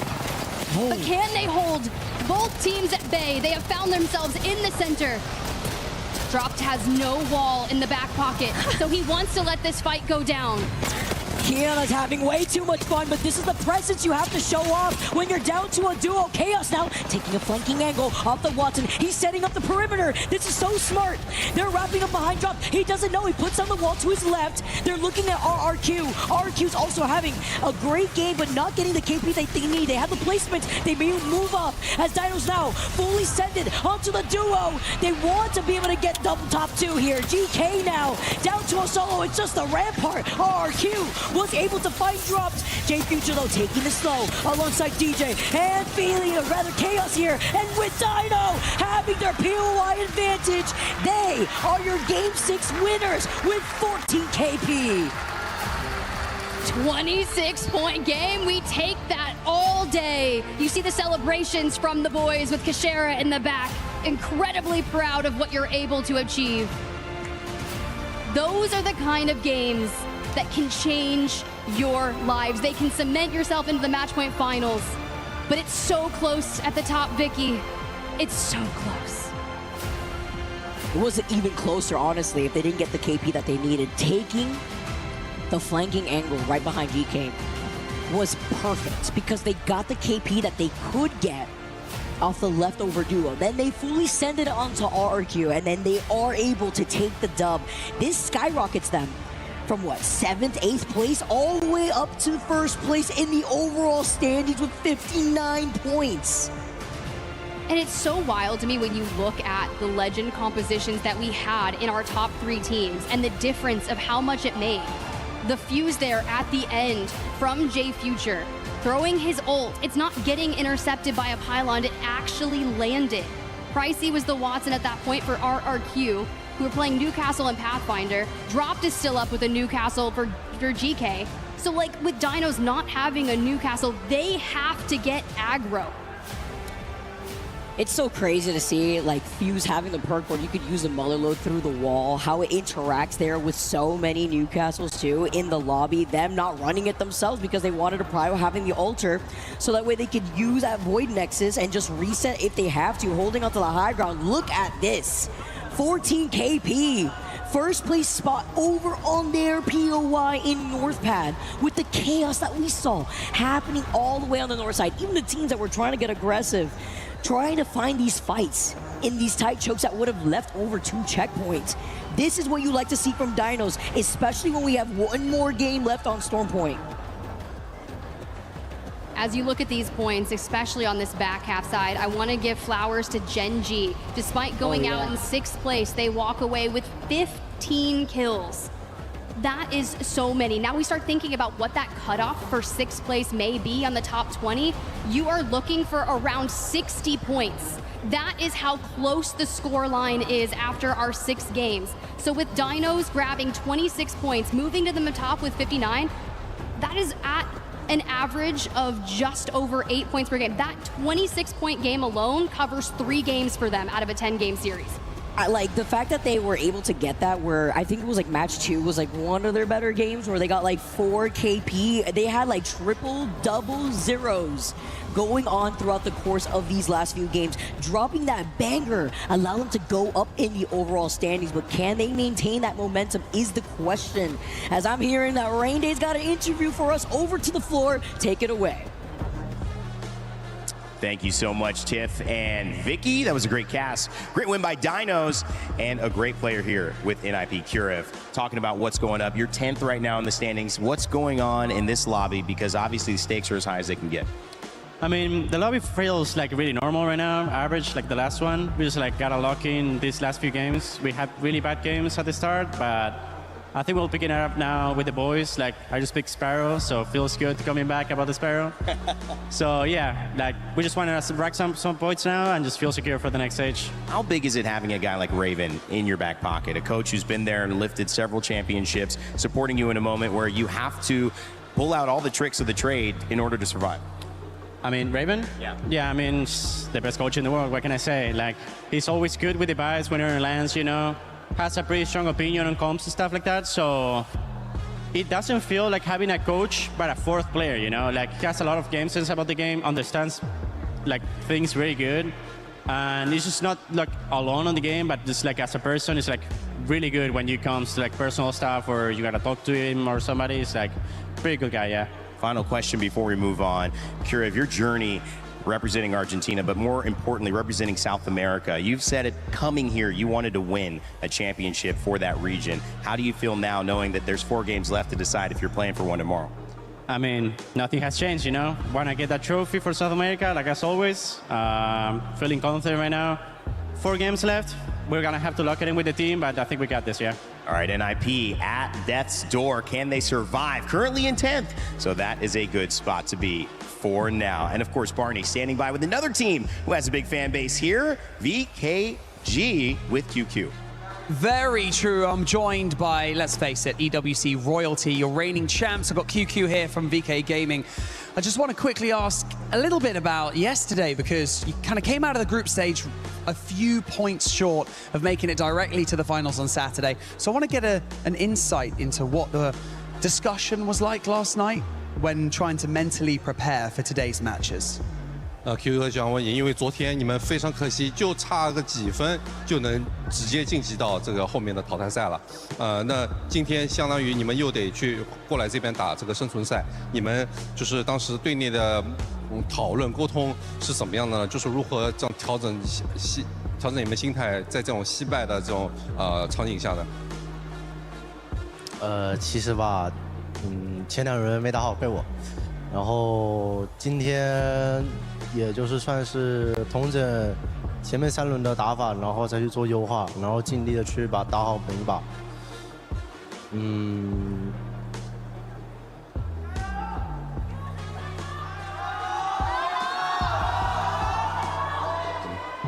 Well, even though we lost by just a scant few points, I mean, ultimately, it wasn't so much like the final few rounds. It was actually, if we had to look at what the main errors it made, it was actually in the first 2 rounds. We played it absolutely atrociously, and I think, you know, there's no one's fault but ours. For today, our strategy was, you know, see how the first 3 rounds develop and base our strategy on that. And I think right now, you know, as you can see, things are probably not looking so hot right now, but we're still trying our best. Tell you what, though, that's a sign of a true champion, owning your mistakes, but then looking to try and fix and build on it as well. Now, QQ, obviously, we've already mentioned this, EWC reigning champions right now. It's a question that gets thrown around a lot at events like this, but does that come with a lot more pressure to perform at events like EWC? 那在像电竞世界杯这种很大型的比赛当中，是否你感觉压力会比可能其他比赛或者训练就是会高很多很多呢？就是以及你们会如何去应对这种更高的压力的情况下？我其实打的也算是比较放松了，除了第一轮前3把可能确实压力有点大，比较紧张，但后面也算比较调整过来了吧，因为发生了一些事。 然后调整了一下，但问题不大，问题不大。I'll say that coming into the tournament, especially in the first round, I'll say I was feeling a little tense, especially in the first 3 rounds. As you can see, like my performance clearly wasn't up to par. But I'll say that I've already overcome it, and I'm feeling much more relaxed right now. Something happened along the way. We're gonna divulge it, but I'm definitely kind of in a much more relaxed kind of state of mind right now. Well, I mean, now that you've got to focus, obviously, we've only got about 4 maps left until we decide who makes it through from survival stage into tomorrow. Top 6 seems quite far away, but we've seen entire lobbies shift in the space of 1 game, especially in the group stage. We saw that yesterday. So do you have that belief? Do you have that positivity in you right now? Do you feel like you can make it to tomorrow? 那我们这生存赛还剩下最后4轮，但是我们也知道，在这个生存赛当中，包括小组赛也是，就是万事皆有可能，可能就是一轮的时间，能导致所有的排名直接被打乱了。那现在还剩4场，能不能跟我们说一下，你是否还有希望，还有这个毅力去突破，进入到这个淘汰赛呢？尽全力，尽全力去打吧。I'll do my absolute best. That is all we need from you, QQ. Thank you so much for joining me in this interview. Right now, we're going to head over to a very quick break, but don't go anywhere because we've got plenty more Apex left to go, and it's the survival stage. 4 maps left. Let's do this. Body was built to move. Not trapped at a desk in one singular posture for 12 hours a day. It's time your chair evolved. This is Secret Lab Titan Evo. Ergonomically engineered for you, gamers, hybrid workers, artists, backing your every move. He thinks he can come in here and play my game. He knows nothing. Let's go! Tyler 1, you're done. Raw energy. Hard from blow the house down.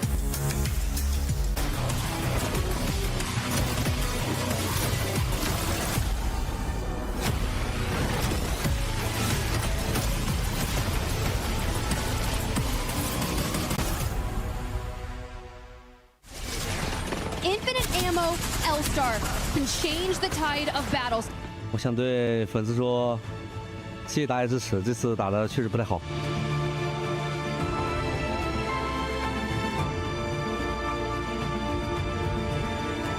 队友说，大家都加油吧，争取从败斗出来。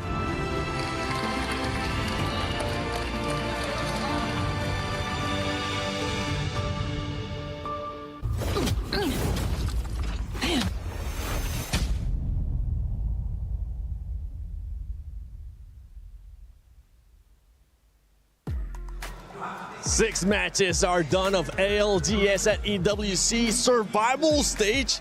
And boy, that leaderboard just keeps on changing. Now in first place, as Tiff was saying earlier, it's Dinos after that win. Graceful?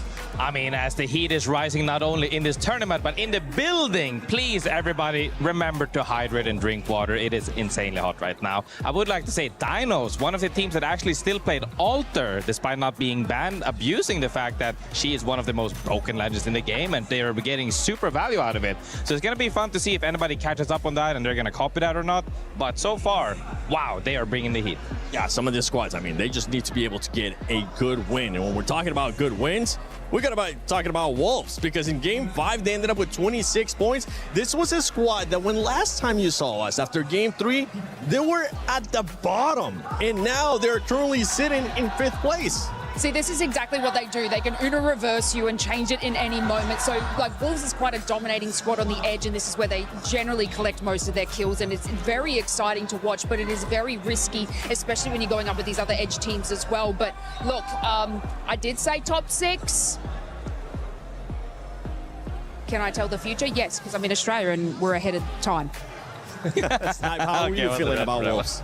I mean, yeah, Wolves is doing what they need to do. They're one of those teams where it's like, you know, they can drop a couple zeros because they try to fight for the best spot, or they can drop the 24, 26-point games where it propels them to the top of the leaderboard. So they're doing what they need to do, #1 team in their region. And I you know, it's about moving forward with what they have and trying to close out these last 4 games to stay in that top 6. Yeah, we just saw actually that interview with VKG, the defending champions at EWC. You could tell just, oh man, it did not look good in regards to like body language. The player was all the way down. One team that I know is wanting to make sure they make a bit of a comeback here is going to be Gen G as well. I know. What are those comms looking like, Graceful, for Gen G? I mean, I will say, so initially going into this match, the cutoff was around 40-ish points. So if we're just going based off of that, it could be 80 by the end of this. Plus, minus 10, you know, I always say that if it's top or bottom heavy. But as you said, in regards of communications, I would also like to bring in Aurora into that. I went into and listened to everybody, for everybody at home, maybe multi-view, ALGS, you can get your in-game comms from the teams that you're supporting.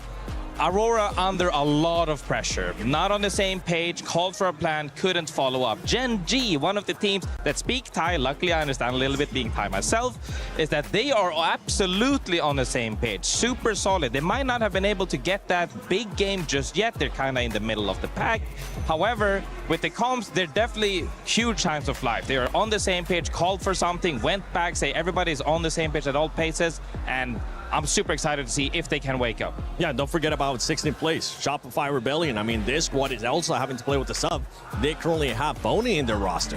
Yeah, I had actually a chance to talk to Jen Burton, obviously, you know, teammate of Phony for Crazy Thieves, and I was kind of trying to get the idea of what might be going through Phony's head, obviously being an IGL himself, but not IGLing the team.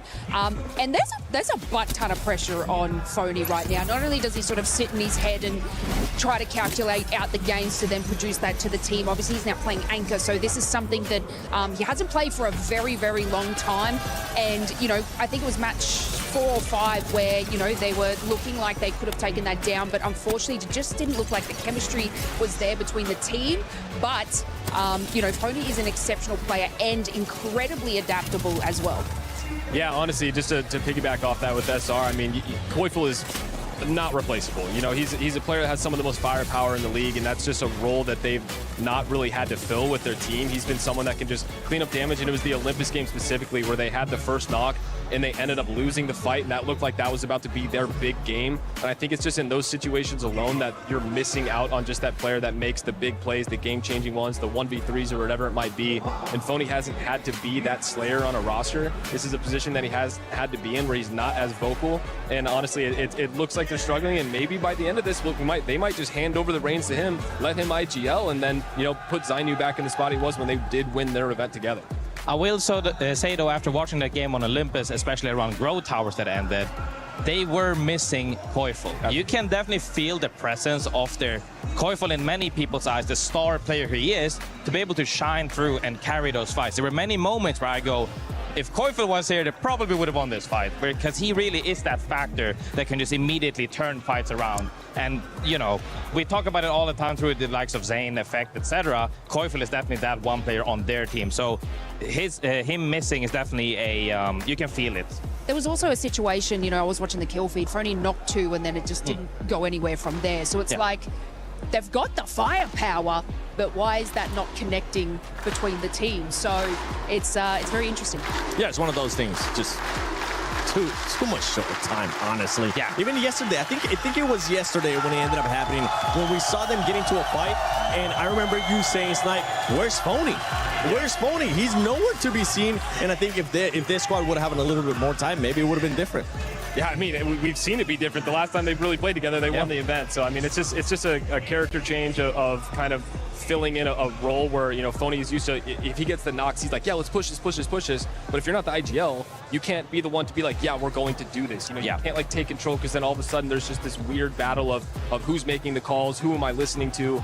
And honestly, it's just, I hope they find their groove. It's been a bit of an unfortunate, you know, showing at this event, but they are still one of the best teams in North America. And just, I mean, honestly, at this event in general. Well, let's see if maybe they'll be able to switch it around a little bit, because there's some other squads. I mean, we got Aurora down there in 11th place, VKG, the defending champions. I know they're going to start feeling that pressure, but there's also other competitions happening here at EWC 26. So let's go into an Aramco Club Championship update with Glitter Explosion. We're back for another Club Championship update here. We're over at the Allianz Vault with Trav, because a lot has been going on in Fatal Fury. I need you to update everybody on what's been going on. Yeah, we've literally just now wrapped up the group stage. It's been absolutely electric today. So many upsets. The main story, I think, is that Falcons are no more. What? In Fatal Fury. 5 Falcons, I should say, came in, and 0 remain heading into the knockout phase. So all of them have been taken out in the groups. Vitality only have 1 as well, and they brought 3. So it's been a It's been a tough showing for Vitality, I will say. That is tough for sure, especially when all of these teams are still waiting to see if they can put some points on the board for the Club Championship points-wise. So I mean, I don't know if that's what you expected. It's not what I expected. Super diverse day 4 for the knockouts in terms of clubs as well. It's, you know, we've got Reject, we've got Weibo, we've got Virtus Pro, Vitality. They're all in there. So a big chance for some of these guys to get some points on the board and obviously run away from Falcons too. Absolutely. You know, all of our teams are going to be hunting down Falcons as the defending champs from last year's Club Championship final. So still early days, but lots more to come. We'll check in a little bit. Thank you, Glitter and Trav. Now, so we're getting ready here for the final 4 matches. We reversed Cursa team. RRQ. All of y'all said that they weren't going to make it, and right now RRQ is sitting in 2nd place. Lace, what happened? Oh, I knew this was coming to haunt me. I definitely did, and even Twitter knew it was coming to haunt me as well. But the reverse curse worked, and I'm so incredibly happy anyway, so let's go AEROCOOL. Okay, Snipe, just quick. Are they going to make it? Yes or no? 4 games left. I mean, if they start, I mean, they get first, second, or they get 15th and under. So right now they're sitting at the top of the leaderboard. It looks like it's looking good for them. Okay, all right. I see you going there with that. Not sure answer. It's okay. Well, let's see what's going to happen here on the 7th game of survival stage at ALGS at EWC 26. Dan Gaskin and Onset. Take it away. Can AEROCOOL make it or no? It's a good question. We'll have to wait and see if they can make it. Of course, we've only got 4 games remaining. 1 more on Storm Point before the back end is dominated by World's Edge. 3 back-to-back World's Edge will conclude our series, Dan. I want to know who you've got your eyes on, though, because we are in the latter stages of this series and we're going to have to send some teams home. Interesting that the desk is talking about AEROCOOL, because it is one of the squads I wanted to focus on. They have been an incredible Storm Point team throughout this tournament and still are, clearly. But World's Edge, they've been pretty dreadful. They've only found 4 points on World's Edge so far. This tournament has been their worst map by far. They have to capitalize here on Storm Point to ensure they put enough points on the board that they can stay in those qualification places without relying on putting too many points in on World's Edge. Who else you got your eyes on? I know you were looking at a couple of teams for different reasons. Give me the juice. Well, who are you looking at? The same situation for Wolves. They're a good Storm Point team, but struggling on World's Edge, so they'll be a team that definitely needs to prioritize Storm Point points as well. But then on the other side, you've got Dinos. Dinos are currently leading, right? They are a team who have looked incredible. They actually get stronger when they move into World's Edge. They arguably in the best position out of anyone at the moment, because not only are they at the top of the leaderboards, but they've got a map where they have dominated time and time again. A reminder, top 6 will stay in the tournament, will qualify for match point finals tomorrow. One of the greatest spectacles in all of esports. Unfortunately for the other 16, it will be going home today. So 14, as my math is terrible. You raised your eyebrows and quite rightly will be going home. But for now, the attention turns from my maths and how bad it is over to Storm Point.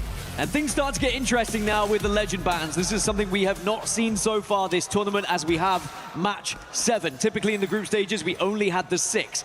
We get Watson banned going into match 7, which now means the controller class is where we start to turn our eyes toward. How are you going to get that ring console? Are you going to use some of the other legends that can change their abilities so they can get ring console, for example? It completely changes the composition. Also being one of those options for sure, and Dinos have gone for that. Now, when you look at compositions here, usually there's a theme, isn't there? When we're looking at kind of a match 5, a match 6, even the first 3 or 4 in the series. Now we're starting to get a bit weird. Now we're starting to get a little bit funky. We're seeing Catalyst, Pathfinder, Wraith, Sparrow, Watson, Fuse in the lobby as well. There are so many different legends. Bangalore is popping up a fair bit as well. That makes it very, very interesting to judge how you're going to take a fight. You need to recognize and identify the composition of the team you're going up against. You have to, otherwise you're going to be in a position where, you know, if you miss time one of their abilities, one of their ultimates, you can find yourself getting absolutely destroyed by one of them if you don't have some sort of counter available to you. And that is even more amplified when we get to the final circle as well, because now these legend bans are so apparent. We will get to a final circle where we may have 3 teams who are completely different in terms of their compositions. You have to take advantage of what you have available to you. Now, PXX have lost 1. They have, and this is because the zone is going all the way north towards the wall. Great news for Ninjas in Pajamas, and desperate news for Ninjas in Pajamas as well. They have to perform in these last 4 games if they want any chance of making it through to the match point finals. For Fun are going to get that knock. They're not going to get any more off the back of it, but another team who's going to be very happy, once again with where the zone is going, is Wolves Esports. Olympus, you can say what you want about Hammond. It's not going to be involved anymore because Olympus is gone, but landing on the northern side of the map and having great pro from Zeus Station over to Wall, Wolves have a great spot once again. Oh, Flat have lost 1 as well. Shopify Rebellion, who also are looking for points. They've lost 1 in their own, but it's a 2 versus 1 now. Nano's going to be taken down, and Shopify Rebellion can take full advantage of this. 2 versus 1. I believe there's still 1 player from Flat alive. It's Accusio who's trying to scarper away there. Either way, Flat aren't out yet. They are down, but they certainly aren't out. They are scarpering up the hill, and Shopify Rebelling are chasing them down. Zainu leading the charge here on the Sparrow. Yeah, that was on Flat to make sure that they weren't just completely wiped there. 1 player just throwing themselves in front of enemies' way so that the last could escape. Shopify Rebellion saying, actually, we're not going to make this too easy for you because this is so far away from anyone else on the map right now. Shopify Rebellion, they really need that KP because they really need points. Down in 14th position at the moment, only the 26 points. They are 22 points behind that cutoff. That is already becoming quite a significant amount. Well, frustratingly here for Shopify Rebellion fans and for Zainu, who just couldn't close the gap in time. Not running a legend that can cut down that space. No Pathfinder for them to zipline and take advantage of the opportunity to turn a 3v2 into KP and points. So it looks like Flat will survive. Good job actually from Nano on the Wraith to pull out of there and not only escape himself, but also get a teammate back up. Survival is so important in some of these fights, and you really do have to have someone who bears that in mind when you get into those engagements. And it is a fight or flight moment, and there are definitely some times when people retreat too early, but in that instance, Flat have done well to stay alive. Well, back over a little bit closer to where Zone is going and the northern side of it. Neo are trying to work their way uphill at the moment, and Zipline Mafia, who are deep at the back of the zone, are not going to make it comfortable for them. Numerous reticles are going to be trained onto Neo as they try and force their way towards zone. Being held up elsewhere means that Neo are now pinched. Aqua's down. Kazak gets that kill, has to grapple back, but that's the beauty of being on Pathfinder. Just worried about some other bullets coming astray from another side as well, but Zipline Mafia doing well. Oh, the last bullet connects. As Neo will be our first team wiped out of this lobby, and they're just going to have to watch from the lobby screen now. And Zipline Mafia just trying to fight for this northern side. And underneath them is going to be Wolves. Now, Wolves dropped over towards Zoo Station. Interestingly, Zoo Station, the best POI that has been performing so far this tournament, with the most wins as well. Whether Wolves can add one more to that tally, and that's going to be an interesting factor when we get into match point finals with some of these POIs. What do you prioritize? Do you prioritize something that picks up a lot of points or something that's been picking up a lot of wins? The teams who are quite far away from zone right now, one of them is on your screen, Aurora. 32 points, not the worst, but not the best at the moment for them. Shopify we saw a little bit earlier. They're moving past Launchpad. Gen G, who had a very, very impressive game.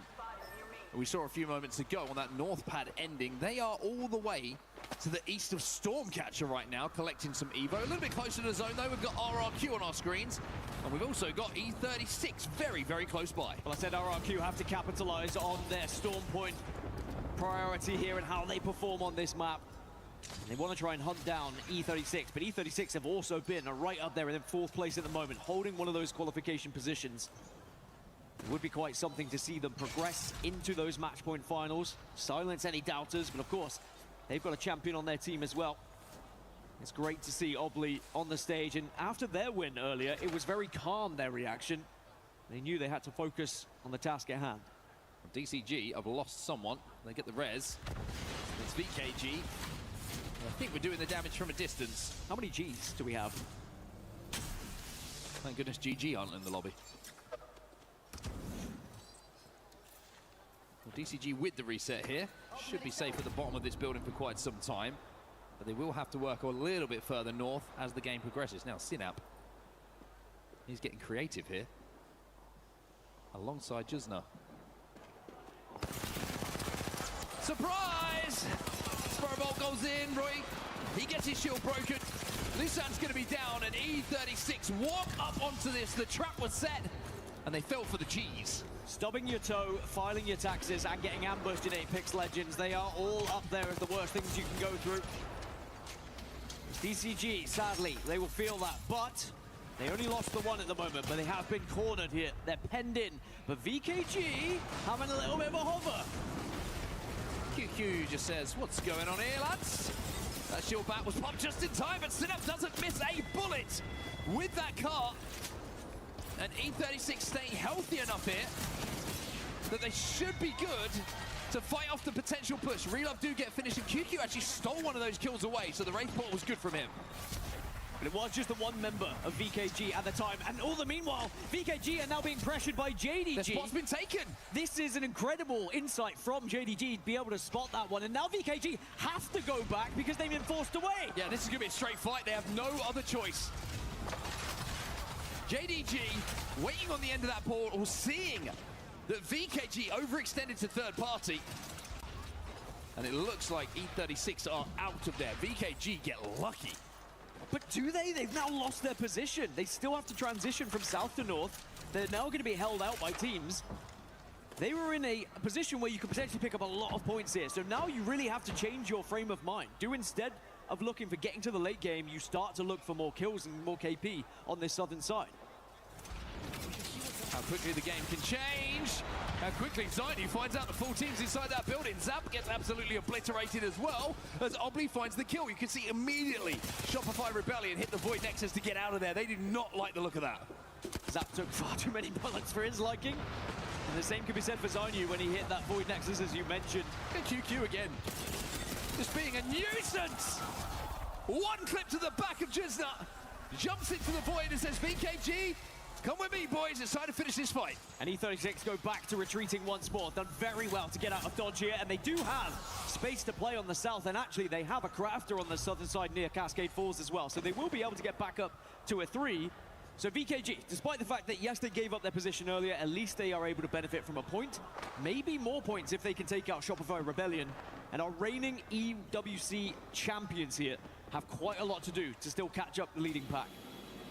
Over to the skies, TIE flying into wall. And let me tell you, it's very, very busy. Finding somewhere to land here is going to be extremely, extremely difficult. But looks like they've found a little place to call home for now. Important they get that castle wall down as quickly as possible. Stinger Bolt is going to be deleted. And even though the pressure's coming in, the one thing that you don't want to feel pressure from is Excuses Hemlock in his hands, trying to delete that castle wall. But now that they've allowed them to land, now they've allowed them to set up TIE, now a problem for the likes of Zipline Mafia. Well, what a fight this is. Regional final winners from EMEA, regional final winners from APAC North as well.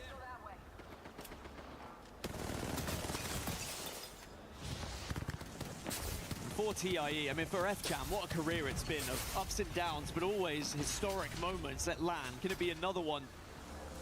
Uh-oh. Well, they're getting zone wrapped. And it's Aurora who move all the way from the north side, round the zone, taking a little tick of damage on their way to do so. But now they can walk downhill with everybody in the lobby in front of them. Well, Aurora, they have a lot to do. 11th place, 32 points. Let's jump into a listening and see what the comms are like for Aurora. This guy's playing here, and this guy's playing split as fuck. When zone close, we can fight these guys. I think we can fight them now. They're fighting on us. Yeah. And but this guy's not gonna trip it, they're fucking rampart. Yeah, they're not. I think with our comp, once the zone close, we can kill them. It's free, no? Okay. We just play here and here. They have the same comp, but they have Axel. We can try to pinch them, come. Yep. Can you slow walk on the left side? On the left side? Yeah, okay, do it. Do me to distract him? No, no. Actually, you can later. Watch out for Sparrows. Do it now, do it now. Be careful. Okay, I'm picking. Close. I'm gonna drone. Breaking it, I broke it. One is nice. I ulted, look. Nice. I'm killing. He's ulted me, guys. Another drone, guys. You have to break it. Okay. I come. I'm killing. All good. We are not getting backstep. Watch your back, watch your back. Yeah, I'm watching. Okay. I'm playing with you, Effect. I have wall. I'm with you again. Okay, I'm walling off. Well, you heard the comms, you heard the plan. Not as effective as they wanted it to be, though. Gen.G survive even after really good initial damage from Aurora. Aurora have to be careful now because this fight has been a little too long. And TIE are taking a look at it, and actually a few teams are as well now, but there's the first knock. There's Ziki. He's fallen. Aurora weak, though. They have to be careful here. They have to make sure they stay healthy enough to get a reset. Hiyaka now has to use the Bangalore smoke to try and get to his teammates, but you mentioned TIE. They're moving in to look at this, and Gen.G aren't finished out yet. It's a 1v1. Aurora are dead. Trying to force the fight onto Gen.G. And it's the same thing that's happening. Gotcha. Forcing another fight, taking too long with it as well, and not being able to finish it off. But now, TIE can potentially reap the rewards here down in the tunnel, but they have to be careful too. When they extended down to this southern side, GK just took the position away from them, but Zipline Mafia say, we'll take the fight with you instead then. Kazakh just stands above them and goes, hello, boys. Welcome to my domain. And now he decides, there's a few too many of you. I don't like the odds of this fight. Smart man. Backs up instead to the rest of his teammates on Zipline Mafia. It's like at a pub. TIE wrapping back towards their initial spot. Genji is still alive, by the way. E36, though, might not be alive for very long because VP are pushing them. Flat been eliminated in the meantime. PXX, excuse me, were taken down about a couple of minutes ago, and now End of Force 36 will be joining them. The south side of zone is starting to close. It's getting very, very busy. Pricey has to smoke off the LOS here to try and get Easy Flash back on his feet. Well, VK Gaming have done well to stay alive on that southern side. They are amidst quite a few teams, though, as are VP. VKG now with the scenery they've been able to put themselves in. They actually have a few angles that they can hide behind. And VP, sadly, are just dropping one by one. They are using knockdown shields now to avoid the gunfire from For Fun. Taskmaster is last alive. One of my favorite wraiths in the world to watch is on your screen right now. That's QQ. Jumps into the void to get back to his teammate Casa here. They haven't quite finished off VP as yet. 3 KP already for QQ. But something I want to highlight, when we're talking about zone, when you're talking about Godspot, and you're talking about a team that needs it, Ninjas in Pajamas are set up for success. The only team in a building inside a zone. We've had a few moments already this tournament where NIP have definitive moments in their tournament, and it is another one right here. They are presented with an opportunity to put big points on the board to catch the lobby leaders. Because already they find themselves 14 points adrift. Now TIE, who were pushing Genji earlier, are going to move into zone, and again it's thanks to a Wraith as well. Well, GK is trying to bully them because they realize they have to go to the north, but Zipline Mafia and Kajak showing what Pathfinder can do. The rest of his teammates have joined him, but they're trying now to pinch GK Esports, and they're going to have to Wraith portal out themselves.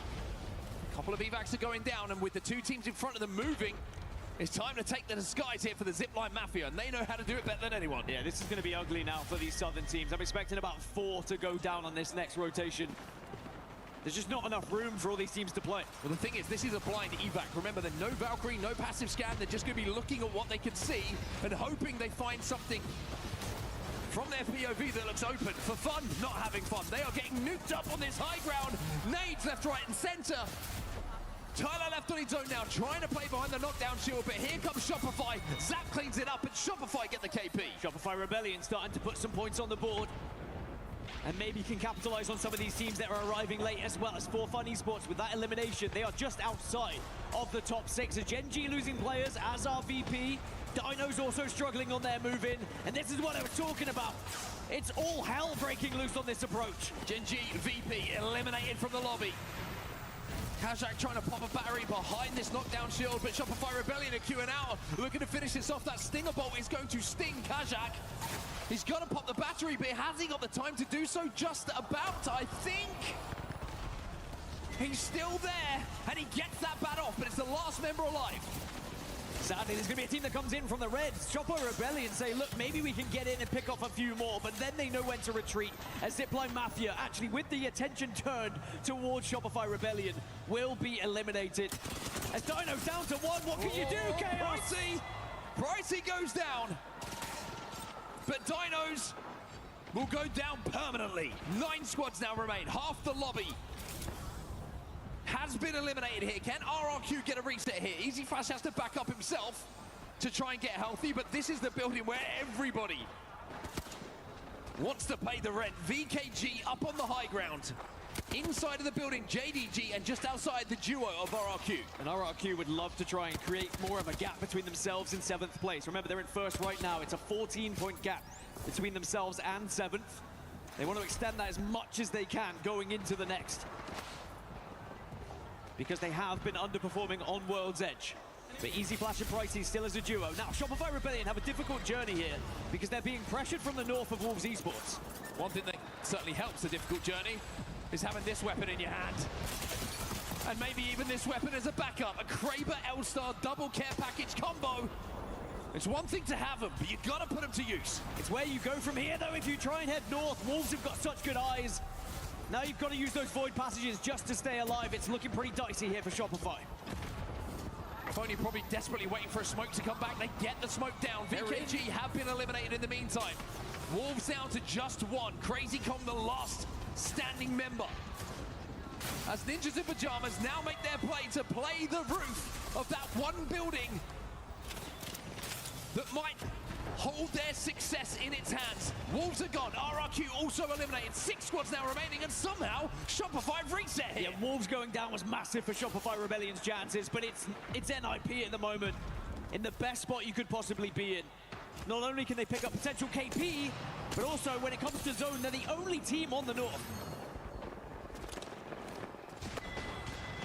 Shopify Rebellion try to make a desperate play for somewhere safe in zone, aren't able to do so because KNC were holding down this spot behind the Newcastle wall, behind the Rampart walls as well. And you can say the same about so many teams in this lobby. But with the game slipping away, you have to make the most of this. Well, 3 teams have the same composition. Wolves, they're eliminated from the lobby, but they also had that Wraith, that Newcastle, and Rampart available to them. That's the 3. And then for JDG, they're running the Sparrow, as are NIP. And there's 1 Caustic. JDG still running the Caustic. Just think about how much that gas could affect this final circle. And then NIP have the Catalyst. They also have the Fuse. Fuse ult, Motherload in this endgame could go crazy. Teams who are going to be safest for the longest, TIE and GK Esports. They are center zone. Deployable barrier here. Contact with target. Now for NIP here, because they control the whole north and they have a cat, they can just Dark Veil, cut off the entire sight line, make all of the other teams fight, and then just mop things up. That's the simple terms. F-Chan's gone down. JDG are making the play here to try and swing and clean this side of zone onto TIE, but the Newcastle wall, the Rampart walls make it so difficult to do. Damadal with the Kraber in his hands, but only 2 bullets to work with here. He wants to peek and see if he can pick up a big shot. But KNC cannot connect quite now. That's probably the one team you don't want to be looking at here. Sheila! NIP are not the focus if you are Kinatrope. You've got to worry about GK because Sheila is here reigning supreme. NIP now make their move though. JDG, 2 of them will fall to Cole and Vayne. The piercing spikes go out. JD Gaming will follow. And the last teams remaining right below where NIP find themselves. The Dark Veil will cut off the zone as NIP wait for GK and TIE to do the heavy lifting. It's just patience, but GK, there's a Wraith behind. It's a portal that could change things. But Cole's aware. And with TIE falling, the piercing spikes go down again. It's a matter of time here, surely, for NIP to make the most of the zone, the most of the opportunity. As SroK goes down, Ninjas in Pajamas come to life. And they get that win that they so desperately needed here, and they push themselves up into those qualification spots. 4th place NIP now hold. And ever since they had that northern side, it was as simple as just being patient as always with Apex Legends. The Dark Veil came out at just the right time. I did like the attempt from GK to do something different with the Wraith portal. Maybe you're able to bamboozle them a little bit. But NIP, they stay calm, they stay focused, and they get the points they needed. But there are still 3 matches remaining. It is not job done yet for any of these teams in the top 6. So many teams in the last 4 or 5 matches have made the most of an opportunity when the zone has come their way. That's another great example. We saw it from Wolves on Olympus. Gifted a lot of zones. NIP get gifted one here, and everybody is making it count. That has been the difference maker for so many of these teams. But it's also sometimes that we see those opportunities slip through the fingers. They're not making those mistakes at the moment. That's the quality of the lobby we're seeing. When the zone comes your way, everyone's making the most of it. And these are the reactions. That's what's different from one side to another. And even though GK would have known they were never the favorites in that fight, they will still be proud with the amount of points they've been able to put on. One fist bump key on, please. Don't leave him hanging for too long. As GK, even though they didn't win, they are still in 2nd place at 63 points. And we are starting to create a little bit of a gap from our lobby leaders to the rest of the chasing pack at the moment. I mentioned RRQ in 1st on 64. Wolves are in 7th on 50. That is a 14-point difference. Now, sure, that can very much be caught up in one game. But if we still see RRQ putting up points, putting up 6 every single time, they do start to get towards that 80 that we were suggesting may be a rough cutoff point. But it's a 25-point game for NIP. are incredible. America's winners, when we looked at how they dominated through the region, they struggled here in group stages, but now in the survival stage, they're coming to life.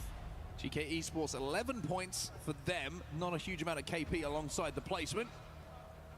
As we look down at the bottom, there's a couple of teams there which we've talked about struggling a bit, and they're continuing to struggle. Now let's talk about the cutoff down. Let's talk about the overalls. Let's talk about the series, because that's what really matters here. Remember, top 6 will stay in the tournament, will qualify for match point finals tomorrow. Everyone else will go home. Talk to me about the cutoff. So Team RRQ in first, GK in second, Dinos third, NIP fourth, Enter Force 36 are fifth, and Zipline Mafia are in sixth. Now 52 points is where Zipline Mafia currently sit. We were guessing around 80 points. As Graceful was alluding to, it might drop down to somewhere in the 70s as well. It's always difficult because it depends on how many points are being gained by the top rather than the bottom. But somewhere in that region of 70 to 80 is what we're thinking that cutoff could be. So there is still plenty of points to be had, and 3 matches, a lot of time to gain said points as well. But those who are close to chasing it, Wolves Esports, For Fun Esports, and JD Gaming, as well as Shopify Rebellion, they close out 7th through 10th at the moment. Ninjas in Pajamas making the most of the opportunity. Huge amount of damage, kills and assists. And this is what we're talking about right now. Remember, Zipline Mafia, as it stands, the final qualification spot for match point finals belongs to them. But look at the total points. Look how close it is with not many games remaining now. 52 points is where we stand. Wolves just 2 behind, then 1 behind. It is so close here. A little bit of a gap between 9 and 10, an 8-point gap between JD and Shopify Rebellion, but Shopify did put up some points to keep themselves in the conversation. The further you get down into this table, though, the more you get worried. When you look at PXX and Flat, you're starting to think the tournament may be over for you. You're going to have something huge in the next 3. Aurora are down there as well. Virtus Pro find themselves down there. TIE, the regional finals champions from their region, are also down in 33 points as well. And interestingly, for TIE, it's the placement point difference versus kill point difference as well. We're going to have to see how the games progress. We are starting to get to the end of our survival stage. We'll find out what happens in the next game in just a few moments. We'll go for a quick break. We'll be right back. We were there. For every click, every clutch, every respawn. We were there for the years of grind. And we're here. Now. The proud founding partner of EWC. Powering the biggest event in gaming. Shoulder to shoulder with the world's best. Making history. Greatness deserves a stage. Lenovo Legion. Reach your impossible.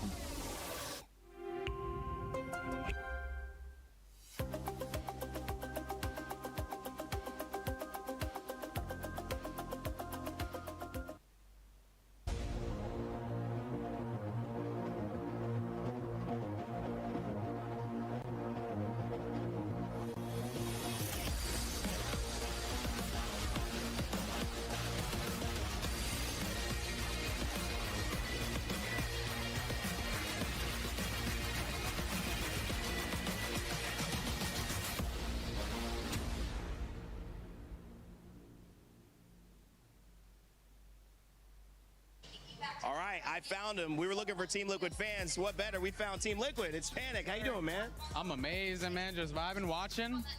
Yes, sir. You know, one of the things I said, I love seeing your brother come to LAN and be in your family invested and involved in what you do. How cool is it now, them seeing you in Paris doing so well? I mean, it's insane. Like, my dad came with me here. Oh, he's here? Yeah, he's here. He's here. And, like, it's amazing that they all support and show love. It's just awesome. Yeah, man, you guys have something special cooking. I haven't seen Zero talk about a teammate like this since maybe forever. I mean, he was obviously had issues with Hal, but you just seem to fit so well with what he's trying to do. Why does that fit work for you guys? I think with Hal and Zero, it was like a lot of an ego battle. Yeah. And like, I kind of had one when I was with TSM, but like I knew joining Liquid, I would have to fully put it down and just like take it in, because he's a better player and I'm going to learn off of him. That's a mature statement, man. I appreciate it. Well, you guys have been dominating. I know you're having your day off here. I won't keep you too long, but congratulations, and we're excited to see what you do tomorrow. I appreciate that, man. All right, Panic Apex here, man. Young gun. How old are you? 19. 19. Some more Apex young guns out here hanging out in Paris. Welcome back to the ALGS Split 1 playoffs at the Esports World Cup 2026. And now we head to World's Edge. The survival stage continues with just 3 matches left, and they will all take place on Old Faithful. World's Edge is the battleground. And interestingly, depending on how much you've been following ALGS throughout Split 1, we did not have World's Edge online, but we do have it here at LAN at EWC 2026. But these teams, they know it, they're well versed in it, they've practiced it and played it enough. But it certainly does change things for a lot of these teams, whether it be where they drafted on their POI draft or just how comfortable they are with the way that the game plays here on World's Edge. I did mention in the previous some of the teams that have been doing very well on World's Edge, 2 of those being Dinos and Gen G. Dino's actually the 4th best team in the entire tournament on World's Edge. That's including those teams in match point finals. And then Gen G are the 8th best team in the tournament on this map as well. In terms of POIs, Lava Fisher has been performing very well, staging as well, and Big Maud, so that does take us across both sides of the map at least, comparatively to Olympus. But there are plenty of teams who have prioritized World's Edge here. You look at AEROCOOL at Skyhook West, NIP at Lava Siphon, which I just mentioned. You've got Harvester as well for Fun, Shopify Rebellion, Acclimatizer. There is a lot of teams here who really wanted to put a punctuation mark here on these final 3 maps. Well, here we go then, everyone. We're going to see a lot of keys be crushed at some point very, very soon. Only 6 can make it through to tomorrow. And as we head over to World's Edge, how many tournament-defining moments over the years have we seen take place on this particular map? Match 8 is ready. The teams are moving. And one thing to highlight here, we talked about some of the repetitive, predictable zones that we've seen so far throughout the tournament on other maps. We've seen some surprises on World's Edge. We've seen some strange pullbacks. We've seen the zone bouncing around a little bit.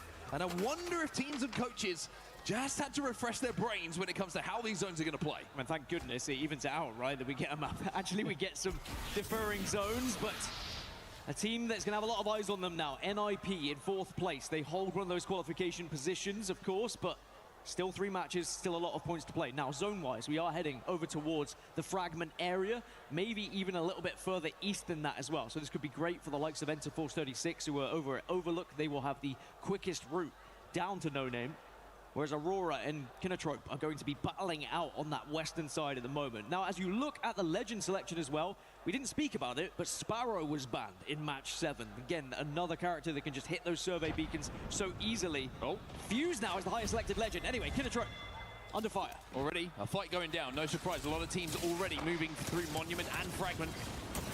And Aurora sending this one. That's going to be 2 dead on the side of Kinotrope, and that's going to be Aurora picking up a couple of points. Now, boy, do they need them. Everyone's still on their feet. VKG having a look at this. LQ's moving in. Caster's having a look at this as well. Flap's just been eliminated, by the way. Off screen.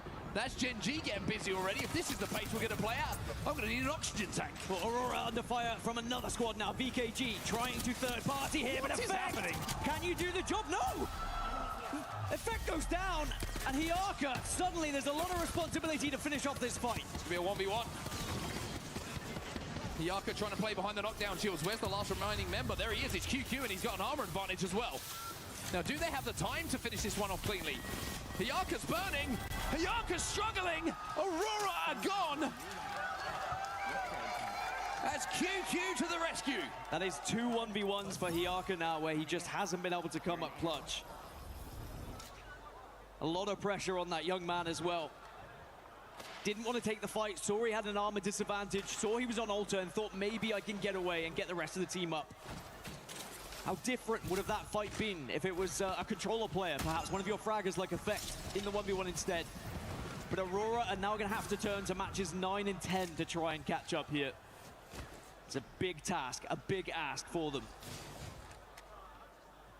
Ninjas in Pajamas hold one of those qualification spots at the start of this game. But it can change very, very quickly if you go out early. There is no worse feeling than holding a spot, thinking you're going to match point finals, and then dying early and having to see the rest of the lobby eat those points up that you could have had. They made the most of the zone last time we saw them on our screens, but that was on Storm Point. Now we're on World's Edge. They've got a little bit further to go. So 11 fuses in the lobby, which is what I was saying before all that commotion started happening as well. So expect a lot of bombardments happening in terms of how many grenades can be popped out as well. And here is one of them. Shopify Rebellion Zainu on the fuse, and they are taking a look towards No Name right now. Virtus Pro currently reside in those houses. There are available buildings here. And Shopify Rebellion, I think, have noticed that, so they're just going to move down and probably claim one. Dorito's free, but it's not the best building. By the way, Kinotrope have just been eliminated as well. PXX. Amadou's the last player to go down. For Kinotrope, we saw him involved in that early scuffle, or should I say, saw Kinotrope involved in that early scuffle. And Dorito building isn't prime. Zap's taking a bit of damage on the cross here. Has to be very, very careful. It looks like Shopify want to try and take this. A little bit of a risk considering how many teams are in and around Fragment probably having a look at this. Well, and the fact there are buildings available they can play, but perhaps they just feel like VP are in a winning position, a winning building. And Shopify Rebellion do need points. They're in 10th place. And perhaps they feel like just surviving until the late game isn't enough. They need to be finding a win. Ninja in Pajamas is going to be safe here for quite some time. Eventually, they're going to have to look to go through the likes of Wolves Esports, but SR versus VP continues, and the Motherload is doing some damage here for Taskmaster. However, Prestis is down. Zap's going to swing. That's 2. That's VP down. That's why Shopify wanted to fight, because they win it clean. That's a huge win for Shopify Rebellion. Not only do you take the entirety of this area now, and arguably one of the more comfortable buildings to hold, you get points on the board and you eliminate another team in the area. I mean, if it doesn't pull all this way, then maybe Shopify Rebellion don't fancy staying, obviously. And Gen G, now we can check back at the replay they had in the initial engagement with Flat. It was a very quick wipe in the end. But where does Shopify Rebellion set up? Do they continue to hold, or do they wait for a little bit of information that they could gather from No Name? I think they're just going to wait for zone to close. Everybody else is going to be stacked up on the Fragment side of where this zone is. Shopify just trying to clear their backs, essentially. They will walk in. They can let the lobby take care of itself if it pulls anywhere near to where they are. And even if it doesn't, they've got the walk-in that they can look to third-party all of these teams that will be coexisting. So Shopify in a really, really good spot for now. And if it goes to the north, they also have the option of just wrapping up to the epicenter high ground. So lots of options available for Shopify Rebellion. Away from the zone. He's going to take a look at Neo heading into countdown through the skies. And a landslide is RRQ. And Neo, another one of those teams who are almost in Hail Mary territory. Going into match 8 here. If they were to fall early, it's going to be very difficult going into 9 and 10. Well, that doesn't give us much more information. It is still going to be hovering around both, and Shopify Rebellion are going to head back up to the eastern side right now.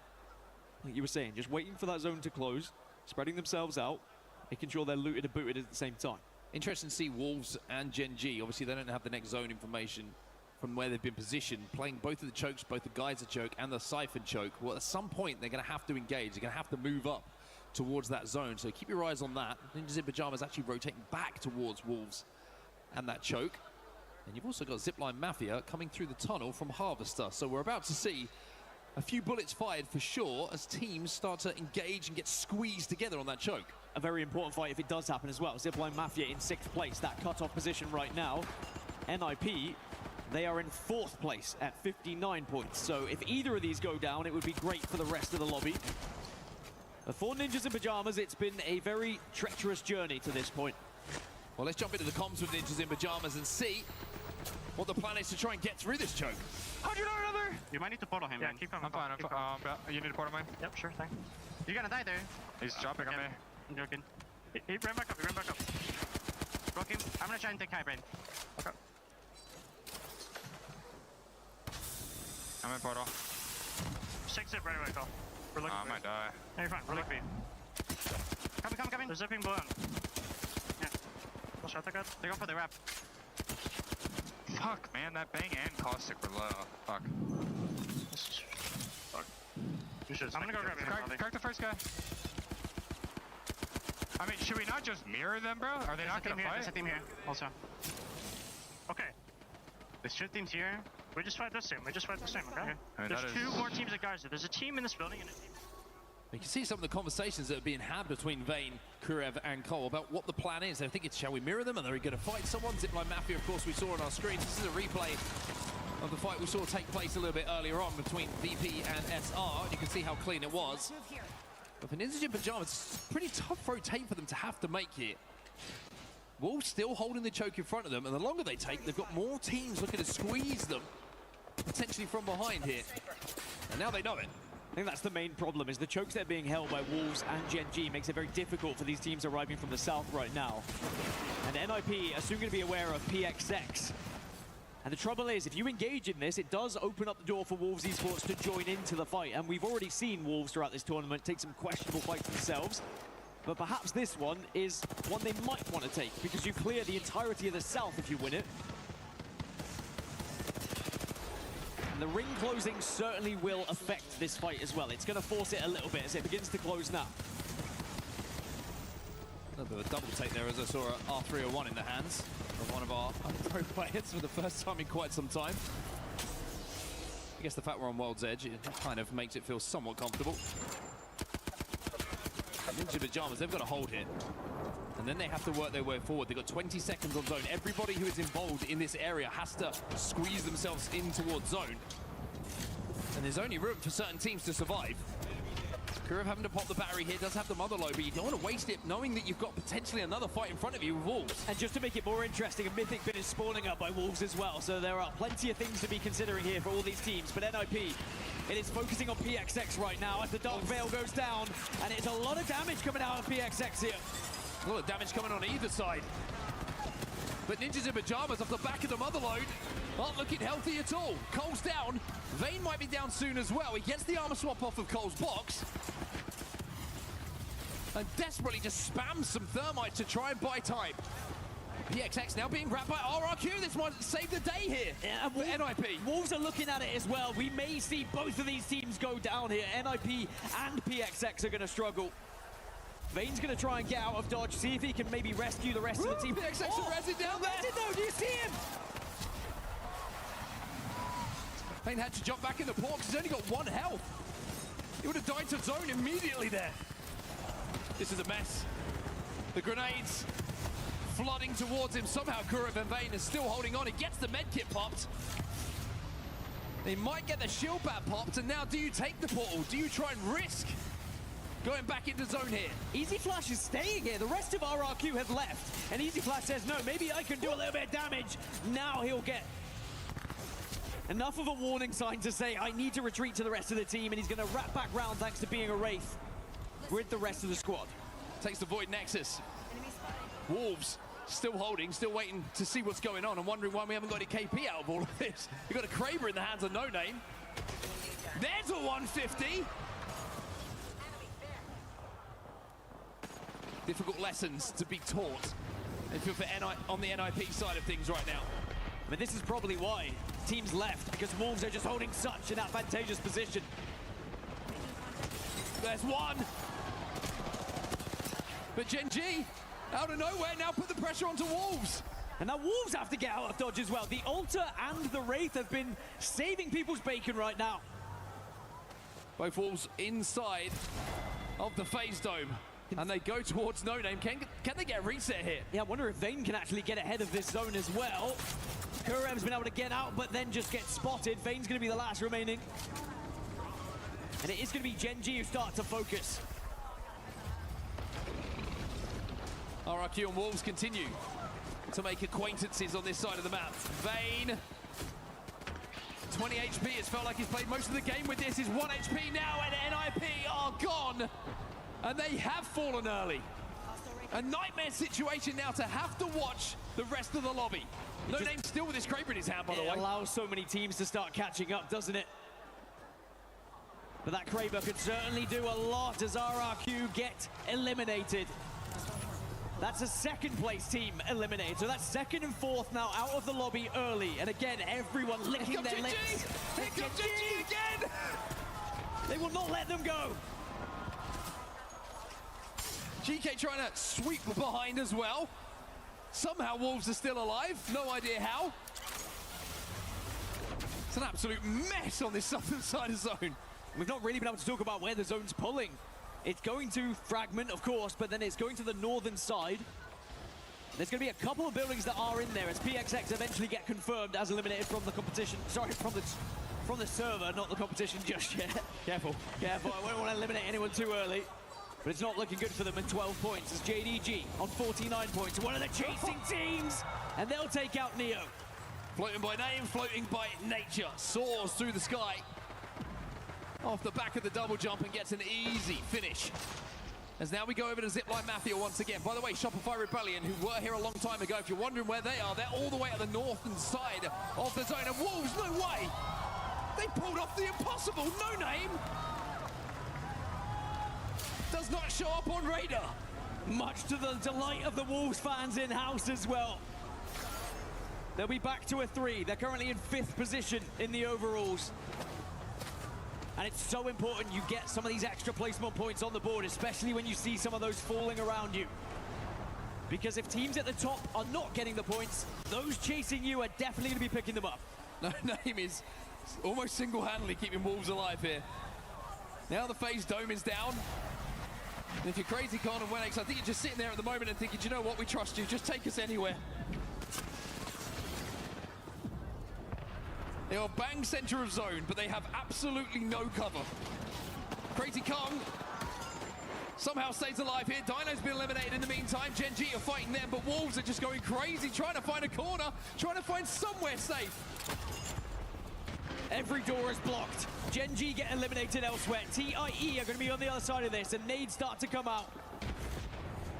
Can TIE get bullied away? Because Wolves, they just need somewhere to call home. Finally, they break the door down. And they're going to take this fight to TIE.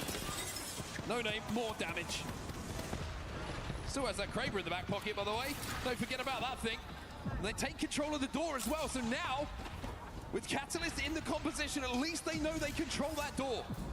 That's a big moment. That's somewhere, at least, for them to play their backs against. I think they're just a little bit worried about from height, are they going to get shot? At the moment, they are going unseen. Oh! Trying to put on a show for us. We might see a few of those attempts. If first it doesn't work, try again. Maybe the Thermite will create the opening here. There's TIE on that high ground. And No Name. No fear. They're slowly forcing them higher and higher. There's only so many levels here in this building. That wall's going to need a replaster. And you can do this due to the infinite ammo. Still not connecting with the no scopes. All it takes is one.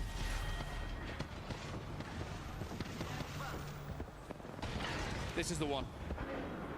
I feel it. When the Wolves fans praying for it. This is the one. Okay, maybe the next one. Maybe the next one. Infinite ammo, it doesn't matter, right? Well, GKF just ported above. Zipline Mafia are trapped to the moment. Kajak has to swing past to try and create a path for Excuse to stay alive. He's not going to be able to. That's VK Gaming eliminated in those moments as well. Shopify Rebellion, by the way, on that northern side still. With now JD Gaming joining them. Kajak as a solo on the Pathfinder still alive. Wolves, by the way, has been... I don't know how they're here. I don't know how they're alive.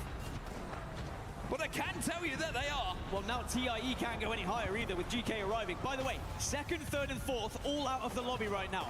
9 squads remaining. Shopify Rebellion doing some damage. As you can see in the kill feed, TIE and Wolves both getting involved. And it's JDG who lost a player. Finally, that Kraber gets put to use. I told you you'd hit one. You were the bad luck chart. That's what it was. Well, Zainu, he's bullying JDG at the moment. The mother load goes in. The knuckle clusters afterwards, but they haven't managed to finish him off quite yet. JDG's still alive. I think it's Floating who's the last man there. Shopify Rebellion, if they can take out JDG in a very winnable position. I only say that because they'll be the only team on the north. Everyone else is in the buildings of Fragment on this southern side right now. That is 7 teams within these buildings, whether they're on top, down below, or sandwiched in between. And this is where you need a game plan. This is where the legend composition is going to be a big factor. The wraiths come into play. Catalyst might go crazy in this endgame as well. If you can wall off a side of this zone, oh yeah, and buy a little bit of time just to isolate a fight, isolate yourself away from the lobby, then you might have a pretty good time. This is the power position though for Shopify Rebellion. The only worry is if everyone starts to get this Wraith portaling into the middle, you have to make sure you bully them away as quickly as possible. TIE now, they go out of the frying pan and into the fire, and they have to send themselves back, but Zone's going to force them in once more. Shopify have to move soon as well. This Rock won't be in for long. TIE have been eliminated. The raid portal does not work out for them. JD Gaming will follow. Shubi, the last player standing. No name, by the way, with the Kraber. Hits one onto Zainu. Oh, no. And that opens things up. There's the catwalk with GK are in front of them. Nox in front of them. Nox gets down. And now No Name can use this to his advantage as the rest of the team pushes through. GK going to try and utilize Newcastle to get back up. But actually, Wolves, they benefit from this heavily as GK Esports eliminated. Shopify go down as well. That Kraber crucified them. DCG jump out in the zone, trying to hit a late evac, trying to do a little bit of lamppost dancing.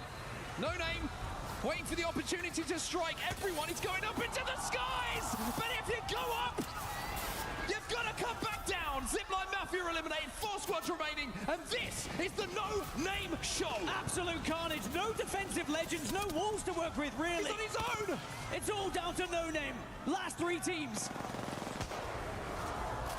I'd say there's no chance, but I've thought that about 3 or 4 times in this game. Caustic Gas a problem. Synap tries to pull behind him, has to jump into the void. Gets second place. Oh, but with 3 alive, there's no chance for No Name. And Relove will win it, but boy, was that a hell of a game for Wolves as well. That was a 1v1 at the end. It was a 1v1v1 in the end. We had Wraith, Axel. But DCG put up a win. And again, every single win matters, every single point matters. It puts DCG back into the conversation of qualification. They're not quite in those top 6 points, but they do put themselves within 5. I am absolutely flabbergasted by what I saw from No Name in that game. If you don't know who he is, the man goes without a name. It's No Name.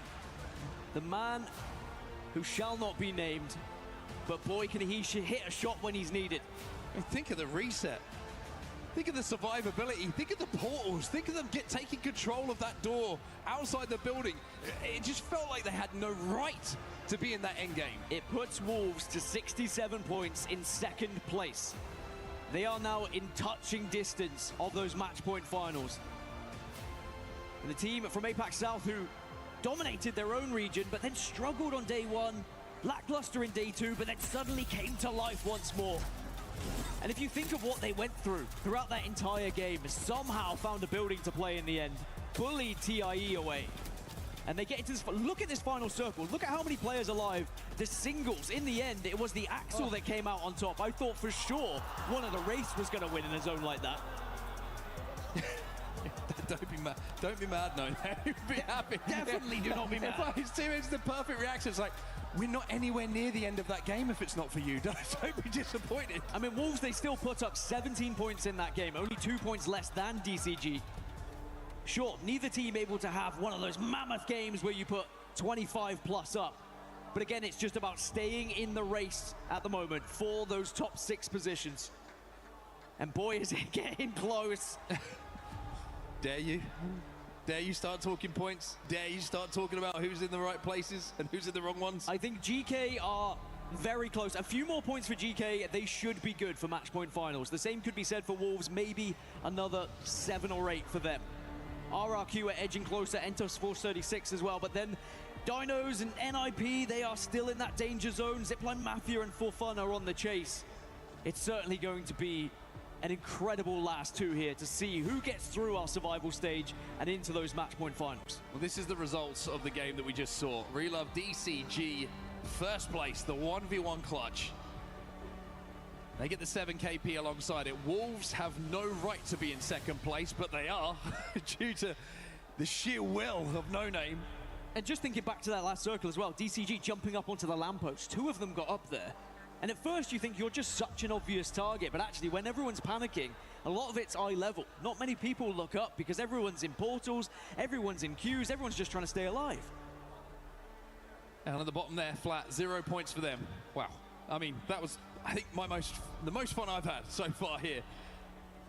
And the ALGS Split 1 playoffs at EWC. That was an incredible game. And now we still have 2 more to go. World's Edge awaits. And the last 2 games remaining in the survival stage are coming up right after this break. Do not go anywhere. We'll be right back.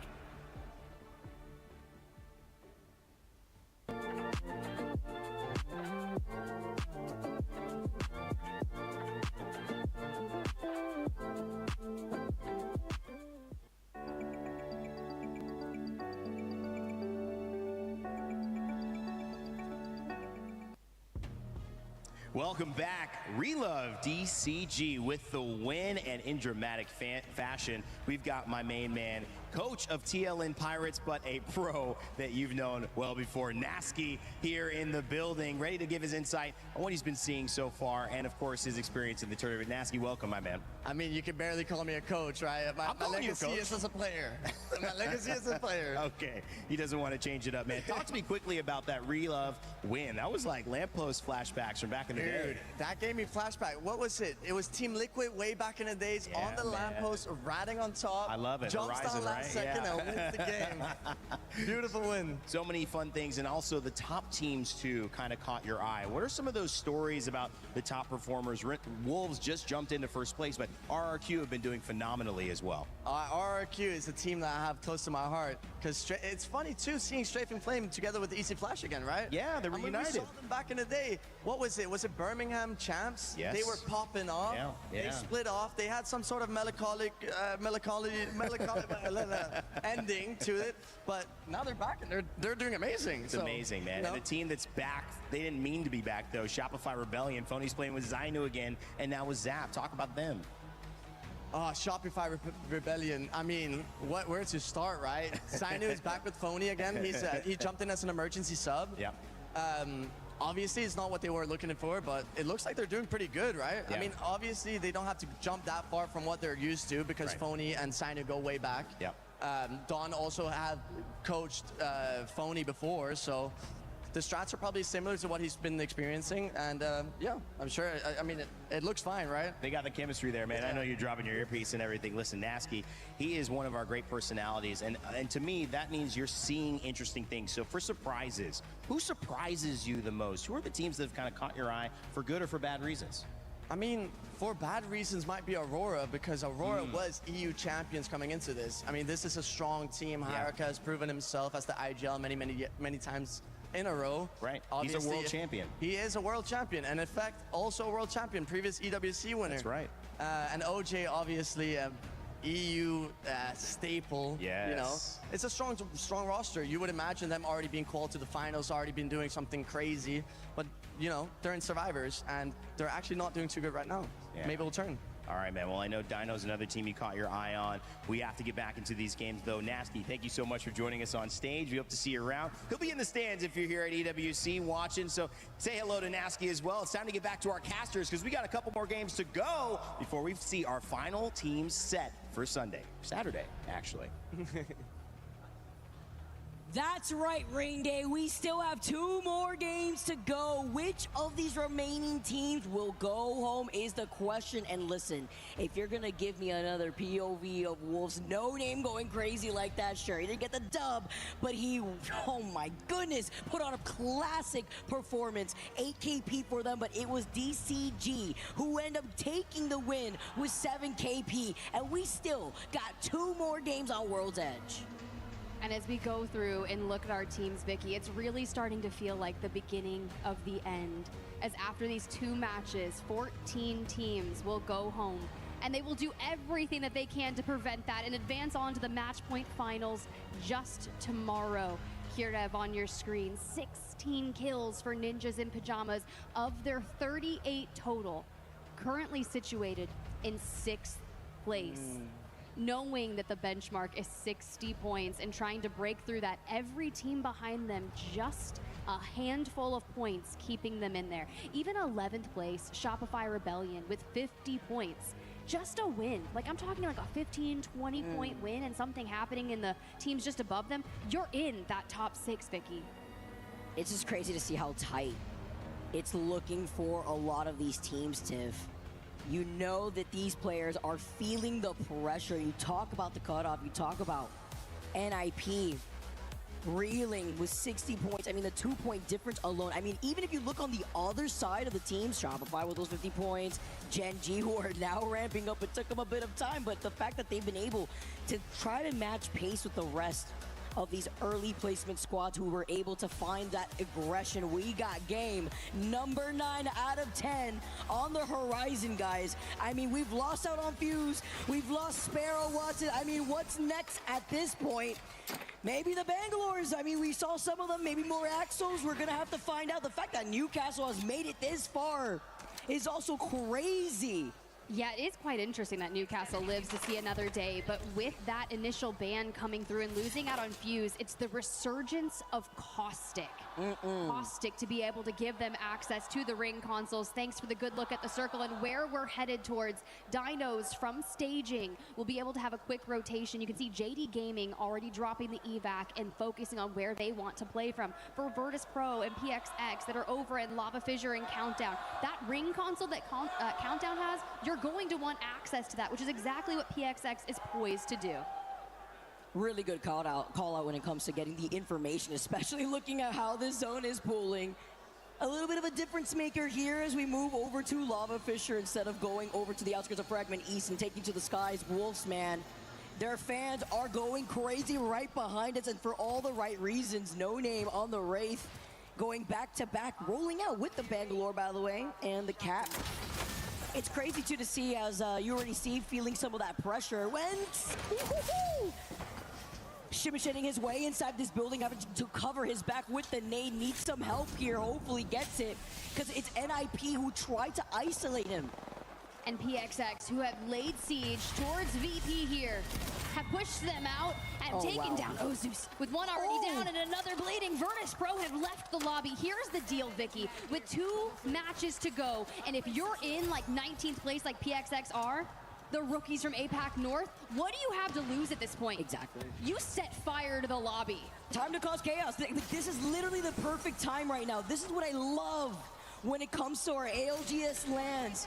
We get a little bit of a mix-up on the rule set where these teams are playing so desperate when you have 2 more games to go. PXX had nothing to lose. They sent it onto VP, who honestly, being on that later half of the overall standings, I mean, not even having an opportunity, it's going to be literally a miracle. I don't think it's going to happen here. But now you take a look at the teams who want to soak up more of these points, the teams who are so close to making it in this top 6. Ziplining around is going to be Zipline Mafia, Kazak being on that pathy, playing off with the Bangalore from Excuse as well as the Cossack from Weak Q, but you can see the pings coming in. They're isolated in the Lava Siphon, but there will be Flat who are trailing right behind them eventually. NIP, by the way, do manage to trail behind Wolves after trying to harass that player up on the low ground. You see the side-by-side. We did see this fight just earlier from this replay. It's going to be PXX harassing VP, while Aurora on the bottom left, this is what's happening live, they're facing off against VK Gaming over by Monument. But it's the wrap up here for this fight in the way that a lot of these teams are trying to collapse on one another, because honestly, the Aurora versus VK Gaming isn't the only one. It's also E36 and Shopify with a 3P of Genji. The fact that you have Aurora and VK Gaming fighting, it's like your 2025 champions of EWC and your 26 champions, or your 2024 and 2025. I forget what year it is sometimes, but you're right. Shopify Rebellion up in the north. Genji Esports seek to disengage here. And honestly, sometimes you do just have to kind of focus on getting information and prioritizing that before you get to that end game. For the majority of our teams, they've already gone out west, and collapsing out here near Monument and Fragment will be difficult. Well, Keon is frying DJ, unfortunately, with the Sheila. It's happening with a lot of these teams trying to get aggressive. Shopify Rebellion are looking down at Genji, who wanted to get the ring console information isolated before they move up E36. If they take out Neo, could easily split their attention into harassing Shopify, unless Shopify hear the shots and probably want to go in for the 3P. But having to be careful knowing Genji right behind them. This is the fight that we were expecting. E36 in trouble though. Neither of these two players have these Evo shields. They go take the portal. He's got the Sheila. Jumping around the corner isn't going to be enough. Neo, who needs this KP, find a double knock instead. They eliminate Ubli, and now you could see the Solo who's trying to run for their life. Can Shopify be the saving grace to involve themselves in this fight? And this is where the game can make or break you. You're in 4th place, inside the top 6 by just 4 points. Down to a Solo, a regain needed. But what options do you have to make that happen? For now, the Wraith as the Solo. Synap will do his best to get the dynamic duo back, we turn our attention deep into zone with Tai up here on the Mirage Etoile. Umi-chan cut down from amped cover in the distance. A lot of the poke pressure, right? And Chaos feeling that pressure. Playing off this low ground, we've seen zones like this end up pooling on the outskirts of Mirage Etoile while TIE are down to a duel. F-Chan looking to heal up. They should be able to get Umi-chan back in for now, but they do have JD Gaming. That is the team that is staring down them from that height on the zip. The issue is here, you're going to be looking at a couple of different teams as people look through. Dino's out in the distance by Tai, for fun, and GK that have been so consistent in acquiring points across all of our maps that we've seen. But to the north we go again for WRG Neo. Jen with a survey beacon. Oh yeah, getting that scan too, because now they know E36 are right around the corner. You see Neo on the other side here, as they are going to be able to TP through. Thanks to having that Void Nexus activated, you can hear the shots off the Hemlock, but being able to find Akba on this fight, he says, take me back. He did get the crack, doesn't want to overextend everybody. Playing a bit scared, the Kickstarter. Juksu does have that Axel. Trying to miss out on the Nitro game before the Kickstarter comes in from behind them. Some revenge from Genji as Juksu sends out his own. And now they're looking to try to take this Void Nexus before canceling it, because you have Aqua being able to find that knock onto Asia. Needs some help from Jukso, who's trying to pump the shoot back behind him. No way! Coming in is going to be E36 re-involving themselves. They see the opportunity, they hear the fights. This is going to be that 3-team pile-up over by Epi. You tell me that you immediately focus on resetting and diving back into the fight on the reset. Genji. A moment of reprieve as Asia hits the med kit and focuses on that path that we have. I see that we have a couple of options, right? You can go Skyhook and come in through the north. You could drop down, carve through Monument, but this is what awaits you out of the south. Kazakh there with the zipline to the high ground. Can they lay siege to GK? Keon, 1 HP. This is important for Zipline Mafia, being one of those teams outside the cups at 58 points, at 7th place overall, underneath NIP who are at 61. They take the high ground here. They take another KP with GK leading the path with 71 points. This is big. Playing ring around the Rosie, around the amp shields. Keon holding up for dear life. Help me as GK get eliminated. This is great for Zipline Mafia. Looking on the other side and trying to stay alive on Pride Rock. They've now cleared the southern side of the zone. They're feeling the pressure from the teams trying to poke at them from afar. Wolves, TIE, Flat are now rotating on the bridge outside of staging, but it's the pile up over on the outskirts of Lava and Countdown. And Dinos, another team, NIP, the 6th place. 1 point is keeping them inside the top 6. And for now, we remain inside. Dinos and Flat. Another story as we see Chaos go down. DJ immediately investing the portal. J Future only surviving by the mobile shield. And trying to escape, but where do you go?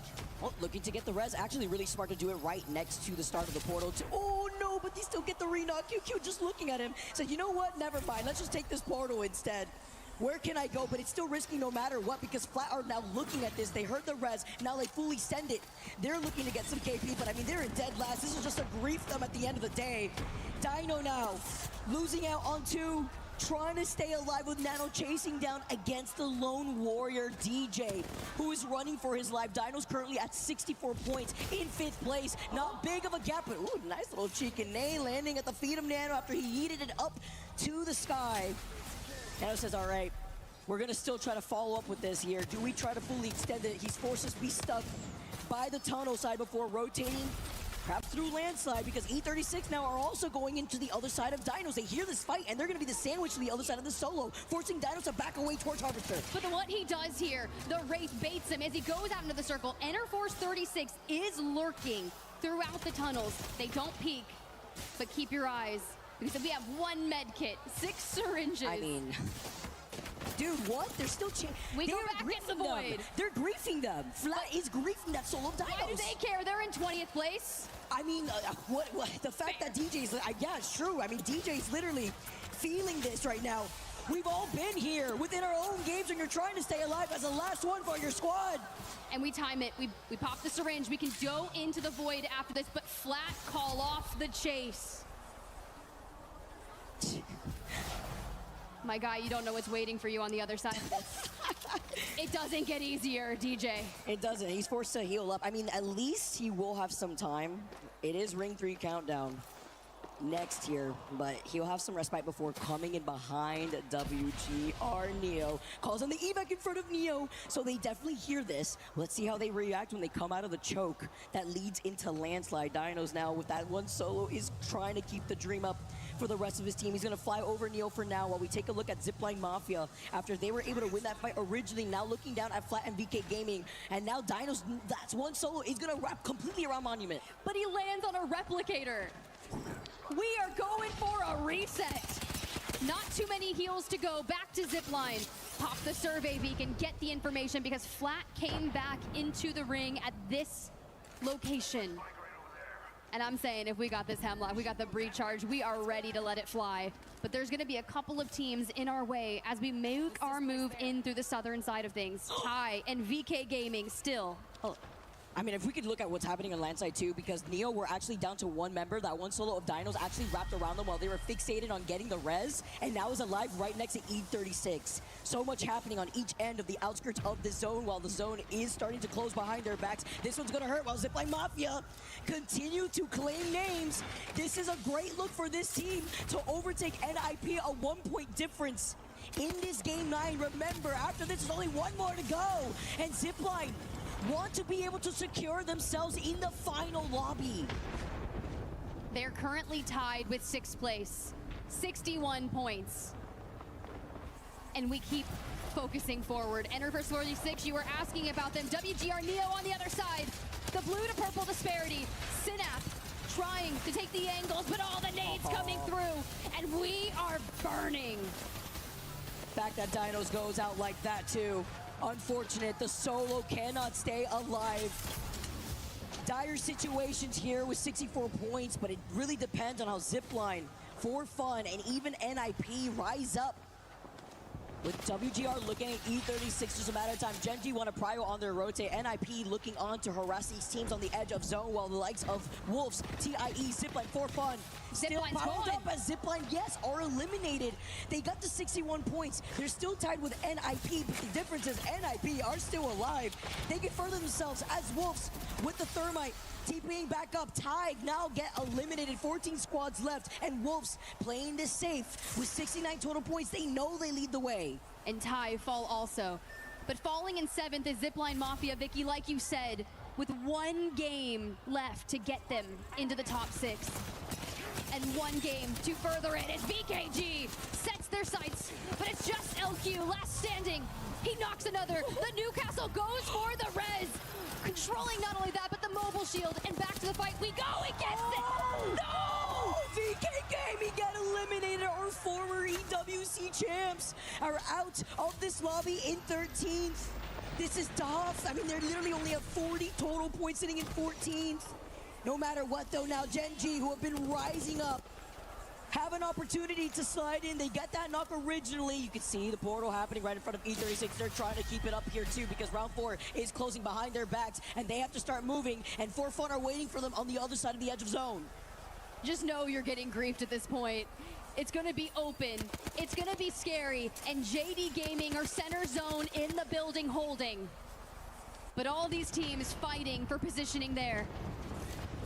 If you have a Newcastle, you're feeling better. Here comes Genji, NIP, a fight for the life. Talk about having a Newcastle. Kurev gets the blast with the EVA 8 double tap in hand. Oh my goodness, that nade!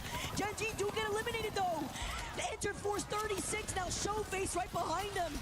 And now NIP feeling pressure, but right behind them, having to be careful. It's going to be Cinetic.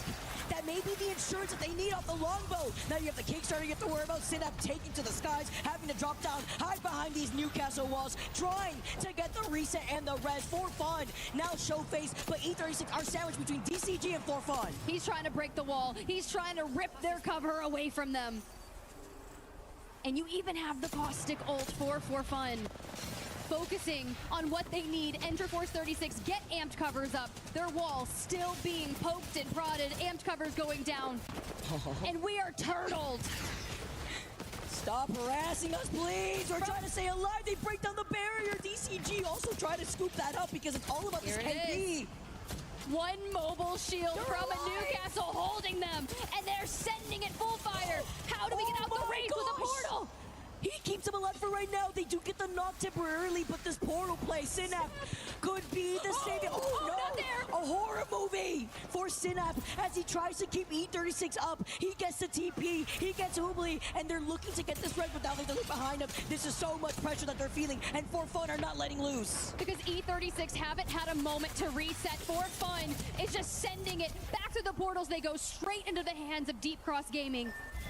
And Synap tries. Dude, he took the... They're still chasing him. Everybody was looking at this team. He's still running for his life. The fact that they took the portal back, by the way. Synap, the fact that he gets behind this crate to pop this med kit.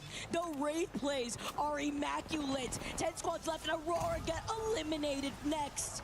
JDG getting some KP. Same thing for Wolves. Shopify to follow. And with Wolves holding the other side of the tracks, you're looking at Cinetic, RQ, holding the building, holding the roof. You see the catwall coming up, blocking vision to allow this safe rotate, to allow them to move up on For Fun. And are we gonna drop piercing spikes to prevent the climb up? Piercing spikes to on the low ground. And For Fun have a moment to breathe. You see Synap portaling in the distance yet again in the void. And for now, we hit the back of the Arc Sword! The caustic barrel! And leave me alone. Oh my gosh, he's right in front of Straight from Flame. Straight from Flame does not see him. Hey, oh my RRQ didn't goodness! see Panic. He never saw Panic. Synap is still alive for E36. He's seeing the action. He knows he's out of the line of sight of the team right across from them. Wolves now closing the gap. He's trying to coexist. I mean, No Name is going to definitely see him. The fact that he hasn't seen him. Oh my gosh, he's hiding behind the bottom lip of the building is insane. That's our Wraith. That's our Wraith. That's our Wraith, let me tell you. Synap right there, but the breach charge from No Name. Does he know that Synap is there, or are we just sending to the building? No, because he's looking at RRQ. Yeah, that's why they've been trying to harass him. I mean, the fact that they got the knock on to Straight from Flame, he gets back up. But that's why No Name is creating this space for the rest of his team. Okay, NC, they built a house behind the amp barriers, behind the Newcastle wall, and floating. Has been finding himself catching this KP. Naughty to follow up to find Chappie. With 8 squads left, they're not giving up this house. Final zone, and a lot of these teams have congregated over to the north side, while that Solo still stays alive for now. Chappie is the next victim of a lot of these split up teams. KNC now down to a duel, but once again, E36 down to that Solo. And a lot of these teams, NIP too, utilizing that Nox grenade before moving up now. It's going to be Wolves with the portal. And they portal to the truck. For Fun at their backs. Ninjas in pajamas on the low ground, fighting Deep Cross Gaming. They grab the knock on the one, Xiaoqi here. And they hold steady behind the wall, throwing the caustic barrel on him. Here comes Kinatrope for the third party. Welcome to the Dutch oven. Cole putting down the barrels, dancing around the Newcastle wall. Vayne looking behind him on the Wraith as DCG fall. 7 squads left. Cole has had one heck of a performance until now, where NIP get eliminated. KNC keep themselves up. That's all still alive for right now, but Wolves, they're out for blood. They're hungry. 6 squads left, looking down at For Fun. And JD Gaming, you saw Naughty there disappear back into the building for a reset. And as Wolves cover the piercing spikes to prevent Synap, I feel like we should be... No, he stood out! It's Easy Flash who finds him. It's free KP, but he lived, and that is what matters when it's so close to the top. So close for our top 6 right now. RRQ, no one to look at them. Wolves get eliminated. For Fun, really only have to worry about RRQ as they face off against each other on the south side, and Kinotrope trying to dive it on to JD Gaming. And it's all about who gets sent first. And this infinite ammo behind the amped cover of Easy Flash. He's on path. He's going for the zip. He's going for JDG. Oh, what an aggressive play from Easy Flash. It cost his life. Was it going to be worth it here? Now Streak and Flame taking the portal here. The rest coming in from Nags. Fawn now trying to stay in this fight in the last two squads as JD Gaming go out. And so does For Fun now as they are your Game 9 winners. They moved up. The patient play was immaculate. Now they're sitting in second place in the overall standings with that performance alone. For fun, 9 kills, 3,300 damage. A game when they needed it most to launch themselves up the series. For Team RRQ, a brilliant game there to get into the end. 13 points for them. JD Gaming from the outside looking in, trying to get into the top 6. Was it enough, Vicky? I mean, getting that dub with 9 KP, they played that so safe. I was wondering here, man, RRQ, they got aggressive. You saw how they were able to try to play Ring Around the Rosie around that rock, man. The ring closing in right behind their backs allows For Fun to walk up and take another dub. Let's not forget that they won game number 1 on E-District with 10 KP to kickstart this entire 10-game series. And this is on the other side. Roy on the screen, Deep Cross Gaming, a top 10 finish there. But we're still doing everything we can to get into the top 6. And with 1 game to go, and how close the scoreline is across the teams, it's not impossible. You're 9 points out of the top 6. But now you have to look at the teams that are in the later half of this entire lobby and understand that you could literally wipe out every single person. It would just be impossible to find yourself in this top 6. That's why we saw the desperation from our solo player on E36. The Wraith trying to cling on for dear life with how tight it is in the top 6. Literally 69 for E36. Surviving alone gave them that placement. For Fun, being able to find themselves in that second place spot. The difference maker between 6th place, because our top 6 make it in, and 7th place where JD Gaming were getting that KP, it's like a few points, like what, 3-4 points? It's crazy to see how tight it is. This last game is going to mean everything. Will we see teams grief each other? We saw the attempt from Flat. They have nothing to lose. I mean, Aurora going out right there. Aurora sitting in 16th with 38 points. It's a tough day to be an Aurora fan, but this is what happens at LAN. This is what happens when you see what these teams are playing for when their backs are against the wall. And then you look at even at Shopify, who are at 52 total points in 11th. If they take this lobby by a storm, it all depends on this final game on World's Edge. It's crazy to see how this Survivor stage has played out. Don't go anywhere, because we'll find out what the results are looking like after this final game and after this final break.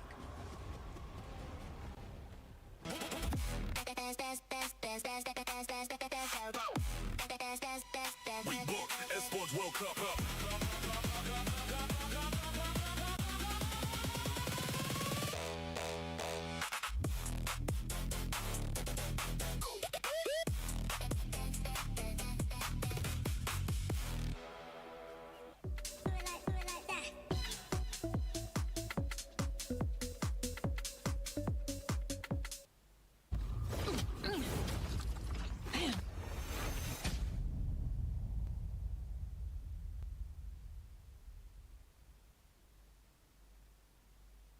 This is the result of a loss at EWC 2026. And this was the fate of TLN Pirates and Apex Legends alongside 5 other squads in our group stage. Then 14 teams face the same fate in our survival stage, while 6 continue on to match point finals. 20 teams with their hopes and dreams still alive. The opportunity to place their team's key at the top of the totem. This is what it's all about. This is what all of our teams are competing for the chance to do, to etch their names in the history books of EWC. It doesn't get any better than this. That's right, Glitter. It doesn't get any better than this, because we're going into the final game of survival stage, and boy, are the stakes high. I mean, you heard the caster say how close everything is. We'll take a look at the overall in a little bit, but we're gonna talk about an outstanding performance in No Name from Wolves. He was almost able to clutch it 2 games ago, by the way, but still, insane performance when they needed somebody to step up. I mean, for every MNK user in the entire world, he is probably one of the two, him and Asia probably, but he is probably the player you're looking at currently right now after that phenomenal game right there. It could have probably been the clip of the year had his teammates knockdown shield not stopped 2 of the bullets and he finished up that game. It would have been absolutely, it would have been the clip, I think. Phenomenal. There was just no stopping him. I'm like, from the Kraber to the Kraber to the Kraber, from the Wraith, the phase right behind the team, and then I thought he had it. I thought it was it. I got you guys were sitting near me. I got out of my chair, almost spilt like my food all over me. But it was such an immaculate start to finish. And you know, even though he didn't get the win, and you could see actually No Name, you know, just sitting there in his chair, shaking his head like he just lost, but did all of this. So it was kind of like, man, you need to congratulate yourself, obviously, for that entire play. But yeah, it's still kind of a crazy feeling just to miss out so small on that win. And you're absolutely right. I mean, I thought he was going to be a little bit excited. But honestly, Snipe, I want to know, you as an ex-pro player, what was going through his mind after such a performance and just coming short of clutching it? Yeah, I mean, it doesn't matter what we watched. He's only thinking about those one mistake that he might have made in his head and how he could have gotten his team that win and what those points differential would have meant to them heading into this final game, because it still is that close. We've seen some teams jump up 15 spots in 2 games. We have 1 game left, and it's going to be a masterclass. Honestly, as a controller player, watching him in the actions per minute, I was just like, yeah, would have died there. Would have died there. Would have died there. You know, but at the same time, you know, I was like, put myself in his shoes. It was very impressive. I mean, when you're talking about how close everything is, E36 right now with 69 points. If it would have ended just now, they would have been able to make it to the match point finals. But JD Gaming, I mean, JD Gaming is currently on their tail with 65 points. Even DCG, who has been able to get a win today, could make a push towards those top 6. That leaderboard is going to be shuffling in a big way, Graceful. I mean, even seeing when we get to the second page as well, probably another 5 teams could potentially still make it, because when you get a win and you get to add all the kills as well, and depending on which team soaks the points as well, as we can see right here, even from 40, I would say, you could even do it. Copium, even Aurora could make it if they drop a huge win, but realistically, that's probably not going to happen. The teams in the probably 5th to 10th are going to make it happen, but it's going to be really, really tight. Yeah, I mean, we've seen No Name being able to step up for Wolves. Aurora, I know it's a little bit of copium, but Effect would have to put up a lights-out performance, Snipe. Yeah, I mean, we have a lot of teams we're looking at, you know, the Shopifys, the Auroras, a lot of teams at that we know have the talent. But could we just give a huge shout out to For Fun for the first team to have 2 wins in this, game 1 and now game 9. So they're definitely having fun. They most likely secured themselves, but there is still a chance if, you know, a lot of teams don't show up in this game. But honestly, it's really good for them. I think they're one of the bigger underdogs heading into this. A lot of that roster has had very unfortunate events leading up to this, not making any grand finals in the past few events. So for them to come out firing in the most important tournament with the stakes only at the top 6 moving on is very impressive. I mean, even then, you know, I've teamed with Tyler. I've known Nags for a long time. In Cinetic, we had him pop off already in Pro League. And him saying himself that, hey, all I had to do was believe and play the way I wanted to play, which was actually a fragger, he said, and that's why he went full on roller. He's fought from MK to roller, very common in this competitive esport, and he just made it happen, and they're here right now, pretty much stamped their tickets to the finals. What better way is it to make that happen? Yeah, I called them the consistency kings, didn't I? And you can see it now coming to fruition, because, you know, they're slow and steady. Yeah, they got the wins under their belts, but honestly, like, that is what you need to play. And then, you know, you look at RRQ and Easy Flash going in there, doing something crazy with the Pathfinder and failing from there. So, like, they've been playing their game the whole time. Yeah, and Graceful, right now we're looking at the Band Legends going into the final game. Yes. What's currently popping out at you? I mean, the biggest thing is Alter got banned so late, actually, and we saw Dinos get use out of that for the longest of time. RRQ as well played it for quite a bit. So I think that some of these teams is ahead on a strategic level. The only thing is that, sure, the final stage tomorrow could be longer, could be a little bit shorter, but seeing that you have to, like, being able to pull that off in that moment, not just following what everybody else is playing, but saying, hey guys, why is Alter, she's not banned, let's just roll with her for as long as we can, and it really paid off huge. Yeah, I mean, honestly, one of the biggest things about that is the game Dinos won, the Stormpoint game out by Northpad. They were the only alter in the lobby, and they won the game. And I'm thinking to myself, how is this character this underused at this I stage? specifically remember Snipe saying, why are they not using this broken character? Yeah, literally. I was like, it took till game 9. We kept talking about the legend bans, and for that to move on, we used to see that character banned first or second back, not even 1 or 2 events ago, and now we're at this point. So we talk about it'll be really interesting to see the comps coming out into this game 10 because of so many legend bans. I mean, a lot of these players are probably digging pretty deep into their character pool and how they can perform, so it'll be interesting to see what we come up with. Yeah, now we got to think about some of those teams towards the bottom, right, that have absolutely nothing to lose, that can just cause chaos in this lobby. Aurora being one of them. We've seen some of the other teams as well. Which team do you guys think is going to cause even more chaos going into this last match and maybe stop some of those top teams that are trying to be in there in the top 6, just a couple points away from getting into the top 6? I mean, honestly, obviously I'm rooting for Aurora, but it's wearing me thin at this point. I am really stretching thin, trying to believe and cope. But I would like to say this game is going to be absolutely crazy. We saw 14 team Circle 2 zone yesterday. Today, I mean, they might as well be 10 because the teams that are already pretty much secured into finals are feeling super happy, relieved, and they can just play for fun, honestly, and just go run everybody down. Whereas everybody else on the bottom is absolutely terrified, but they literally have to throw haymakers because now you need like 30 points, 40 points to secure a spot. That's no easy win. Grace, I got to ask you a question. Since we've been here, this last game, we saw a lot of the teams that were in the bottom 5, they all desperate had died early. There was a lot of the middle of the pack and the top that were still left. If you're going into this last game and you're one of the teams that's kind of sitting in the middle, are you going for the kills, or are you thinking that so many teams are going to be desperating, just get to the end game?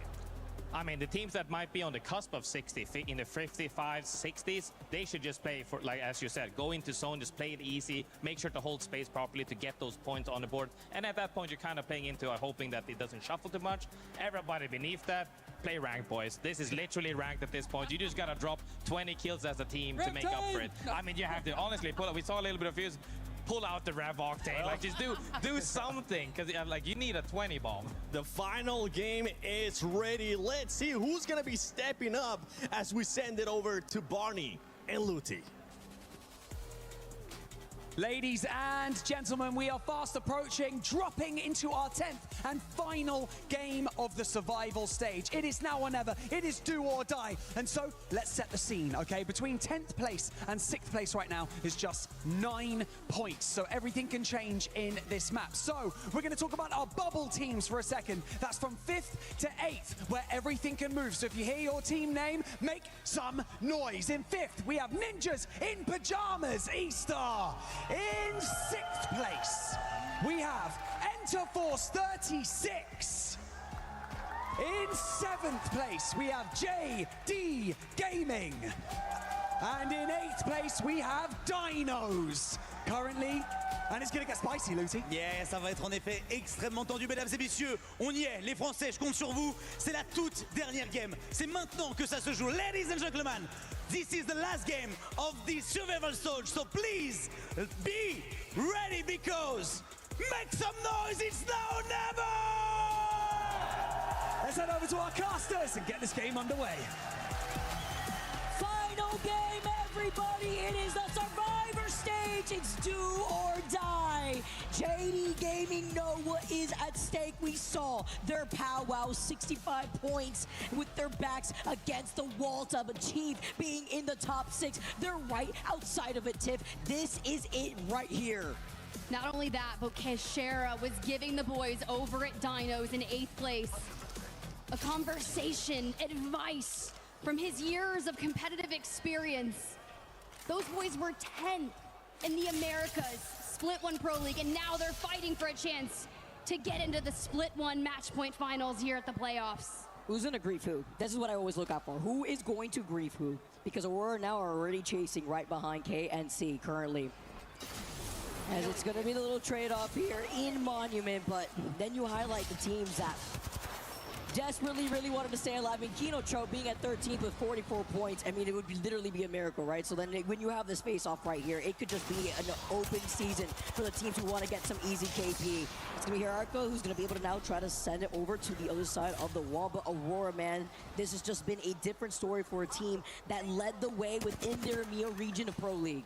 It's no Rev Octane, but breaking out the Mirage, the Axel, the Bangalore, the only thing on their mind right now is run it down. And as we look at the ring, we're pulling up to that top right-hand side, Deep Cross Gaming, your 10th place team already just on the outskirts. Shopify Rebellion enter first 36, also making their way up as JD Gaming went for a quick rotate.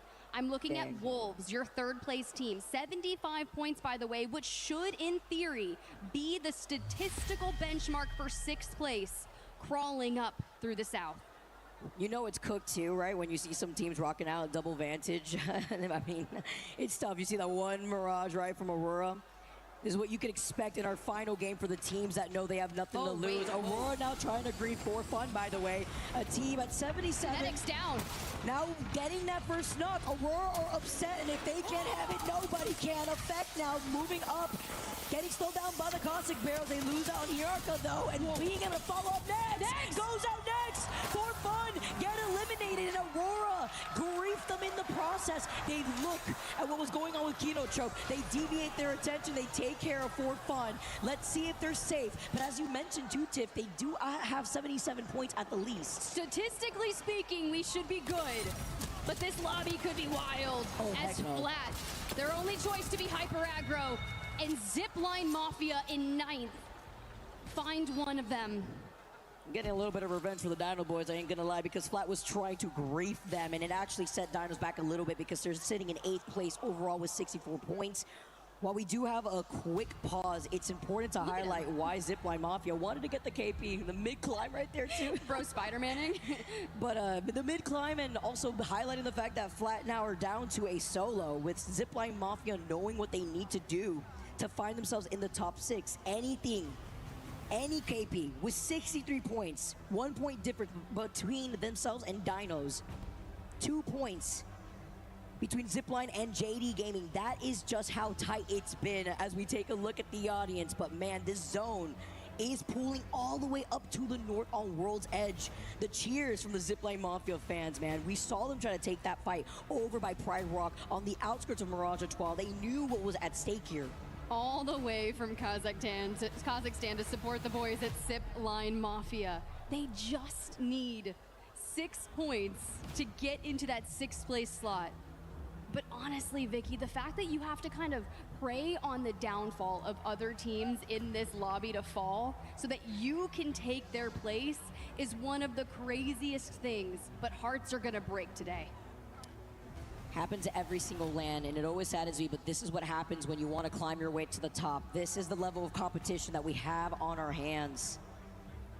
It's what you scrim for. It's what you wake up early for, or 20 minutes before scrims if you're some people, it happens, right? But you lock it in. You give up everything in order to be your best, to get into those match point finals, to hoist that trophy, and back into the game we go.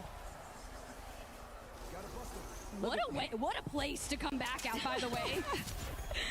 Drop said not today. They're going to avoid taking any damage as they take the portal, avoid the nade.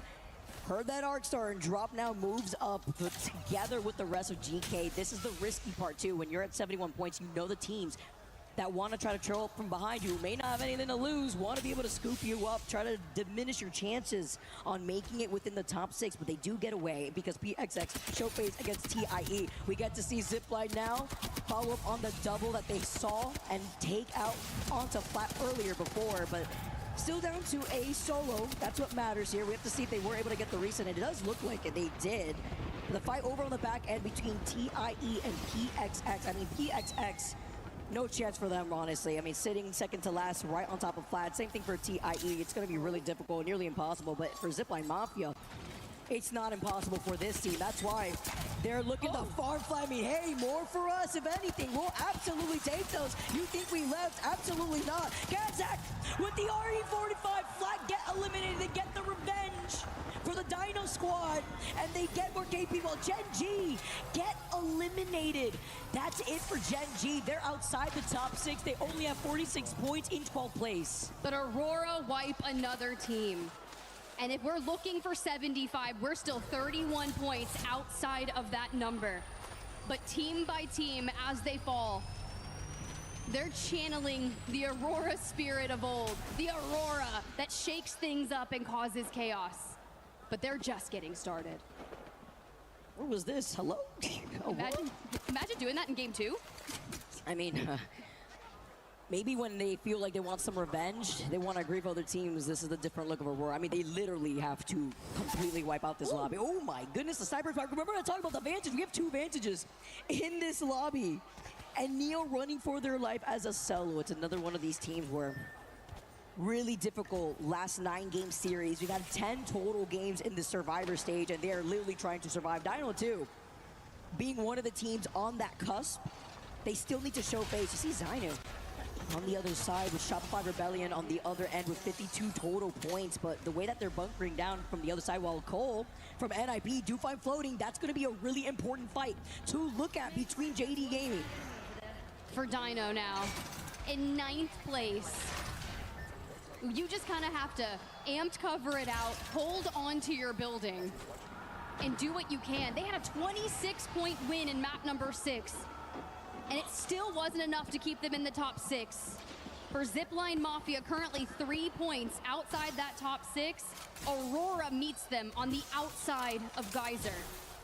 At least you do have Kazakh on the path for some extra mobility, but choices are going to have to be made, and choices will be costly. I mean, Aurora knows with the survey beacon, they know who's waiting for them at Geyser, and Zipline Mafia have way more to lose, obviously, than Aurora. That's going to be scary. RRQ, I'll be real here, are pretty safe. They have 80 points. They're literally in 1st place. It does benefit them when you look at the POI draft that goes into that final lobby. But that same pressure that applies to Zipline Mafia, Dino, JDG doesn't really apply there. While PXX know that, are trailing behind them, trying to harass them when you got nothing to lose, headlock in hand. See, by the way, in the feed, Cole still finding heads, still finding Zynu without giving up their position over to the north side. To be expected, and you're 100% right with AEROCOOL as you see Strafing Flame out into the distance, PXX hunting them down. It would take, what, 6 teams to leapfrog above 80? That's not happening. Statistically, they're good, but PXX still out for blood. They're going to find strafing while they're at it too, right? Any KP for them, but they just know at this point. Moving on to the next one, TIE being another one. Let's see how they're going to be trying to reset on the outskirts. It's against WGR Neo. Another one of those teams here. A little ballistic. I love the variety we're getting here into game number 10. The only issue with some of these teams down in that the bottom 15, right? If they point sponge the kills, the teams trying to get in top 6 will find it difficult. F-Chan, 1 HP, dives to the inside, ults come through, and when you have 1 member left standing, you're chasing down the white Grim Reapers.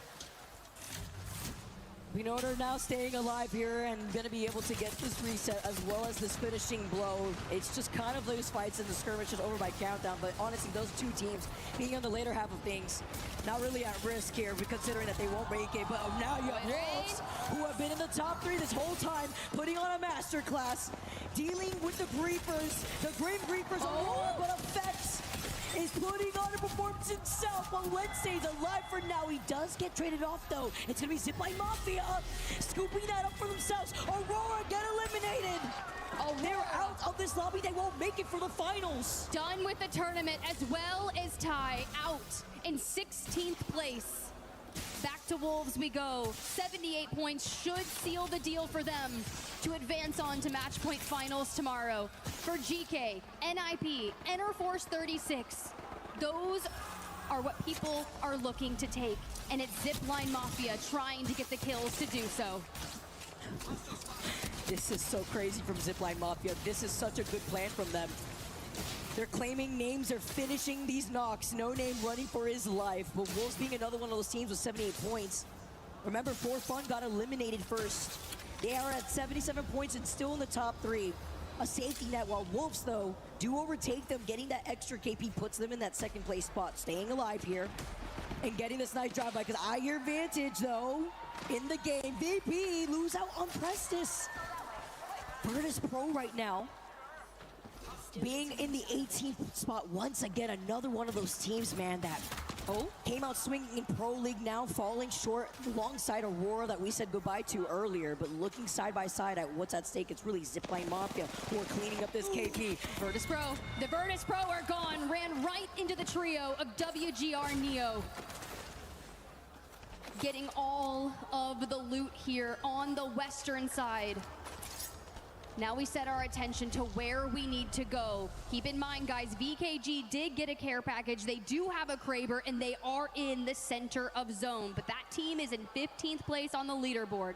So keep tabs on who needs to rotate. Dinos on that eastern side have Kenotropes just outside of them. Zipline Mafia and Wolves coming from Fragment. And the epicenter team is Enerforce 36, who have a longbow and have angles on the teams trying to make some of these moves. That's why we've seen them absolutely bully some of the teams rotating around that area. And it's good because when you have to highlight just how many points you need, this is what this final game's all about. This is why you're seeing these teams kind of going out of their way outside of zone, while Wolves trying to keep themselves alive because Zipline Mafia are on the hunt. A team that needs this way more. Neo do get eliminated in your feeds, but just to recap, it's insane to talk about that. VP will not be in this final lobby. Top header here when it comes to Pro League. Same thing for Aurora. It's hasta la vista, but it's making way for these other teams to now create their own path. The Zipline want to put their name on the table. They take out Wolves Esports. They're hungry with 4 KP in the pocket of Week Q. And they have 8 kills, 12 squads remaining, and it's still not enough to be in top 6. It's because the benchmark keeps moving. Enerforce 36 is finding kills inside the top 6. Ninjas in Pajamas with those placement points still holding out by just 1 point. So what does Zipline Mafia do? You set your sights on the next team. Who's going to be the next victim is the question. They're going to be right behind Kenotrope. Round 3 closing behind their backs, and if they time this well, EK are going to be on the other side of Kenotrope. Zipline could sandwich them. They could also take a roundabout rotation through the southern side of Epi. The Team RRQ would also be on the other side of those icy rocks here, with PXX inside that next zone on the outskirts of Survey Camp, as well as VK Gaming.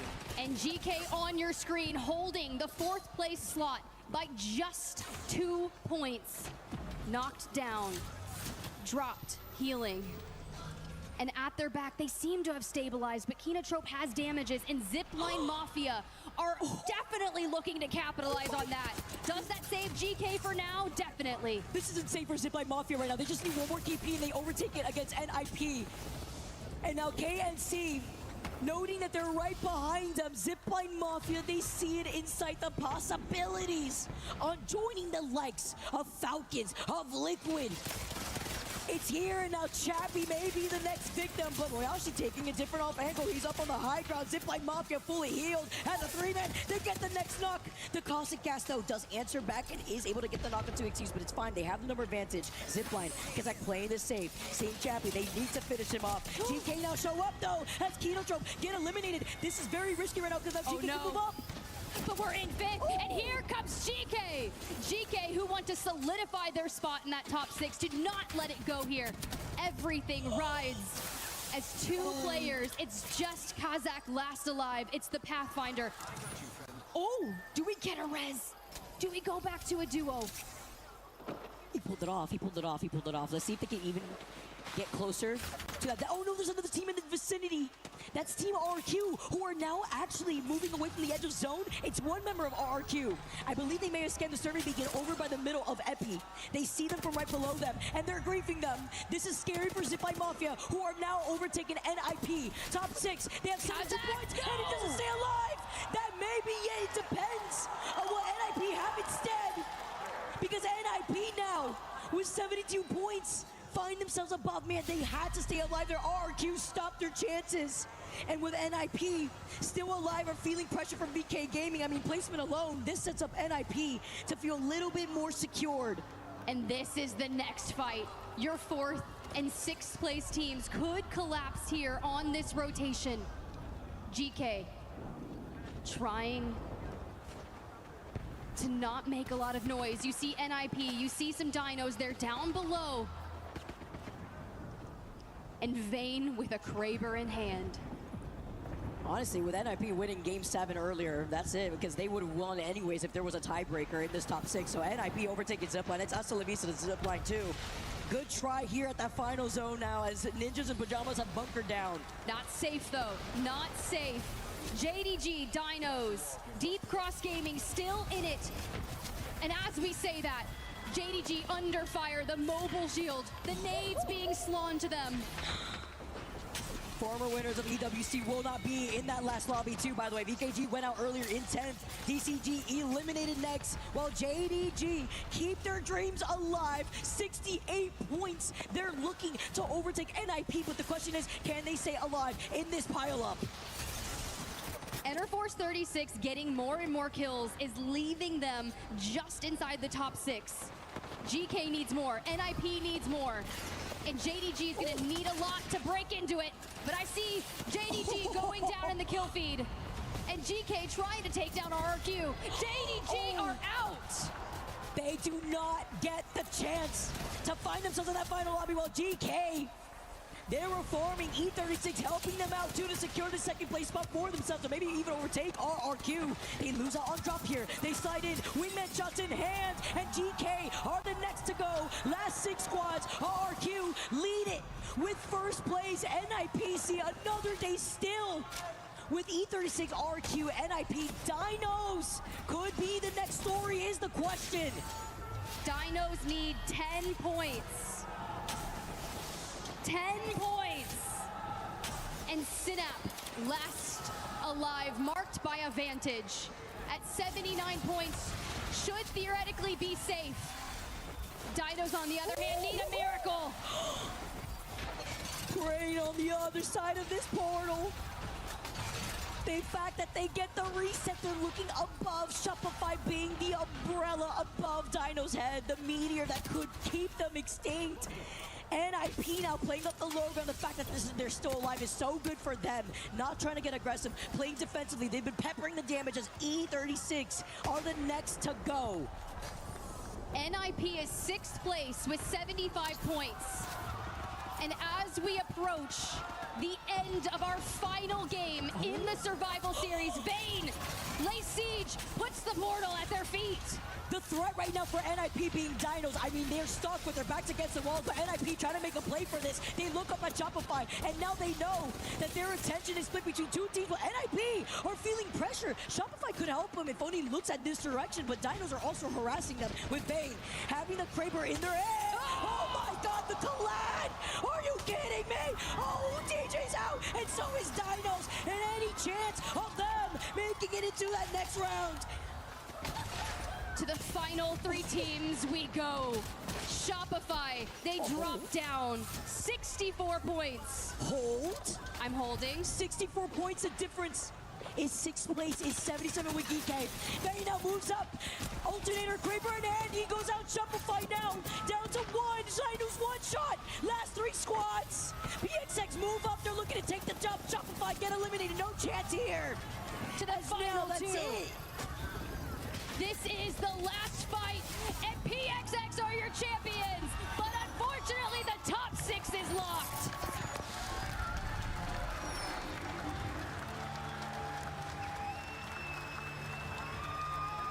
What a survival stage here in Paris. The 10-game gauntlet is over.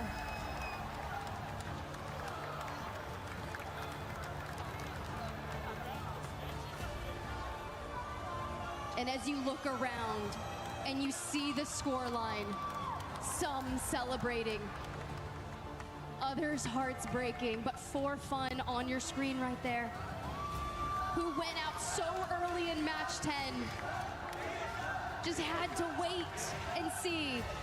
But it's the fans who are here to support you. They support you in your wins, they support you in your losses, and they carry you through those hard times.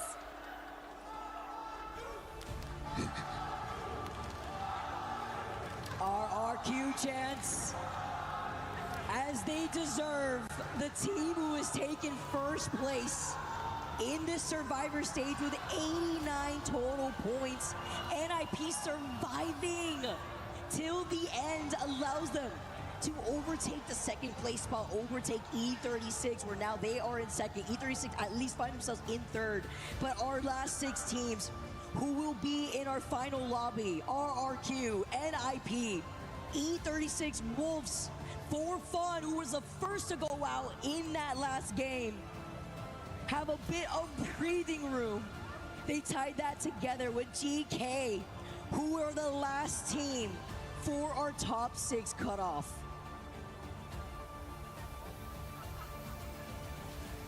For the others who just missed out, Zipline Mafia, so many kills in that game, doing everything, gate kept by so many teams, fighting your way. I'm talking, we're double-digit kills. We are doing our best. But the teams in the top 6 just kept on doing more in that last game and staying alive. It's very emotional here. Oh, Wolves, man, today. Can't wait to see more from this team, man. They were fantastic. Top 4 finish. A great performance here. No Name going crazy. I think he dropped like, what, 14 total KP over the course of these last 10 games. Wanks as well with 19. Amazing performance, and you mentioned, you know, being emotional, seeing the players that were right outside the cusp. The congratulations. This is what we love to see at our ALGS LAN. You don't get this anywhere else. You don't. The regions coming together to celebrate. APAC South teams, Wolves Esports, we're your #1 seed. RRQ staples in the APAC South scene. And the family and the fans just waiting to celebrate. You can see right there, Mama Vane, ninjas in pajamas. It's you know, it really touches you in a different way, but I do need to highlight the teams that unfortunately did not make it by a slim. Zipline Mafia, who started waking up, who knew what they needed to do in that last game, not surviving. So many teams looking at them, GK being part of that. That's why they needed to secure their back into that zone. Dinos, have to give credit to this team. With a lack of LAN experience, they came in swinging through Pro League and here at LAN. DJ dropping 19 kills. JD Gaming, after the performance today, Floating is your kill leader in this entire lobby with 23 total kills. Finding themselves in 9th place overall, it makes you wonder, when you dwell on certain actions in a series like this, when you have 10 games, you have to recall towards game #1, taking that flanking angle, maybe getting that win. What could that have done?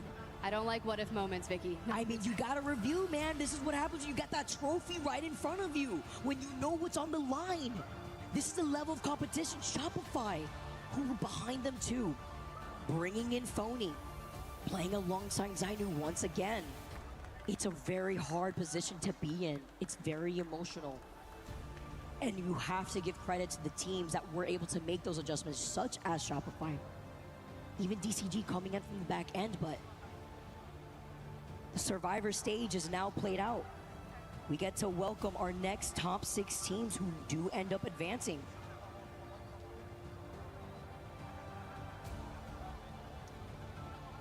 Well, while everyone celebrates or gets everything together, let's get down to the stage. Barney has an interview for us. Ladies and gentlemen, the survival stage is now over. 6 teams go through into tomorrow's match point finals, and I've got the boys from RRQ joining me. I've got Pricey. Pricey, Dude, we just had a very quick chat before we went live, and you said, that was stressful. How you feeling right now? Does it feel like a weight off your shoulders? Euphoric. Euphoric, a one-word answer, I love it. Would you like to translate that? Évidemment, eh bien, il était très stressé, mais plus que ça, il est euphorique. I guess one of the more important questions is, how does it feel to know that your team can perform under pressure going into tomorrow? It definitely feels great. Last 2 days haven't been great for us, obviously. Choked a pretty easy winners run, and straight into the finals, but being able to show up here, Flame was pulling out of his mind, Bar was doing Bar things and just killing everyone. Everyone did their part, and it felt great. Felt like a team. Il lui a demandé. This feels like a team. Sorry. Il lui a demandé évidemment ce que ça faisait de jouer sous cette pression. Est-ce que ça le rassurait pour demain? Il a dit évidemment, surtout que les 2 premières journées ne sont pas extrêmement bien passées pour eux. Mais alors là, autant dire que ça s'est vraiment très bien passé. Ses teammates ont clutch de zinzin, ont fait exactement leur boulot, et du coup, il est confiant pour demain. Strafing Flame. Tell me about the journey through the EWC so far this year. Obviously, Pricey said that first 3 days in fact, were pretty tough. Today, you guys have shone. It's been amazing. But how has it been for you? Has it been a rocky road? Yeah, I mean, EWC so far has been a very unstable roller coaster. I think we started off the first day right in second place overall leaderboards, and then we just couldn't get anything going after that. And I mean, it's just about the mental factor, right? We go into EWC with very little expectations, and then after the first day, we show what we're capable of when we're playing not under pressure, and we dominate, right? And today we went into it with the same mindset again. It's if we go home, then we go home, right? It's I don't want to lose, but I'm okay with losing, and my teammates as well, did a really fucking good job, I guess taking that mentality to heart, and we played what we were supposed to, these guys' names explain themselves. If you ask any competitor, they know about these guys. These are 2 of the best players in the game, and we just, kind of played like it. Last little question, bro. If you have to shout out to someone who is here but didn't make it, if you have one team you want to shout out for them because they didn't reach the top 6, who you want? Genji.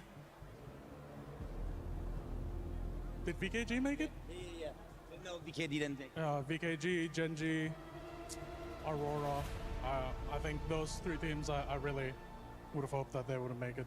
Maybe see you next time for them. Yeah. All right, gentlemen, we're going to take a little stroll. Come with me, because you, by placing in the top spot in our survival stage, have earned the right to crush 14 keys at one time. So hold on. Whoa, whoa, whoa, whoa, whoa, whoa, whoa. Okay, we'll let you know. Luti, it's about that time. Whoa. You're scaring me, bro. Do you want to happen it? Okay. Yeah, you press that button. And press that button. Here we go. And the iris is now open. It's all popping off. Here we go. Flame in 3, 2, 1. Send them home.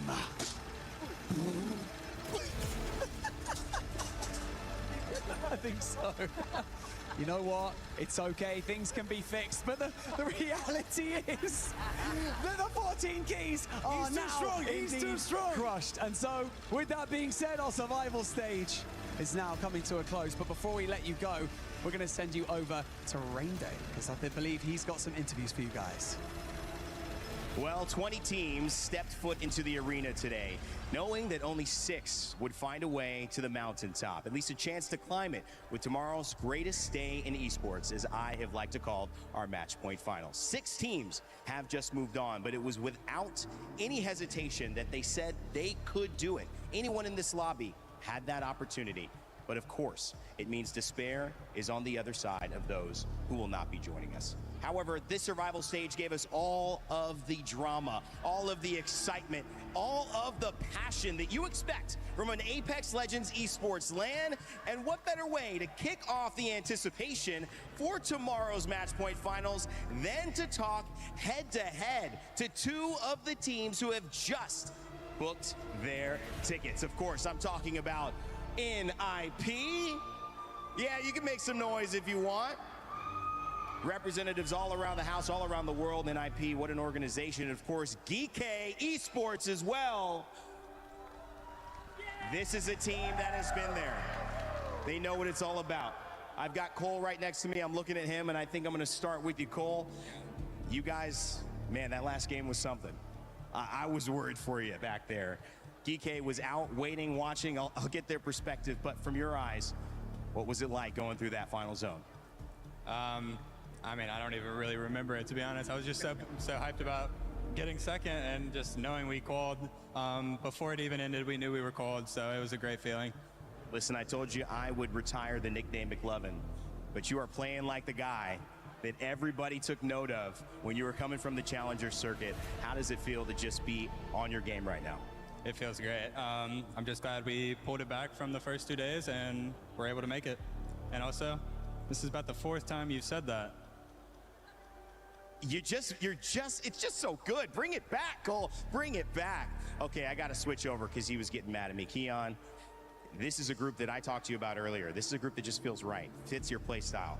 These guys feel like they are home for you. You guys have made it into that match point finals. It's time to make history, but what does this moment mean to you making it out of Survivor stage? I mean, we were down, but, you know, we're not out. You know, that's all that matters, you know. Bad draft, doesn't matter. We had a bad draft coming here. You know, and we kind of figured it out going in to this elimination round, so we're excited. Noct, I want to talk to you a little bit because you've been there with this gentleman right here. I'm going to step in between you two. Dropped. You guys have teamed before on Optic, obviously representing GK now. The journey, the brotherhood means something to you, but also just getting results here in this moment has to mean something to you as well, Noct. Yeah, we always find a way to make it really hard on ourselves to get to finals, but usually we perform there, so I'm excited for it. You know, Dropped, I want to talk about family because you got some family supporting you, huh? Yeah, my dad's here supporting, yeah. How does that feel? I talked to him in the stands. He said some kind words. I won't reveal them to you. He said them on tape, so maybe you watch back the show. What does it feel to you knowing that someone like that is rooting for you in these moments where 1 point can make the difference of going home and a season being done or having a chance at $2 million? Yeah, no, it means everything. You know, my dad being here, he supports me no matter what. And as long as I'm doing my best, so I just always know that, and I always do my best because of that reason. Second place, you guys have both been there. Seen that stolen away by some heroics from Swede, who's no longer even playing in Apex Esports right now. Noct, is this finally time to climb the mountaintop tomorrow? Hopefully. I mean, we got some good momentum going in. I feel like we played pretty well today until the last 2 games, so yeah. All right, I need to get a little bit of spice heading over here. Keon, I might ask you a question about these guys in a second, but let me do this with Vayne and with Kurev, because Vayne, you've been here before. You've actually been a champion, but there's been a little bit of a conversation about that championship because it was online at that time. We didn't have a chance to meet all in LAN. We didn't have a chance to do it in a way that we would have loved to due to things we can't control in the world. Does this help that feeling of saying, I deserve to be there, I deserve to be in these finals, moments like this? Yeah, for sure. I mean, you know, winning an online championship is great, and then, you know, a couple months in, it's like, you know, it was online, it was this, it was that, you know. But it feels good to be on LAN and to keep improving. And, like, I'm not the most experienced IGL, but, you know, thanks to my team for believing in me and letting me make mistakes and just, you know, rolling with the punches, and we'll get there, so. And your mom is here? Yeah, my mom's right there. Shout out Mama Vayne, I see you in the crowd. We love the parents representing, man. I mean, that's such an awesome story as well. And Kurev, I wanna get to you. You said these guys, they feel just like you guys are all the same guy, all the same vibe, all the same brothers. How important is that going into a moment where everyone is against you, especially in a lobby where really life-changing money and opportunities are on the line tomorrow? I mean, there's literally nothing better than just like being able to just like come here, play the most hype tournament there is, you know, for a lot of money, plus waiting your like, I don't know, like literally the best teammates you could ever had, you know, like it's like not only like a friendship, but like just fucking when it comes to like doing the work and stuff, they're always like serious and stuff. So I mean, there's no better feeling than that for sure. It's been so great talking to you guys. Now I'm going to get a little bit of a conversation with Keon, just quickly previewing tomorrow. Obviously, you got a team right here who fought the same battle that you did. And to me, I think there's momentum coming into a tournament after going through adversity. Who are you worried most about heading into tomorrow? And it can't be we're not worried about anybody. We love our own game. That's the right answer. But who is a team that you have your eyes on, you know, that's going to bring it? I mean, I'm rooting for everybody in NA when it comes to grand finals. Obviously, we're rooting for ourselves. You know, anybody would answer that. I don't know. I think any team that's won a LAN, that's who I'm worried about. I want those guys to not win another. You know what I mean? I'm ready for a new champion to rise up. And then, like, the only other thing, crypto, bro. Get that guy out. Cole, with Keon saying it's going to be them, what do you have to say to that? Because obviously this is a good team. They just went through your journey, but it can only be one of you. I mean, we've said it before we even came. We're here to win. That's all I'm going to say. I like it. There's the amount of support right there. I absolutely love it. Gentlemen, this is one of those moments that you don't get very often. Soak it up. Enjoy it as well. I'm going to leave you guys here. One final word to your fans, to your friends, to your family, whoever you want to make it out. Cole, I'll leave it with you. Thank you, everyone who roots for us, and thank you for believing in us, even when times are tough. And we'll go to Noct here, because I think I've kind of hit this moment. Big moment for you, man. And what do you want to say, final moments to GK or to anybody who's been supporting you? Yeah, thanks to GK for supporting us and all of our families. You know, we got some family here. Shout out to them and everyone back home. All right, well, what a moment, guys. The survival stage is set. It's done, and these two teams, along 4 others, will be playing tomorrow for $2 million and the chance to hoist this trophy. The ALGS Split 1 playoffs at EWC 2026 is only just beginning. You better join us. That's right, Rain Day. That's right, Rain Day. I mean, you said it best. $2 million on the line. And there will be a new champion, as BK Gaming, the reigning champions, have not made it to match point finals, but one team that has definitely made it, it's none other than AEROCOOL, Lace. The reverse caster curse worked. I don't know what I pulled in from the universe, but I'm staring deep into the camera to say it actually worked. What an exceptional performance from the boys. I got a chance to sort of message Partner really quickly to the coach of AEROCOOL to give my congratulations, and also don't, block me off Twitter because I said what I said. But look, their consistency, and you even heard it from Strafing before, saying that, yeah, we kind of choked in a fair few matches. So the fact that they could bring it together and kind of like reset that mentality, and because Partner basically said it's not the skill from this team, it's the mentality. And then Strafing's like, you know what, if we go home, that's okay. But they didn't want to. They're going through, and they get a chance at that $2 million. That's right. I mean, talking about consistency, this team has been really consistent. They have been able now to make it to match point finals. They have played groups. They have played survival today, and they haven't won a single match yet. They're going to match point finals. I mean, honestly, I think even Noct himself said that, the adversity, and sometimes they just mess it up for themselves. I think AEROCOOL is a great example of that. The example being you're either just popping off in a game or two, or you have Easy Flash sipping straight into a rock and pretty much anything. But, however, when you kind of keep your head up and keep going through it, being through all the nitty-gritty, tenacity, patience, absolutely everything. You need to pull out absolutely everything to make it this far. And consistency or not, if you're at that top of the leaderboard, you can go really far in the finals tomorrow. Okay, well, Snipe, I know you haven't been hot on this squad. AEROCOOL, you picked them to not even be here, but they end up being in first place. And you can see right there, the top 6 teams that will be heading to the match point finals. But I got one question for you, Snipe, in regards to Team AEROCOOL. Have you seen enough from that squad to possibly see them lift the trophy tomorrow and take home $600,000? Yeah, I mean, this team has had, they've been in the grand finals multiple times, this exact roster, and we know how Strafing Flame has been. They've had multiple chances to win some tournaments in the past, but I think what I've seen is that they have the capability to dominate a lobby and get top 2, or they end up in the bottom 3 to 4 and end up completely, fluking out. And I think that's just one of those teams where you don't know what to expect. I think Strafing might be the only competitor here that says, we're okay with losing. I have not heard anyone that would say that on that stage. So, I mean, maybe that takes the pressure off of them and makes it feel, like a little more natural. Yeah, maybe that's their own way of thinking, let's just have some fun. Let's go out there, do what we do best and see what happens. And, when it's flow state, it's flow state. We see how well they do. And when it's not going well, it seems like they have trouble finding a way to get out of that. So it'll be interesting to see tomorrow, but, I mean, who knows? We'll wait.